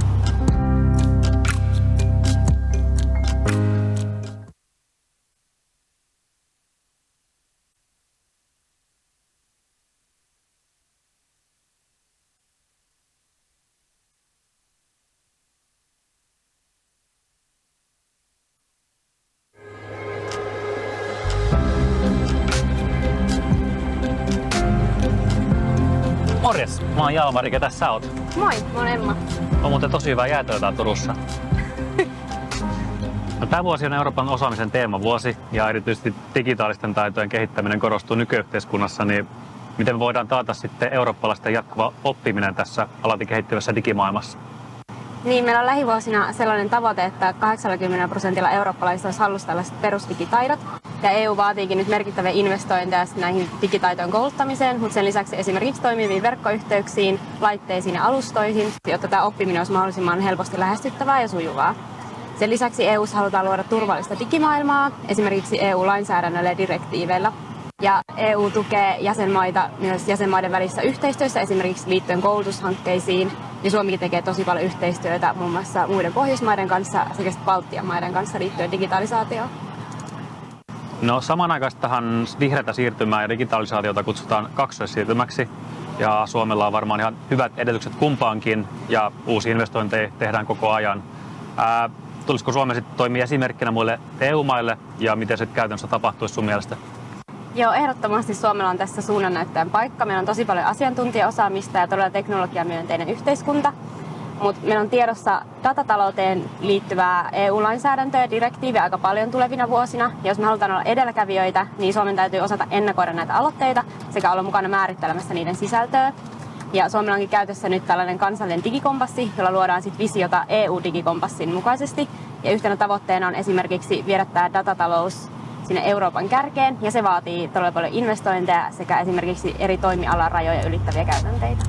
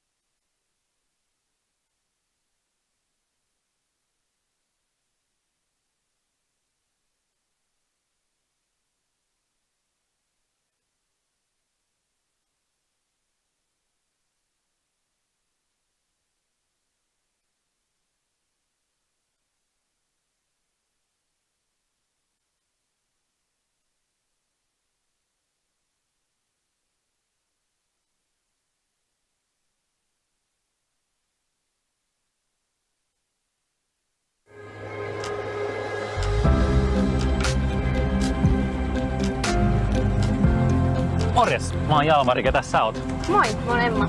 On muuten tosi hyvä jäätö täällä Turussa. No, tämä vuosi on Euroopan osaamisen teemavuosi ja erityisesti digitaalisten taitojen kehittäminen korostuu nykyyhteiskunnassa, niin miten me voidaan taata sitten eurooppalaisten jatkuva oppiminen tässä alati kehittyvässä digimaailmassa? Niin, meillä on lähivuosina sellainen tavoite, että 80% eurooppalaisista olisi hallussa tällaiset perusdigitaidot. Ja EU vaatiikin nyt merkittäviä investointeja näihin digitaitojen kouluttamiseen, mutta sen lisäksi esimerkiksi toimiviin verkkoyhteyksiin, laitteisiin ja alustoihin, jotta tämä oppiminen olisi mahdollisimman helposti lähestyttävää ja sujuvaa. Sen lisäksi EU:ssa halutaan luoda turvallista digimaailmaa, esimerkiksi EU-lainsäädännöllä ja direktiiveillä. Ja EU tukee jäsenmaita myös jäsenmaiden välissä yhteistyössä, esimerkiksi liittyen koulutushankkeisiin.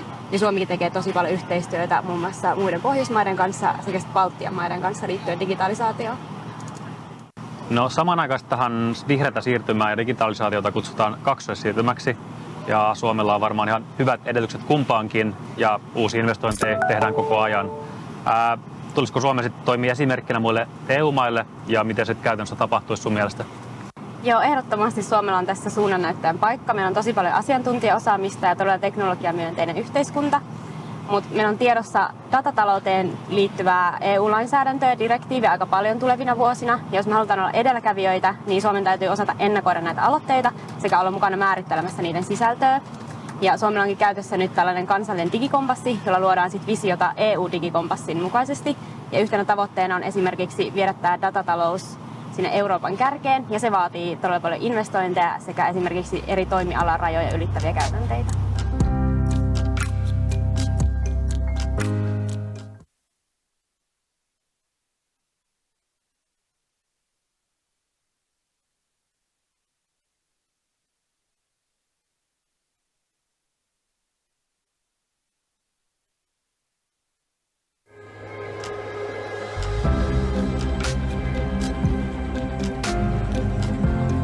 Morjes, mä oon Jalmari, ketä sä oot? Moi, mä oon Emma. On muuten tosi hyvä jäätö täällä Turussa. No, tämä vuosi on Euroopan osaamisen teemavuosi ja erityisesti digitaalisten taitojen kehittäminen korostuu nykyyhteiskunnassa, niin miten me voidaan taata sitten eurooppalaisten jatkuva oppiminen tässä alati kehittyvässä digimaailmassa? Niin, meillä on lähivuosina sellainen tavoite, että 80% eurooppalaisista olisi hallussa tällaiset perusdigitaidot. Ja EU vaatiikin nyt merkittäviä investointeja näihin digitaitojen kouluttamiseen, mutta sen lisäksi esimerkiksi toimiviin verkkoyhteyksiin, laitteisiin ja alustoihin, jotta tämä oppiminen olisi mahdollisimman helposti lähestyttävää ja sujuvaa. Sen lisäksi EU:ssa halutaan luoda turvallista digimaailmaa, esimerkiksi EU-lainsäädännöllä ja direktiiveillä.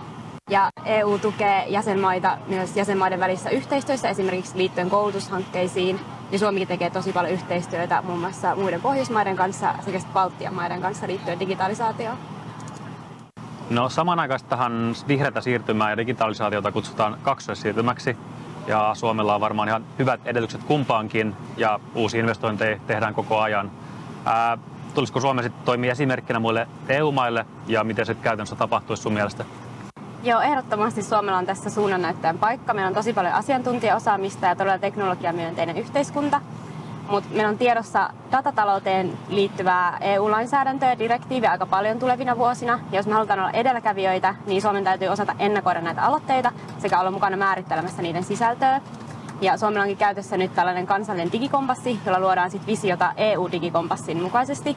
Ja yhtenä tavoitteena on esimerkiksi viedä tämä datatalous sinne Euroopan kärkeen, ja se vaatii todella paljon investointeja sekä esimerkiksi eri toimialan rajoja ylittäviä käytänteitä.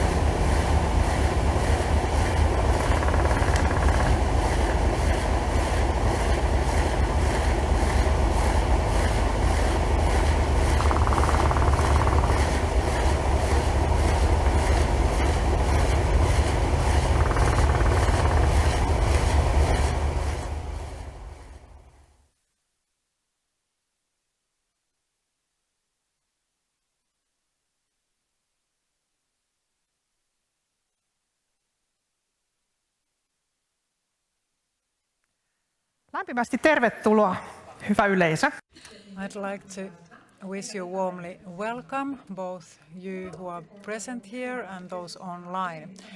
Well, Turku University of Applied Sciences seminar discusses measures to protect the Baltic Sea, and also we present some of our research projects to reduce pollution and reduce underwater noise. Baltic Sea research is one of our focus areas in Turku UAS. With EU funding, we've been able to promote the focal points of Baltic Sea strategy, but where should we put our resources next? We've researched urban runoff, underwater noise and agricultural emissions. In this seminar we focus on how to protect Baltic Sea's better future with different measures. You just saw real life in the Baltic Sea and also Finnish Archipelago Sea, and also heard some sounds of different dolphins and sea vessels. We had excellent presentations from different researchers. My name is Stella Aaltonen. I'm the moderator here in this session. First we listen to Emil Nyman from Turku UAS.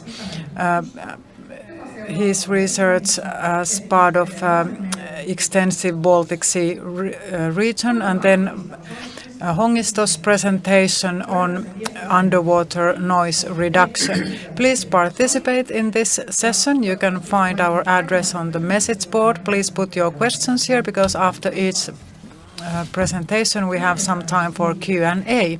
So let's start. I first give the floor to Emil Nyman. He's a PhD from the Helsinki University. He has researched different bacteria compared to phosphor-based nutrients and also other important matters. He's worked in Helsinki and USA, and now he works in Turku UAS as a special advisor, special expert, and he's leading research groups there. His research focuses on coastal waters and interaction between humans and sea, using new measurement systems and modeling to create a comprehensive situational image. His motivation boils down to motivating people to protect the environment, and now we will hear more about more comprehensive Baltic Sea research. Erik, you have the floor. Emil, you have the floor. Yeah. Thank you very much for the presentation, and welcome to all the participants, and I hope that there are also participants remotely. Thank you for allowing me to come and speak to you this very important topic, the state of the Baltic Sea and what we do at the Turku University of Applied Sciences. The Baltic Sea and the themes surrounding it are one of the 4 central strategic objectives, and Turku University of Applied Sciences aims at taking a very good care of the Baltic Sea so that it can remain healthy and diverse for the future generations. In order to achieve a healthy Baltic Sea and the archipelago, the Turku UAS cooperates widely with businesses, institutes of higher education and with municipalities. Our goals naturally reflect the overall national and European-wide strategic objectives and have close links to the EU Baltic Sea strategy. The Turku University of Applied Sciences strives to realize through its activities the objectives of the EU BSR. With this presentation, I will briefly give you an overview of some specific projects and research activities that are carried out by the Water and Environmental Engineering Research Group at the Turku University of Applied Sciences. Also, many other groups at the Turku University are committed to improving the state of the Baltic Sea and the archipelago. My excuses, I have a running nose. I hope you don't mind. Now, we have currently almost 20 top experts working in our group, And at this stage, I would like to thank them all for the excellent work they carry out within the 12 projects we have ongoing. Now, the research group is divided into 3 subunits that form a thematic continuum from land to sea. First of all, within the urban waters subheading, we cooperate closely with the region's businesses, municipalities, and urban planners. The research covers topics related to the control of volumes and quality of urban waters in a changing climate and how to face challenges presented by climate change and the chemicalization of built environment, mainly in the city of Turku area and in the suburbs. Now, under the water subheading, we carry out research, development, planning and realization of inland waterways and coastal waters. Our main aim is to improve the state of surface and coastal waters by researching and developing water protection methods that reduce the concentration of nutrients and how to enhance these methods more widely. The team also looks into questions pertaining to grassland. And then under the maritime subheading, we operate offshore, carrying out surveys on acoustics and organisms. And you will hear more on the acoustic surveys from my colleague Valtteri Hongisto. Now, our core activity areas are the catchment areas of southwest Finland and the archipelago. We also actively participate in several European-wide projects with various universities. Now, as I mentioned, our activity is project-based, and we have many different types of projects, 12 in total, and earlier we've had many more. And we use these thematic units. These projects are usually divided into local and national cooperation and profilation projects, and also more extensive international projects. Now, the local projects concentrate on local small to middle scale targeted solutions where we try to test and scale solutions in order to solve the aforementioned problems. Now, local and national projects, for instance, the utilization of grassland biomass and also how to the impact of structural lime and fiber treatment on reducing agricultural load. So this is linked to the decentralized treatment of water runoffs. And then we have the ISMO project funded by the Ministry of Education and Culture. More on that later on. The research group also participates in international projects. For instance, the Resist project on climate change preparedness and the Empress project on disruptors. Both of them have dozens of partners, and they are multi-annual projects supported by EU funding. Now, the ongoing projects form a part of a group of projects, as I mentioned, covering the same themes, and one of the themes is the control of urban runoffs. The last in line under this theme, as I mentioned, Resist project, the ISMO project, and also a project on how to control building site runoff waters. Now, Resist is a European-wide project where we try to find ways to prepare for the impact of climate change. The role of Turku University of Applied Sciences is to cooperate with Wallonia, and the city of Turku is the project leader, looking for solutions to prevent damage caused by flooding. We have developed ways to respond to problems caused by floods with multiple partners. And we aim to develop holistic methods to improve the water retention capacity of catchment areas in regions where there are conflicts of interest in land use. We will try to use these different solutions, for instance, in the Rauvonlahti, Savijoki and Oriketo catchment areas, all of them having their own challenges in terms of climate change preparedness. Then the ISMO project is a profiling project funded by the Ministry of Education and Culture, and here our research group carries out and cooperates with the Turku University of Applied Sciences in order to develop our expertise. The project strives to develop a capacity to model rainwater dynamics and develop joint know-how. So the idea is to develop a capacity to model rainwater dynamics in urban environment and to develop ways to communicate efficiently about these matters to local actors. For instance, by developing digital twins that allow us to analyze and visualize urban runoffs in cities, and this way we can find optimal solutions that will reduce problems caused by heavy rainfalls and will also reduce the strain on waterways. And we try to reduce the damage caused by city flooding. The ISMA project operates mainly in the water catchment area of Kupittaa and Kuninkoja. And then the project called Management Tools for Controlling Building Site Waters has just ended.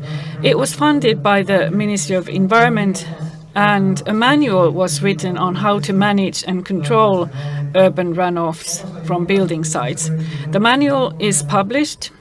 It was published last autumn and can be easily found with the search engine online. And the guidelines produced by this project have been utilized in Turku, for instance, when building the Pääskyvuorenrinne suburbs. And then harmful substances. There are several projects, 3 projects going on: Empress, Clim Circle and Non-Hazard City 3. The Empress project is wider and the 2 others are an extension of this. The Empress project is about finding ways to eliminate harmful substances, especially the so-called PFAS chemicals in wastewaters. The central objectives of the project are to produce information on the sources of these substances. It's often unknown where they actually originate. We want to spread information on concentrations and also create a harmonized monitoring guideline for the Baltic region. This does not exist yet. For instance, in the food sector, this type of guideline is already in force. And the project develops a purification methods which will be tested at the Kakola water purification plant. And then Clim Circle and Non-Haz City 3 are sort of administrational projects. They look at challenges in the administration from circular economy and is also looking at harmful substances. And this is linked to what I just presented as a project concerning construction, equipment and tools, how to reduce waste waters from building sites. Now, within these projects, surveying on the state of the environment is developed with several different operators. First of all, within the ISMO project, we have this surveying and censoring of water levels and water temperature. These continuous measurements are carried out every 30 minutes. At this stage, we have 6 stations where measurements are carried out. We, however, want to extend this network. And these measurements serve people doing leisure activities at coastal waters, but serve also for research purposes, i.e. for monitoring the impact of climate change. And then water height measurements are useful for the monitoring of water volumes, and this serves mathematical modeling, which is then linked to all the projects that we are carrying out. Now, you are able to look at these the results of these measurements, as you can see in the slide. Well, it depends on which type of program you are using. There might be some differences in the results that you see on your screen, and we do hope that this measurement project will lead to interesting results. Then we have a wider project going on concerning surveying, and it's called the Coast Rider method. It's developed by Pro Litore Association in order to map out water quality in coastal areas. This is quite challenging with remote sensing equipment. So our Water and Environmental Engineering Research Group participates actively in the future development and application of the method in the archipelago region by bringing together the municipalities in this activity. The municipalities of the region have shown great interest in this, and we are very concerned about the state of coastal waters, and there is a great political will to improve the situation. And I'm sure Pasi, yes, he's nodding here, and he's in agreement. The method measures variations in water quality indicators by using a moving boat and high resolution. And then on the basis of this material, we are able to produce different types of high resolution products that indicate water quality. And more specifically, the hydrological coastal water type and the basic level of water quality on the basis of measured parameters, including deviations in water quality and a whole bunch of derived values whereby we can then recognize emission origins and areas where certain restoration measures should be carried out.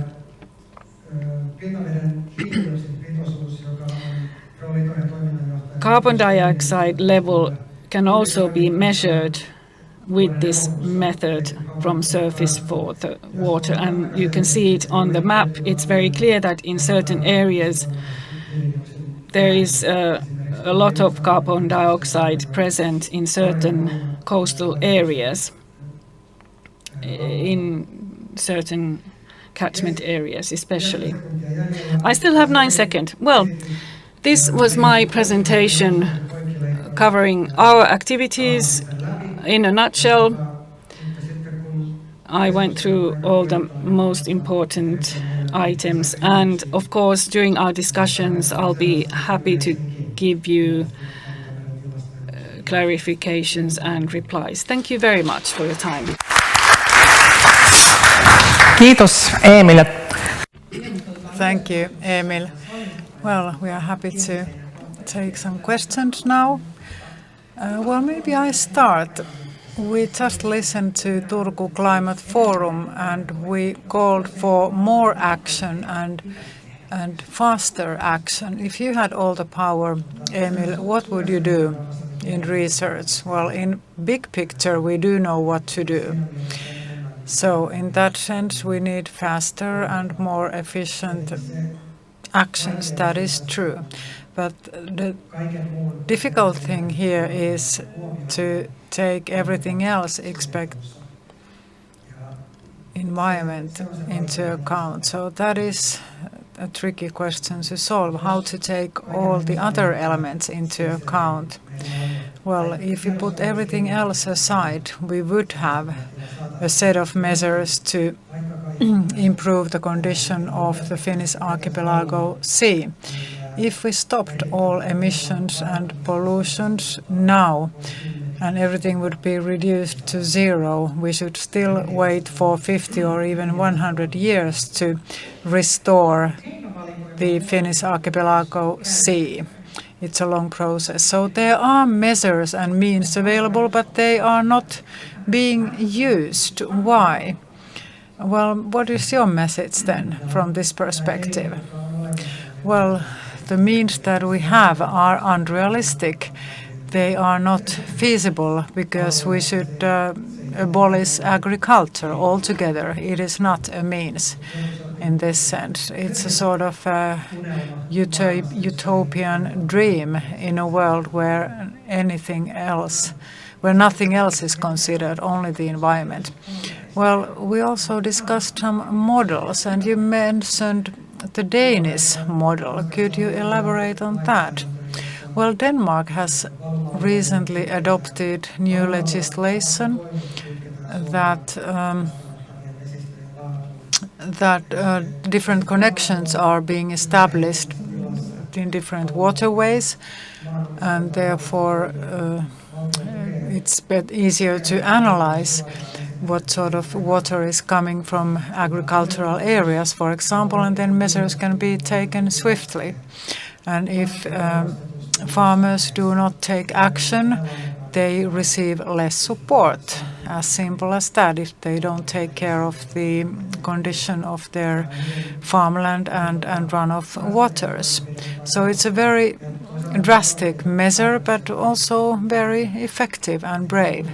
We should have the courage to do difficult things and take difficult decisions as well. So the earlier, the better in that model. The more support you receive if you take more action.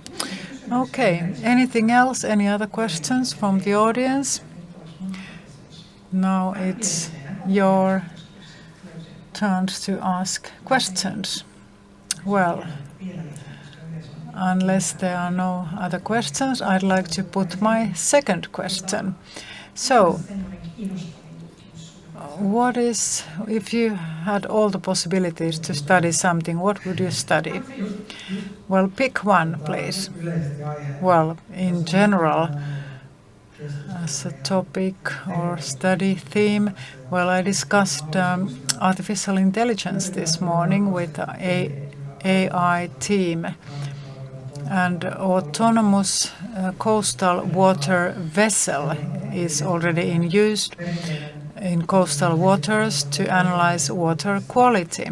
And this is something that could be connected to Coast Rider project, that you would have up-to-date images by drones and then echolocation monitors sea bottom just to obtain a very comprehensive situational image of the condition of coastal areas and coastal waters.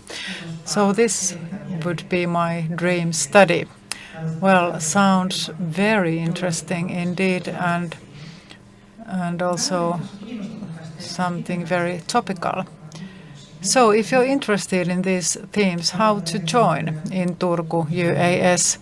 Well, first of all, please check our website. You have all the contact details there. If you're interested, you can contact us directly. We are happy to receive ideas. Okay, now people are waking up. Microphone, please. There's one question from the audience. Thank you. Pekka Peltomäki is my name. From this area, one question to Emil. In Turku UAS, you have various projects and a spectrum of different projects. For example, coastal meadows, and it is a utopian idea that no runoff waters would arrive in the sea. But of course, this could be considered as raw material as well. So how to take away these waters instead of letting them go down to the sea bottom. So how to tackle this problem? Would it be possible to use wastewaters as a resource? And what would you need for that? Well, for that we would need some technological innovations, and also profitability question is key here. It's difficult to make such projects profitable. Logistics is a big problem, and also potential raw material users are located far away from the source of these raw materials, and it would be very expensive to collect these raw materials. So profitability and technology are critical issues here. For example, how to use different sea plants and coastal plants for energy. It is difficult. It's not very profitable to collect plants from coastal areas. They are very soft surfaces, and it's impossible to drive there, for example, and how to cut these plants. So solutions are needed here. But of course we work on that, and we try to find new solutions for a number of different problems. Vielä on paljon sellaista Yes, I'm sure there is still a lot to research. And the next question. Antti Vasanen, Southwestern Union. The Coast Rider project is very interesting. This method, it's very interesting. Could you explain a bit more on that? What kind of data does it collect? Yes, Pro Litorale Association developed the method, and it was initially started in Western Finland, and Pro Litore Association website has more information. They have carried out these surveys for 6 or 7 years in Western Finland, and in a nutshell, they have a boat, they drive around in the coastal areas and take measurements from the surface waters, temperature, salt, carbon dioxide content, etc. And on the basis of all this information, all these measurements, they are able to mathematically produce maps. And also in the Western Uusimaa region, this has been used, this data, in certain development projects. And the city of Turku, Naantali and Kaarina are now very active with this method, which is wonderful. In 2 weeks, we will have our third round of measurements in this survey, and we will try to make this a more continuous project, so that in the archipelago region, from all the way from Salo onwards, we get regular information and data. Also in the Uusimaa region and at the capital, Helsinki and capital area, we need information which will be then collected. So this is totally different to what is carried out at the moment nationally. Nationally, all this is based on traditional sampling. Well, in terms of measured parameters, it's very correct and accurate, but it's rather weak in terms of geographically different regions. So organic substances and the water clarity, they pose a challenge here when we use the traditional methods. But with this particular method, we can use this as a product and measure variations in the water quality, especially in catchment areas. Thank you very much. And if there are more questions, we can come back to those later on after the next presentation. Valtteri Hongisto is an acoustics expert. He's a doctorate in technology from Aalto University and from Turku University. and he is responsible for a team of built environment. And acoustics research has been done already for 25 years, and then underwater noise research was started last year. And he's an expert in this field. You have the floor, Valtteri. Joo, mun henkilökohtainen kosketus realaiseen meluun. My personal connection to underwater noise took place in 2008. I was in Paris in a conference, and it was about underwater noise and conference on underwater noise research. I went there to see what's going on. I didn't understand a thing, and I decided never to go into underwater noise research. Well, a few years later, I was boating with my boat, and something dropped into the water, and I lost an element from my boat into the water. I went down. I dove to the sea, and somebody put the engine on, and the noise was terrible. I couldn't locate the noise. It was very difficult to locate the source of noise, and the noise was really terrible, and I couldn't even, I had to get out immediately.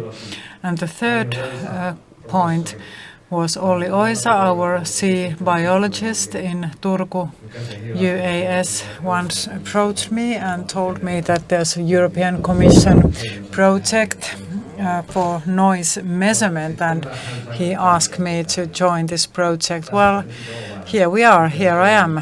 So I'm here talking about underwater noise here. Olli should have been here as well, but I'm replacing him today, and I'm happy to explain to you how underwater noise is measured. Well, underwater noise is just basic noise. It's described by its volume in decibels, typically between 80 and 200 decibels. So these decibels cannot be compared to on-Earth decibels, of course, and then there's frequency. In hertz, for example, in piano you have for 27 to 4,000 hertz the frequency of a typical piano, and then typically noise measurements are made between 10 and 20,000 hertz, although dolphins communicate to up to 150,000 hertz. Well, then the progression of sound. The speed of sound in water is almost 5 times compared to that of speed of sound in the air. And when noise crosses the surface of water, the noise is reduced by more than 30 decibels. So it's like a wall. What happens underwater is not heard elsewhere, and something that happens on air is not heard underwater. So cross-hearing is not possible. And of course, the surface of water works as a mirror. It reflects the sound to both directions. So the sounds are tunneled in water, and noise is reduced slower than in air, and that means that noise travels far underwater. So when marine organisms produce their own echolocation sounds, they can be tunneled in different layers of water if there are differences in temperatures and salt content. Well, underwater noise is produced by humans, of course, marine traffic, propellers, echolocation, explosions, military action, dredging, pile driving, mining, and so forth.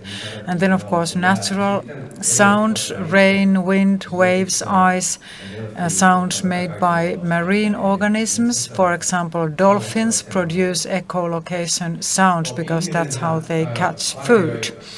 And of course, a human being observes his environment all the time, and this is not noise, it's necessary information, of course. But if somebody in the next room hears us, it becomes noise, it's disturbing. And this is how we define noise compared to sound. Of course, we humans can take measures to reduce noise. We can solve noise reduction problems, but of course underwater, well, there are no humans there, and marine organisms do not think about whether there's some noise or not. They do not think, of course, but we have to think about the harmful effects. If marine organisms are disturbed, they cannot find food, food intake is disturbed, they cannot use echolocation to catch food, they cannot sleep, they cannot rest, they cannot communicate, they are stressed, and then sounds become harmful noise to underwater marine organisms. They can lead to death, for example. And we humans have to know the limits. What is the highest acceptable decibel levels? So why do we measure then underwater noise? Well, first of all, we have to understand and analyze what kind of noise we produce in order to make the living environment for marine organisms as natural as possible. And if we have to carry out something underwater, such as explosions, we have to do it as carefully as possible, not to harm marine organisms, and think about the timing, etc. Well, I have an engineering background, so I thought about product development. Of course, we need to develop vessels and ships in order to make noise levels lower. We have to develop products so that future ships and machines and propellers are less noisy. Port noise reference values are coming up, and also individuals or organizations that buy ships, they want to have less noisy ships so that they can meet these port reference values. And then, of course, there's a lot of research being carried out. We measure underwater noise for various research purposes. So how do we measure underwater noise then? Well, at Turku UAS we have 20 hydrophones. Hydrophone is a watertight recording device with water-specific microphone. So it is a recording device. It has a watertight element, the picture on the right-hand side, a microphone on top, of course a watertight one, and then we have some electronics there, a memory card, and a lot of space for batteries. So it is quite a big device, and with that device we can record underwater noise. So we drop it to water, and we select location before using it. We calibrate the device, and then we put the recording on already before we put it in water. So everything we say is recorded, so we have to be careful. So then the time operational span depends on our purposes, up to 6 months, and then we lift it up and we download the data from the memory card. On the right-hand side, we see how we drop the device into water. There's a bottom stone and then a rope, and you put the hydrophone in that rope, and then of course you have a floating device to locate the device after use. So these pictures are maybe more informative. And then in practice, when we want to measure noise, we need a proper ship or vessel, quite a big one. We have dozens of different measurement devices, different elements and devices, so we need somebody who's able to pilot the boat, and for these purposes we have a marine study group who does all the practical work, and we are there just to conduct these analyses. And then we have a specific acoustic releaser between the bottom stone and the hydrophone. And to release the analysis devices from the bottom, we first locate it, and then we produce a noise signal from the surface, and it opens a sort of hook, and then the device comes up to the surface, and it can be anywhere in any depth. So that is, you can see the installation picture on the right-hand side, and then the vessel, and of course there are some surprises every now and then.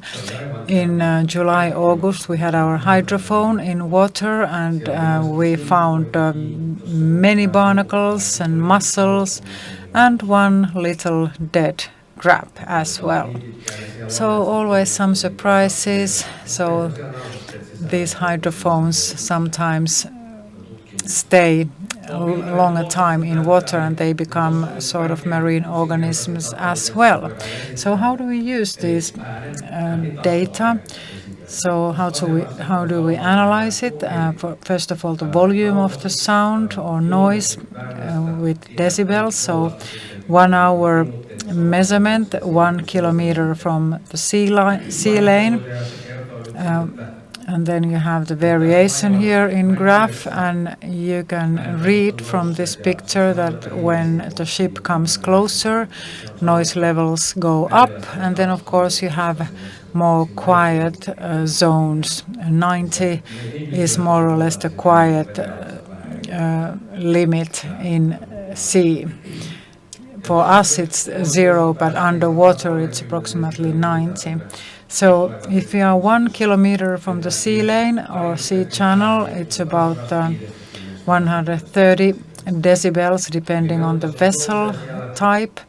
So noise level increases from the baseline of 90 up to 130. And then of course if you are very close to the propeller it's even higher, of course, but nobody goes there. And then of course frequency as well. It's interesting to understand where do the ship noises come from. You probably heard some noise that was here played in this room before our presentations. So there are different frequencies, as you can see on the right-hand side, and then some peak frequencies. And all these different graphs describe different ships that pass by, and the black line is the baseline, and every time a ship passes by, the frequency levels increase. And then of course we have a number of projects going on. EU-funded Life IP Biodiversity project, and there we simply measure as much as possible. We map out different areas for different noise levels. Now we know that 90 decibels is the baseline noise, and then we approach sea lanes, and then we go to more quiet zones and compare different noise levels in different parts of the sea. We are going to measure approximately 30 places, and it is quite a lot because Finnish archipelago sea is quite large. And then we produce this kind of noise map. You can see the UK noise map here on my slide. So how does the underwater noise levels look like around the UK? And then we have another project coming up, Antero project, funded by the Ministry of Education and Culture. There we measure specifically noise emissions of vessels of different sizes, and then we also produce a modeling model for measuring ship noise. So modeling is a target here, and then of course we also measure noise levels of offshore wind power parks. That is very topical as well. And then we also try to increase and improve and build different networks. Well, this session is also an opportunity to build networks. And then through all this work, we can improve our expertise in terms of underwater noise measurement. Thank you. Kiitoksia. Thank you very much, Valtteri. This was a very interesting presentation. We do have some questions here from the audience, but first let me ask you this. First, you said that this was something that you definitely didn't want to go into as a researcher. How do you feel now? Well, I'm still hesitating, but when you are able to start something brand new from the very beginning, it is interesting. I have done different types of researches in my time, and this is one interesting field. It requires a lot of effort and time, and when we get to the results, I'm sure it's more interesting, but we're still in the beginning.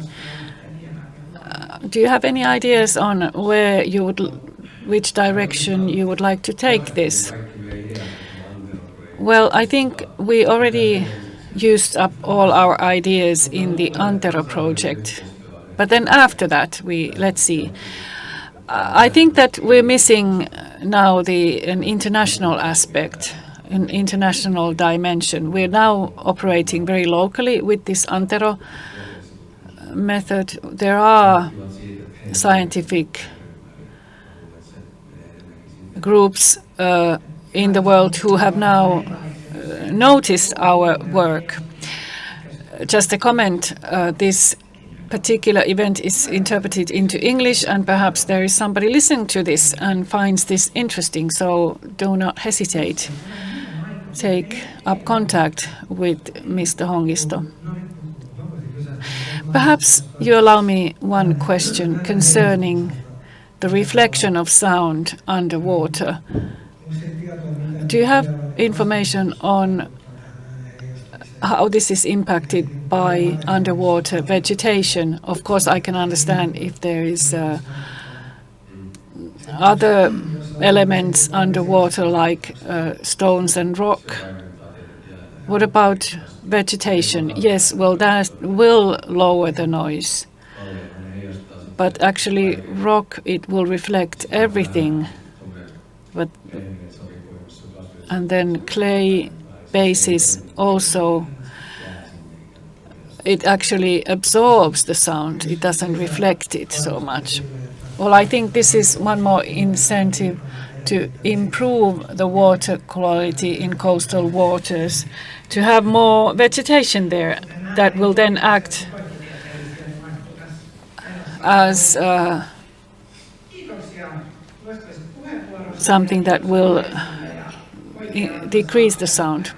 Well, this was a very interesting set of presentations. Thank you very much, and we wish you all excellent days at the Europe Forum. Thank you.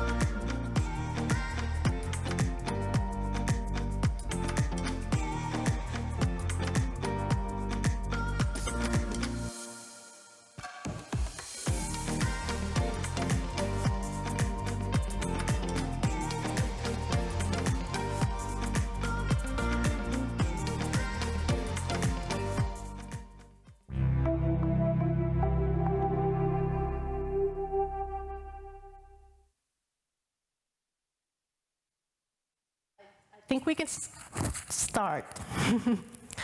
My name is Anna-Sofia Berner. I'm a journalist. I work for Helsingin Sanomat. And I think I was asked to be here today because I was the former Washington correspondent for the paper. On my right here, we have Benita Heiskanen, who's the professor of North American Studies at the University of Turku. And next to Benita is Oskar Winberg, postdoc researcher at Åbo Academy. So we have the American side and the Turku side here on the right, on my right. And on the left, we have from Helsinki, Teivo Teivainen, professor of world politics at the University of Helsinki, and Johanna Vuorelma, who's a university researcher at the Center of European Studies at the University of Helsinki. So we have the world and Europe and North America on this side. And our topic today is politics outside politics, contemporary Euro-American currents, which means that we're going to talk about how political ideas and practices travel across the Atlantic both ways, how they translate, and what maybe gets lost in translation. And I think we could start with each panelist sharing one example or one viewpoint to our topic.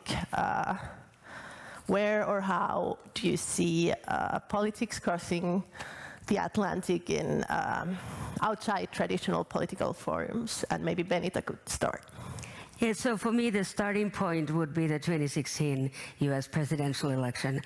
We were colleagues and I were writing a publication about the election, and we had started the process before Trump and Bernie Sanders happened.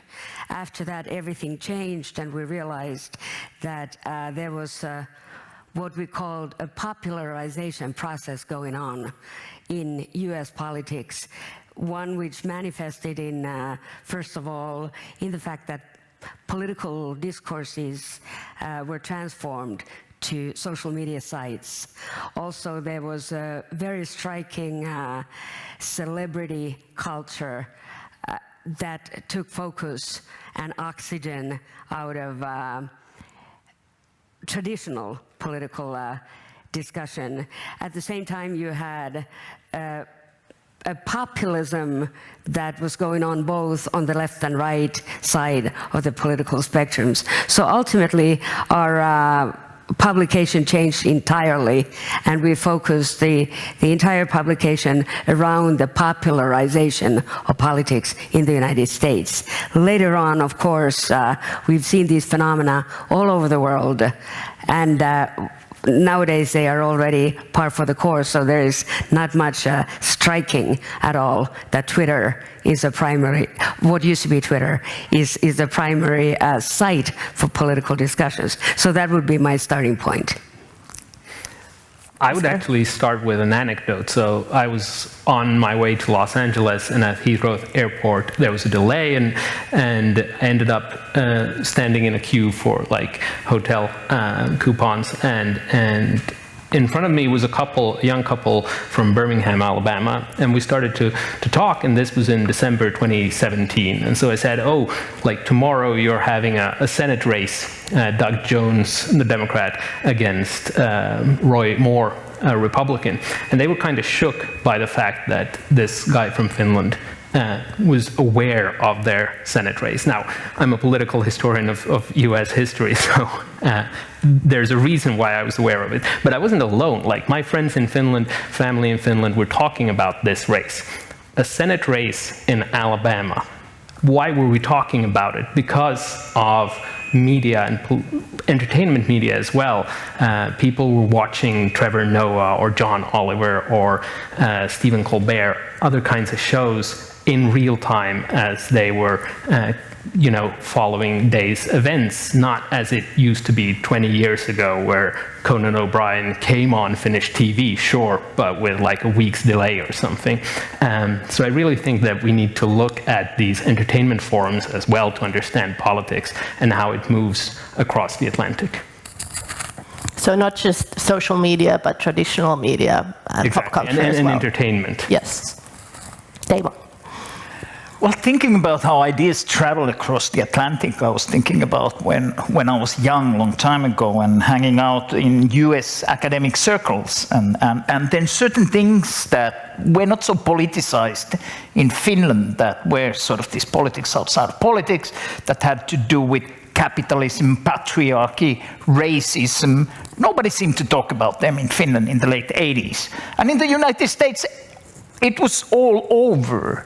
So in many ways, it was funny, like this idea that across the Atlantic we would see a more conservative, etc., more right-wing university culture. It was much more vibrant and radical in the circles I was hanging out. So sometimes I encounter now that so many talk about colonialism and patriarchy and racism in Finland. Sometimes you hear things like when we in Finland talk about colonialism, it's actually that we've been colonized by US academic discourse that has its own context for racism and colonialism, and then some people claim, it's not really my claim, but I think it's an interesting claim, that when we use those terms, we're actually using them like transplanted across the Atlantic from US academic context. So I'd love to explore more about how those things have opened politics outside of politics, but I leave that for later. Let's hear Johanna first, and then I have a question. So I approached this the theme politics outside politics from the perspective of political rhetoric. I have a research project on irony in international politics, and irony is one example of discursive strategies that travel in the sort of transatlantic space, also more widely. It's very popular in online environments. It allows the speaker, a politician, to speak to various audiences at the same time. So in that sense, it's a very effective strategy in contemporary politics. It really takes sort of political rhetoric that we are used to seeing in more official arenas to a very different sort of different arenas, but also to a different sort of form. And you can find irony in different eras, in different contexts. But what I'm interested in is irony in the post-Cold War era, and especially how liberal democracy is being ironized by several politicians who have different political aims. With their irony and the use of irony, they aim at for example, sort of seeking more justice, also seeking more hegemony, seeking recognition, or just to disrupt the system in different ways. Go ahead. One small response. So it's interesting, David used the word colonized, that we've been colonized by these discussions. So to a certain extent, I'm sure we are, but we're also appropriating these terms in different ways because they travel with lightning speed across the Atlantic. Well, in real time. Essentially, we're having these discussions in online forums, so we don't even need to worry about information not reaching from one end of the spectrum. But the other side of the coin is how do we appropriate these terms? For example, there are these hot potato terms suddenly that become contentious in Finland, intersectionality or race or woke or what have you. Suddenly these become hot potato issues in our context when the roots of those terms are entirely different in the United States. So both sides, on the one hand, colonize, but then on the other hand, appropriating terms for our own purposes. But do you think it is appropriate to use those terms, or is it just, are they misplaced if we use them in Finnish context? I don't think it's for me to judge. I don't think it's for me to judge. The fact it's out there, we have to examine reality as it is, whether we like it or not. Exactly. But I think you mentioned intersectionality. I've been in my courses referring to that term for years, and even if it comes from a very specific context, that there's this sort of collective in the United States, or this black law professor who sort of coins the term and uses in that context, but it's very simple. You have different kinds of intersecting forms of power.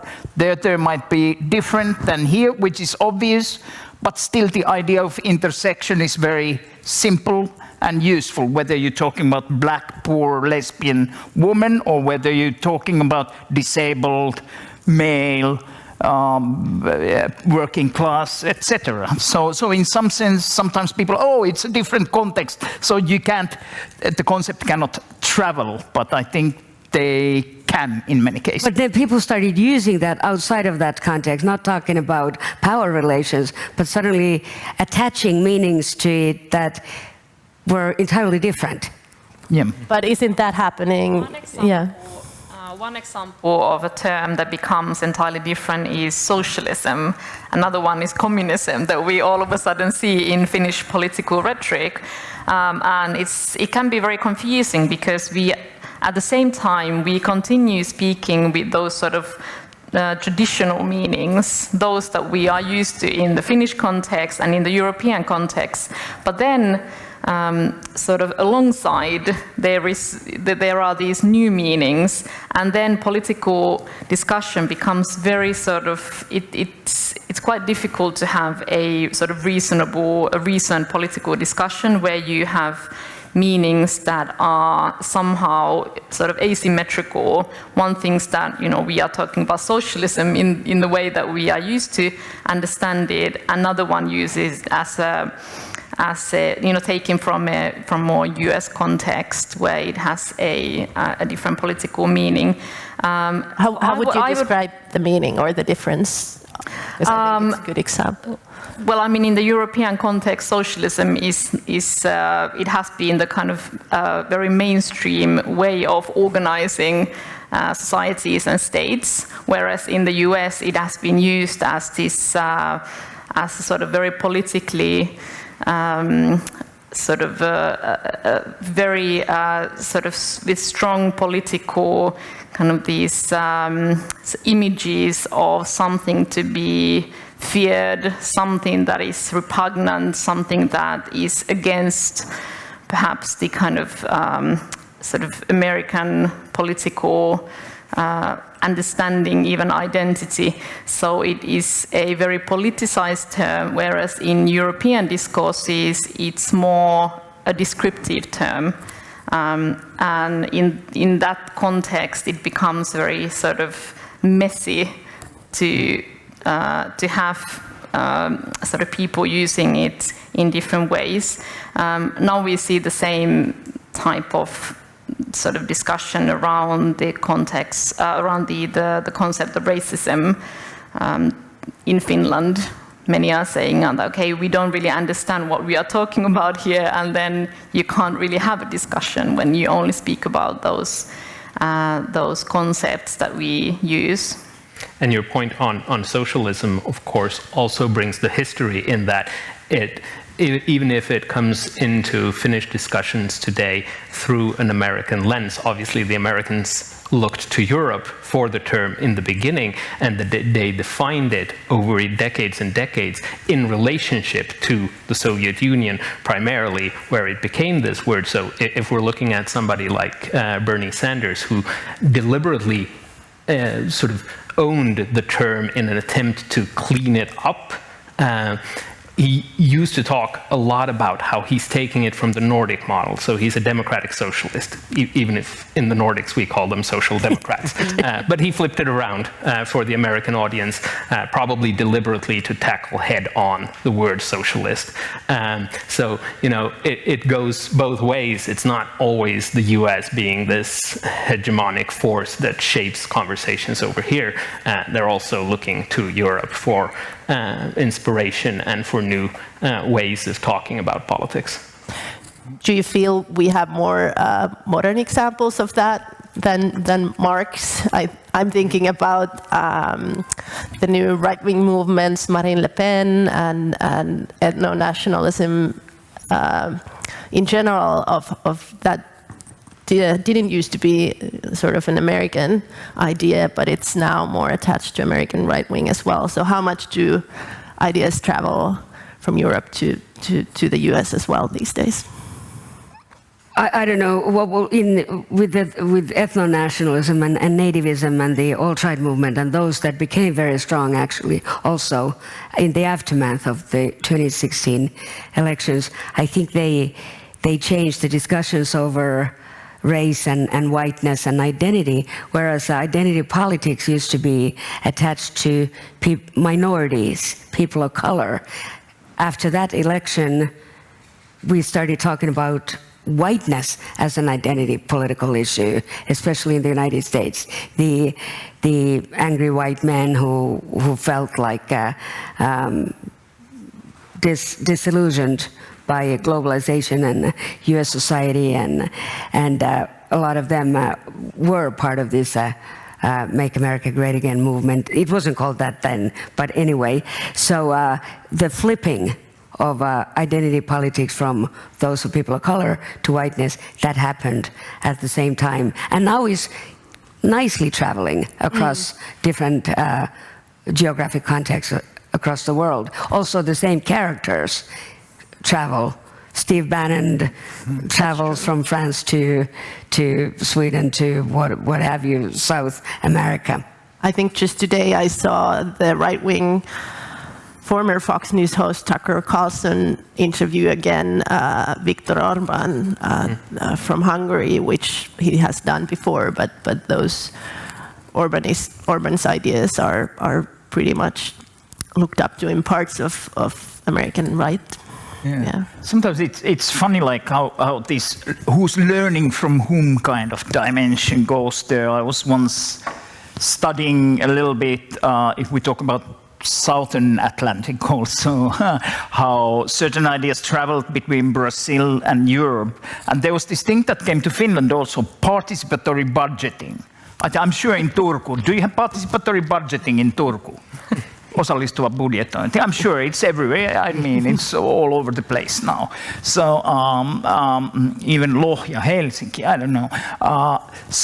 Then I went there, and it's sort of, everyone says it started in Porto Alegre, Brazil. Then I went to talk to the people who originated it, and we are learning from Brazil. And then they go, yeah, but we got the idea from Paris Commune in the 1870s and something. So it's, then we construct this. Oh, they're in the south. Right. They have this thing, and then they've actually taken it from us, and maybe there have been several. They are really new ideas. Yeah, exactly. That's maybe the thing. Things just, they just keep on. You can get an idea from 100 years ago and then present it as something new. And of course, in that context, it's new. But normally, the idea itself is something that we've seen before and it's already been. That's something I was wondering before when you started to talk about how it took a long time in the 1980s for academic ideas to arrive to Finland. What about your students now? Are they in the discussions that you see academics have in the States, for example? Well, much more than certainly. Yeah. And do you know how they follow those? Is it on social media? They're different, like these TV shows. Yeah. Some of them I only know because I've heard my students talk about them that you mentioned, and but the internet in general. Exactly. What about Johanna, the style? Because you talked about irony and the style of politics maybe more than the issues. How do you know what are the links that it travels through? Well, what do we know about that? Social media is, of course, it's one of the central arenas. But then there are different social sort of contexts. Internet is, of course, you said it's the internet, but you can't really exactly. You can't really locate or situate those sort of these the kind of the traveling waves, all these different routes specifically. For example, what I look at this, irony as a discursive strategy. There's something new in the post-Cold War era, but also something that comes from the sort of earlier eras. And then when you look at specific contexts, you can see that, particular type of irony is used in sort of similar ways in different countries. And when you sort of go back and try to see, where was this sort of turning point? Where did it come from? It's often very difficult to specifically sort of pinpoint, this is the speaker who introduced this type of speaking, or this was the arena, or this was the context. It's something that, especially in the sort of era of social media, it's the intensity and the pace that really defines these trends. So it happens so quickly that is often sort of a researcher is sort of left kind of without really adequate tools to say that this is where it all started, this is where it all came from. And even when you sort of locate this is something that I can see that something's happening here, then you look further back and see actually no. There's something you can see from perhaps recent history that explains it. One of the examples of this was the concept, we all remember the post-truth trend. That totuuden jälkeinen aika. Yes. All of a sudden in 2016, everyone seemed to be talking about post-truth. And it seemed this is it's a new concept, it's a new idea. But then actually it was not a new idea. It was already, it was in 92, coined in an essay, and then looking back, this idea is actually older. So once again, it seems something that was fresh, new, but it has its sort of historical roots. Exactly.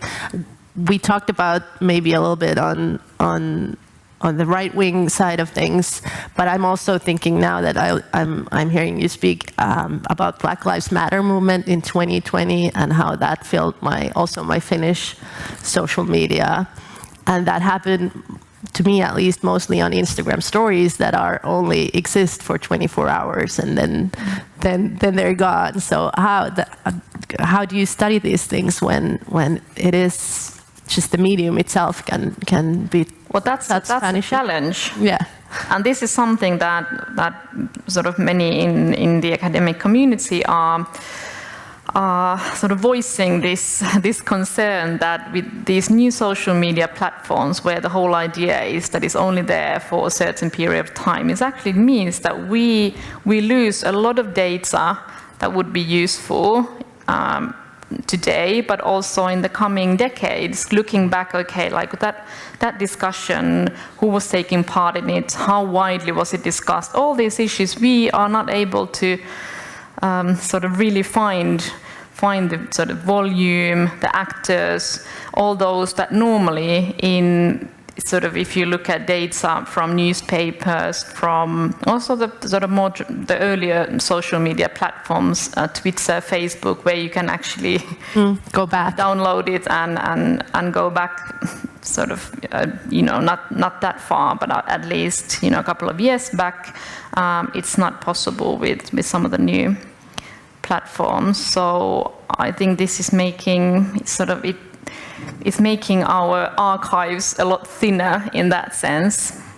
As a historian, I wanted to ask you about your take. There's the joke that for historians, the best time is after people start using typewriters, but before they start making phone calls, because obviously these same questions, and also the fact that at some point people got smart to what you leave in the archives. The archives have always have hierarchies, which people are left outside of that. But also something like in the Bill Clinton White House, I know that aides talked about never putting down on paper or on emails the actual stuff that mattered, because they knew that there was laws governing presidential records, and that's in the news nowadays for completely different reasons. But there's always been these questions of how do you find what people actually expressed and talked about, and today I think we're finding that we have so much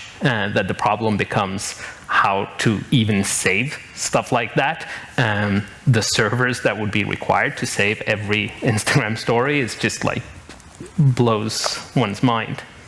And it could be slightly also that in some of the social movements that emerged in the, let's say, last 15 years, there's been this idea of anonymous was actually named one. Yes. Can we even call it a movement, a thing? and also this organizations without organization, leaderless organizations and all that. So there was this style of organizing where perhaps leaving documents about how I led this process that the old revolutionaries, hey, record my speech, I'm doing it. So no, we are anonymous, we are horizontally organized, and nobody's name should figure because of certain assumptions. Sure. So that's also part of the style. And it goes to the question earlier of the globalization of these messages that we can see, for example, in far-right terrorist acts in New Zealand, in Norway, or whatever. There's manifestos often because they want that message spread. So how do you reckon with that as it moves instantly from one continent to the other and uses the same ideas? If you read manifestos of far-right terrorists in New Zealand or in the United States, they're going to be very, very similar because they exist in the same sort of sphere of rhetoric and ideas. And the nationalism there isn't a specific country necessarily. It can be the idea of the white nationalism and so forth. We're not going to say, if you read these and finish governmental figures texts. No, you were not. Yeah, I just wanted to bring the discussion back to the 2016 election, yes. Because after that, you really started getting podcasts. Podcasts started mushrooming. And so people subscribe to podcasts from all over the world. But the other thing is that mainstream media in the United States took a severe hit because younger generations, particularly the millennials and generation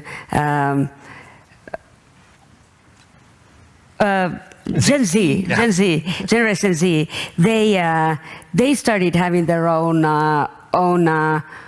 media online, whether they were progressive or reactionary, whatever side of the side of the political aisle, they just said that we've had it.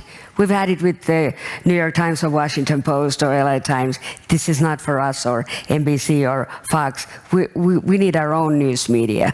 So that's what's happened. That's where the conversations are in the United States right now. And one of the reasons that we didn't really understand what was going on at the time, because we ignored those. We kept looking at mainstream media when mainstream media wasn't cutting it anymore for people. But we know better now, don't we? Though at the same time, the mainstream media got a huge Trump bump, as we know. And just, I think we need to talk about... But after Trump that's true. Tanked. That's tanked, yeah. I think we need to talk about Trump, because this summer, in Finland, I've at least seen so many headlines and so many comments of how if this and this, then we're going to be like Trump's America. And I'd like to hear your takes on how well that idea travels. Is it a fair reference point for Finnish politics. Can you repeat that quotation? What was? We're going to be Trump's America. The attacks on the media, for example, are used in this way, or just the style of rhetorics or polarization. Is it the same? I think it brings up the stakes of this. So this isn't just an academic conversation of like, where did a certain style or word originate and how does it travel, but also the stakes of it. So if we take polarization as an example, a term that's meant to describe a movement from the center towards poles, the very word implies equal movement against poles, and it implies that there are two sides, two poles, just the two poles. What happens when we start looking at politics, whether it's US politics or Finnish politics, through the lens of polarization? We start fitting everything into this lens. So, for example, a couple of years ago, I saw a headline, I think it was about abortion. It was probably NBC News or something, and it said, like, the new opinion poll shows the polarization. Well, the opinion poll showed that 57% was on the one side of the issue and 43% on the other. If we describe that as polarization, we sort of imply that these are equal sides, and also that they're equally far away from the center. And this completely distorts how we understand, for example, US politics, if we always look at it through a lens of polarization. And it's even more dangerous when we take this concept and we import it into other conversations. And I've seen this in Sweden over the years, increasingly in Finland as well, where we start talking about polarization. So, for example, during the last couple of months, the conversation about polarization, which are the poles and who are on which side? And what does it mean if we, in conversation, imply that 80% is one pole and the other is 20, and we always put them on sort of the same level? How does that change our perception of not only politics, but of political reality? And the other side, probably. Exactly. As well. Yeah. A quick plug, those of you who are in Turku, we are organizing a session at the university next Friday, talking about this very issue. In response to your question about whether Trump's US is our reality here, there are elements of it for sure, because there are like big numbers or large numbers of people who are Trump fans and followers of Trump and Trumpism in Finland. And you know that cab driver measure, when a cab driver starts asking you, do you think it's Trump again, or is it DeSantis, so what should we be doing? So Trumpism isn't just a phenomenon in the United States. There are elements of that, actually quite remarkable elements, that transferred here almost instantly. Give me an example. Well, once he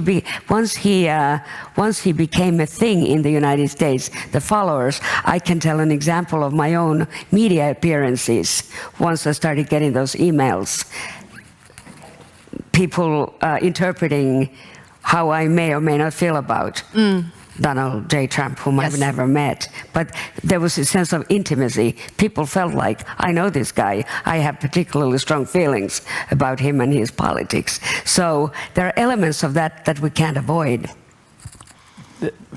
About Trump traveling. Yes. Sometimes started thinking like, okay, how can this polarization and all that, in the United States, it's a two-party system, so polarization is different from a multi-party system by some definition, at least. So Trump travels via somewhere else. West is somewhere else, Brazil. So you have Trump, two-party system. Then you have the tropical Trump, Bolsonaro. And why is that relevant for us? Because in Brazil, Trumpism happens in a context of multi-party system where you have Trump kind of thing that could not become government alone, And then you have the equivalent of what would be traditional business right, center right parties all over the world, in most places, who are like, ooh, here's this, bad behaving, no table manners kind of racist, anti-feminist kind of thing. And here are these center leftists that are maybe not so radical, but still I don't like their economic policy. So when the Trump part starts adjusting their economic policy to please the business right might opt for that. Like, okay, I don't really like, the bad table manners, but, I choose this. This is what happened in Brazil, and I've been telling ever since that this is something that might happen somewhere else. And here we think about Sweden, we think about Finland, we think of recent election in Spain. Sometimes it doesn't, sometimes it does, but the sort of way of Trump resembling political expressions getting to power is not how it happened in the United States, but it's how it happened in Brazil. But Johanna, I wanted to ask if Trump is the only reference point here, because we have our very own European political phenomenons as well. Like, why do we keep referring to this one guy? Well, I think it's because of this Euro-American current. I think that's what explains it. I don't think I think analytically, if we want to be sort of clear and precise, we should not talk about Finnish politics through the lens of Trump or US politics, because it's a very different political system. Like you said, we find a lot more relevant examples from Europe, and you can see that the ideological trends, they really travel very sort of intensively in Europe. And if you look at the sort of right-wing populist ideology, the radical right ideology in Europe is actually, we can see a lot of those features that are now sort of becoming more and more prevalent in Finland and in government politics. One of the sort of issues that I've been sort of following quite worryingly is these sort of attacks against journalism, media, attacks against sort of expert knowledge. Now, for example, social media discussions, if you code, it looks quite toxic in Finland, and racist attitudes, also climate policies. You can sort of kind of follow them from not sort of looking at specifically Finland, but more widely European political currents, and that's the context I think it's most relevant for Finland. Of course, Trump is part of this wider phenomena, so we should not completely sort of overlook what's happening in sort of at the other side of the Atlantic, but it becomes, I think sometimes it becomes very sort of blurry, kind of our analysis, if we find our references from US politics. Can I follow up? You mentioned contemporary Euro-American currents there in the title. I think the other part also plays perhaps an even bigger part of why Trump is dominating the conversation, and that's politics outside politics. So how many in this room follow, political comedy from Germany or France or Italy, which are in many ways much more relevant to our day-to-day political life in Finland, but there's questions of language, there's questions of sort of just budgets and production values and so forth that sort of steers us towards viewing often world politics through the lens of the US, and especially in Finland, where most people speak English and can follow along in English conversations. That's not necessarily because of any political relevance from the US, but more because of this reach in forms of media and entertainment that shape our understandings. and that he started the politics outside politics phenomenon in recent times anyway, so that pop politics became a thing, celebrity politics became a thing. Suddenly it didn't really matter at all in terms of substance questions or policy questions what he represented. He became a thing because people wanted to go to the rallies and experience this phenomenon, and people were fed up of politics in Washington, D.C. So ultimately, no policy issues had relevance, or moral issues. For example, the Christian right, you would have thought that their moral compass would have been somehow shaken by some of the elements, but not at all. On the contrary, they got attention also. So there were all kinds of pacts. But the bottom line is that it didn't used to be this way before his presidency,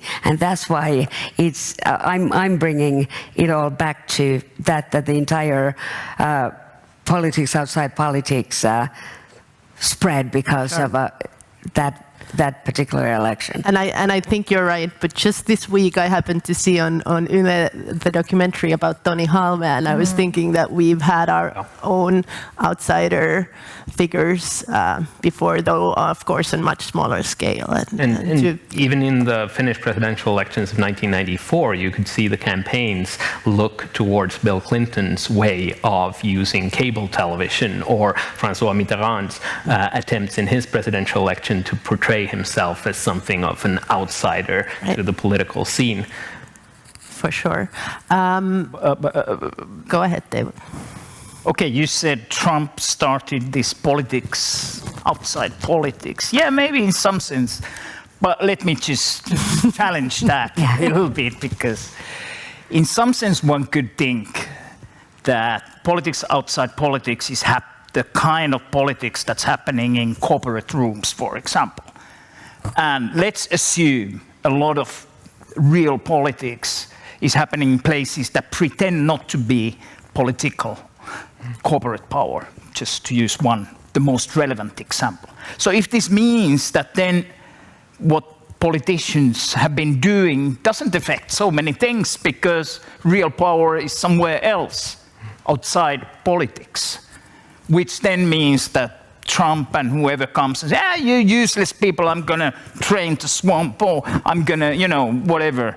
So the real politics outside of politics has been happening outside of Trump, and Trump is taking advantage of this fact that there is politics outside of politics, and as long as we don't see it as politics, there are more serious I also wanted to implications to challenge democracy. In similar lines, and also if you look at historically, I mean, manifestations of politics outside politics can be found in various places in different eras, and I think we come back to the concept of politics and the idea of politics. If we reduce the idea of politics to parliamentary politics, or only look at those arenas, then you can perhaps say that there's been some ruptures in those terms around the sort of mid 2010s.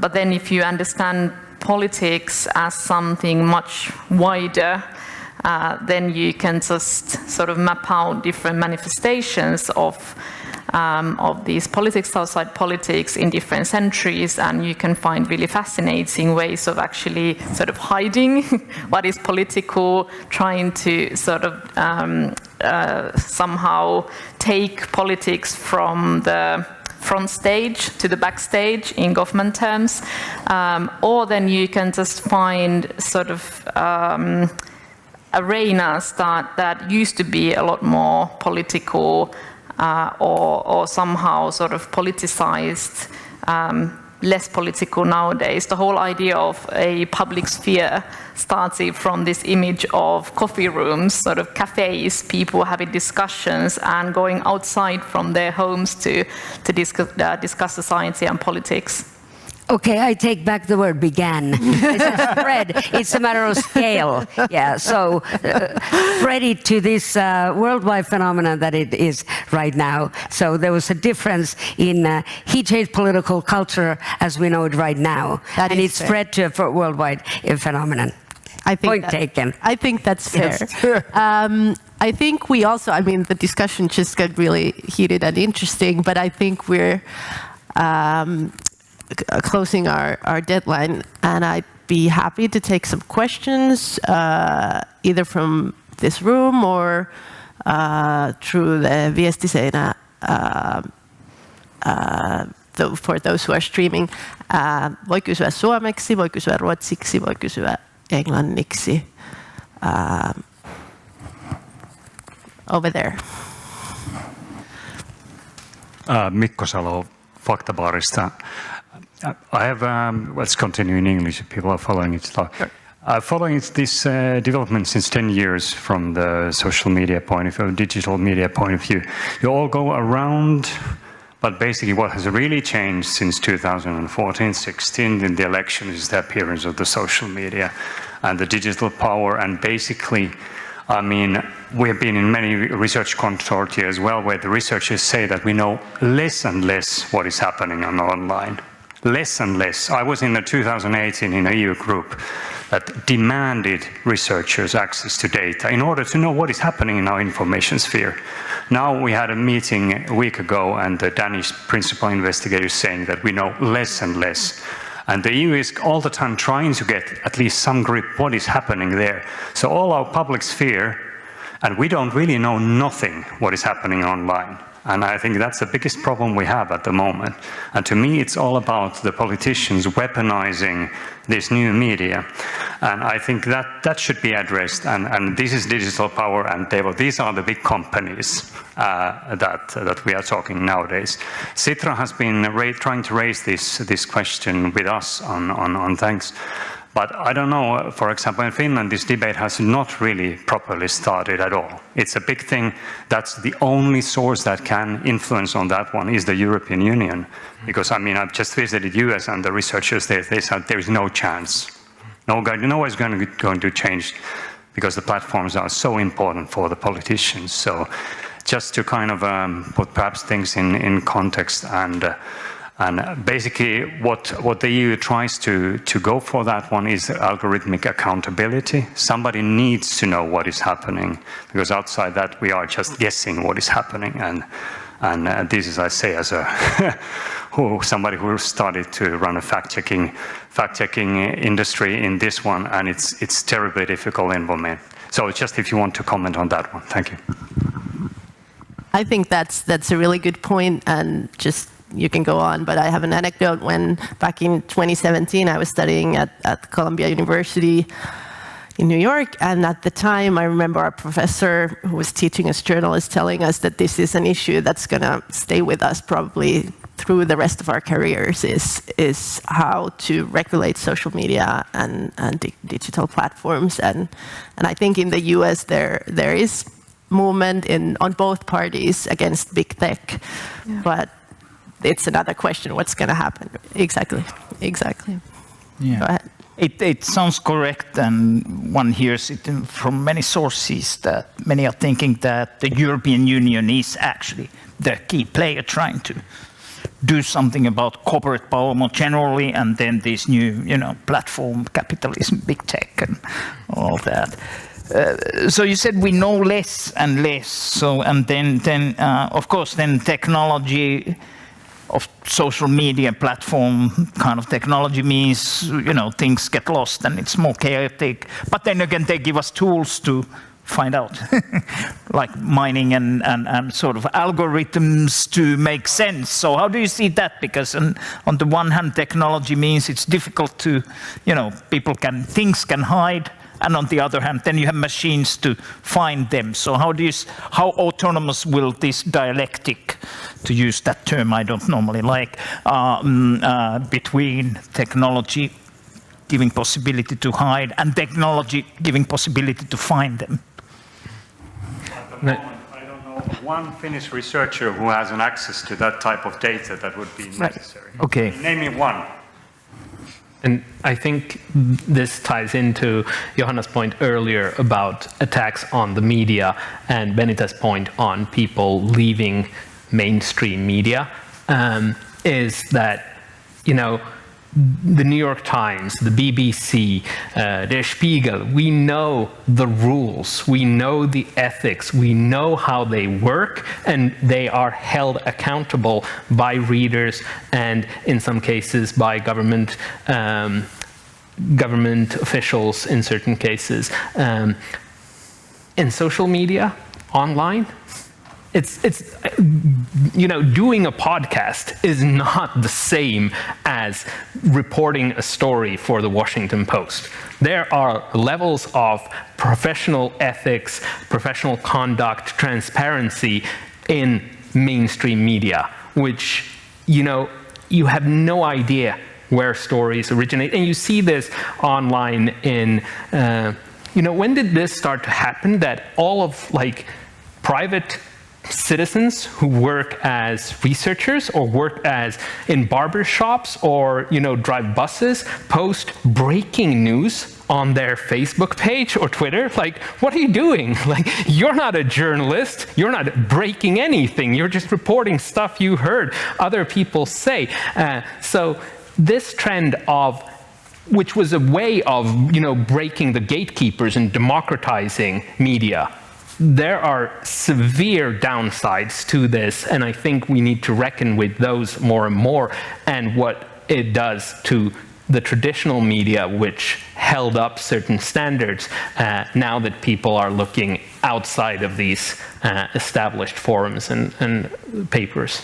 That's what Mikko was mentioning. Very important. This, I mean, this it's a very perhaps too big of a question for the panel, because it's. I mean, Anu Bradford has really interesting and relevant research on how this sort of competition for digital power, digital leadership, it sort of circulates around three models. You have the European model based on sort of rights of citizens. Then you have the US model, which is a sort of free market model. And then you have the Chinese model, which is about controlling the online environment. And according to her analysis, it's I mean, the US model is currently very much sort of winning the battle. I mean, European model, we sort of have to defend it, that we should emphasize more transparency,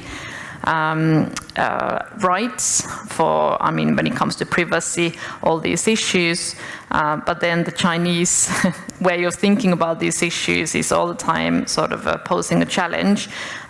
This is certainly politics outside politics in a very sort of a much wider scale than we perhaps can even imagine. But then one minor sort of detail I wanted to bring up is this is also what this sort of online political environment is doing to our political discussions. For example, in the elections now this year, many were sort of surprised that, oh, there were candidates who were campaigning on TikTok. Like, I have no idea what's happening there. Like, what types of issues are being raised? How are they discussed? Who is following them? And this turned out to be, I mean, this is the first election, of course, when TikTok was a platform that actually facilitated the support for these particular candidates. Many of us have absolutely, I mean, it becomes the public sphere that there's access to that, but many don't actually go and follow those discussions. For sure. It's like those cafes, you might be in one, but you're not exactly in the other one. And also, I think we need to point out that there's an interest for politicians to move outside of traditional media, to go to TikTok. Or years prior, you know, when cable TV became a thing, American politicians bought time on cable TV because they could speak directly to the people without having journalists question them or filter their words. And turns out actually having professionals question them or filter their words was a good thing. And now cable TV is being broadcast through podcast. Other questions? Muita kysymyksiä? Me ollaan varmasti komeasti yliajalla, joten I think we're gonna wrap it up. But thanks a lot. It was a great, interesting discussion, at least for me, and I hope you enjoyed it too here as well as at home. Thank you. Thank you.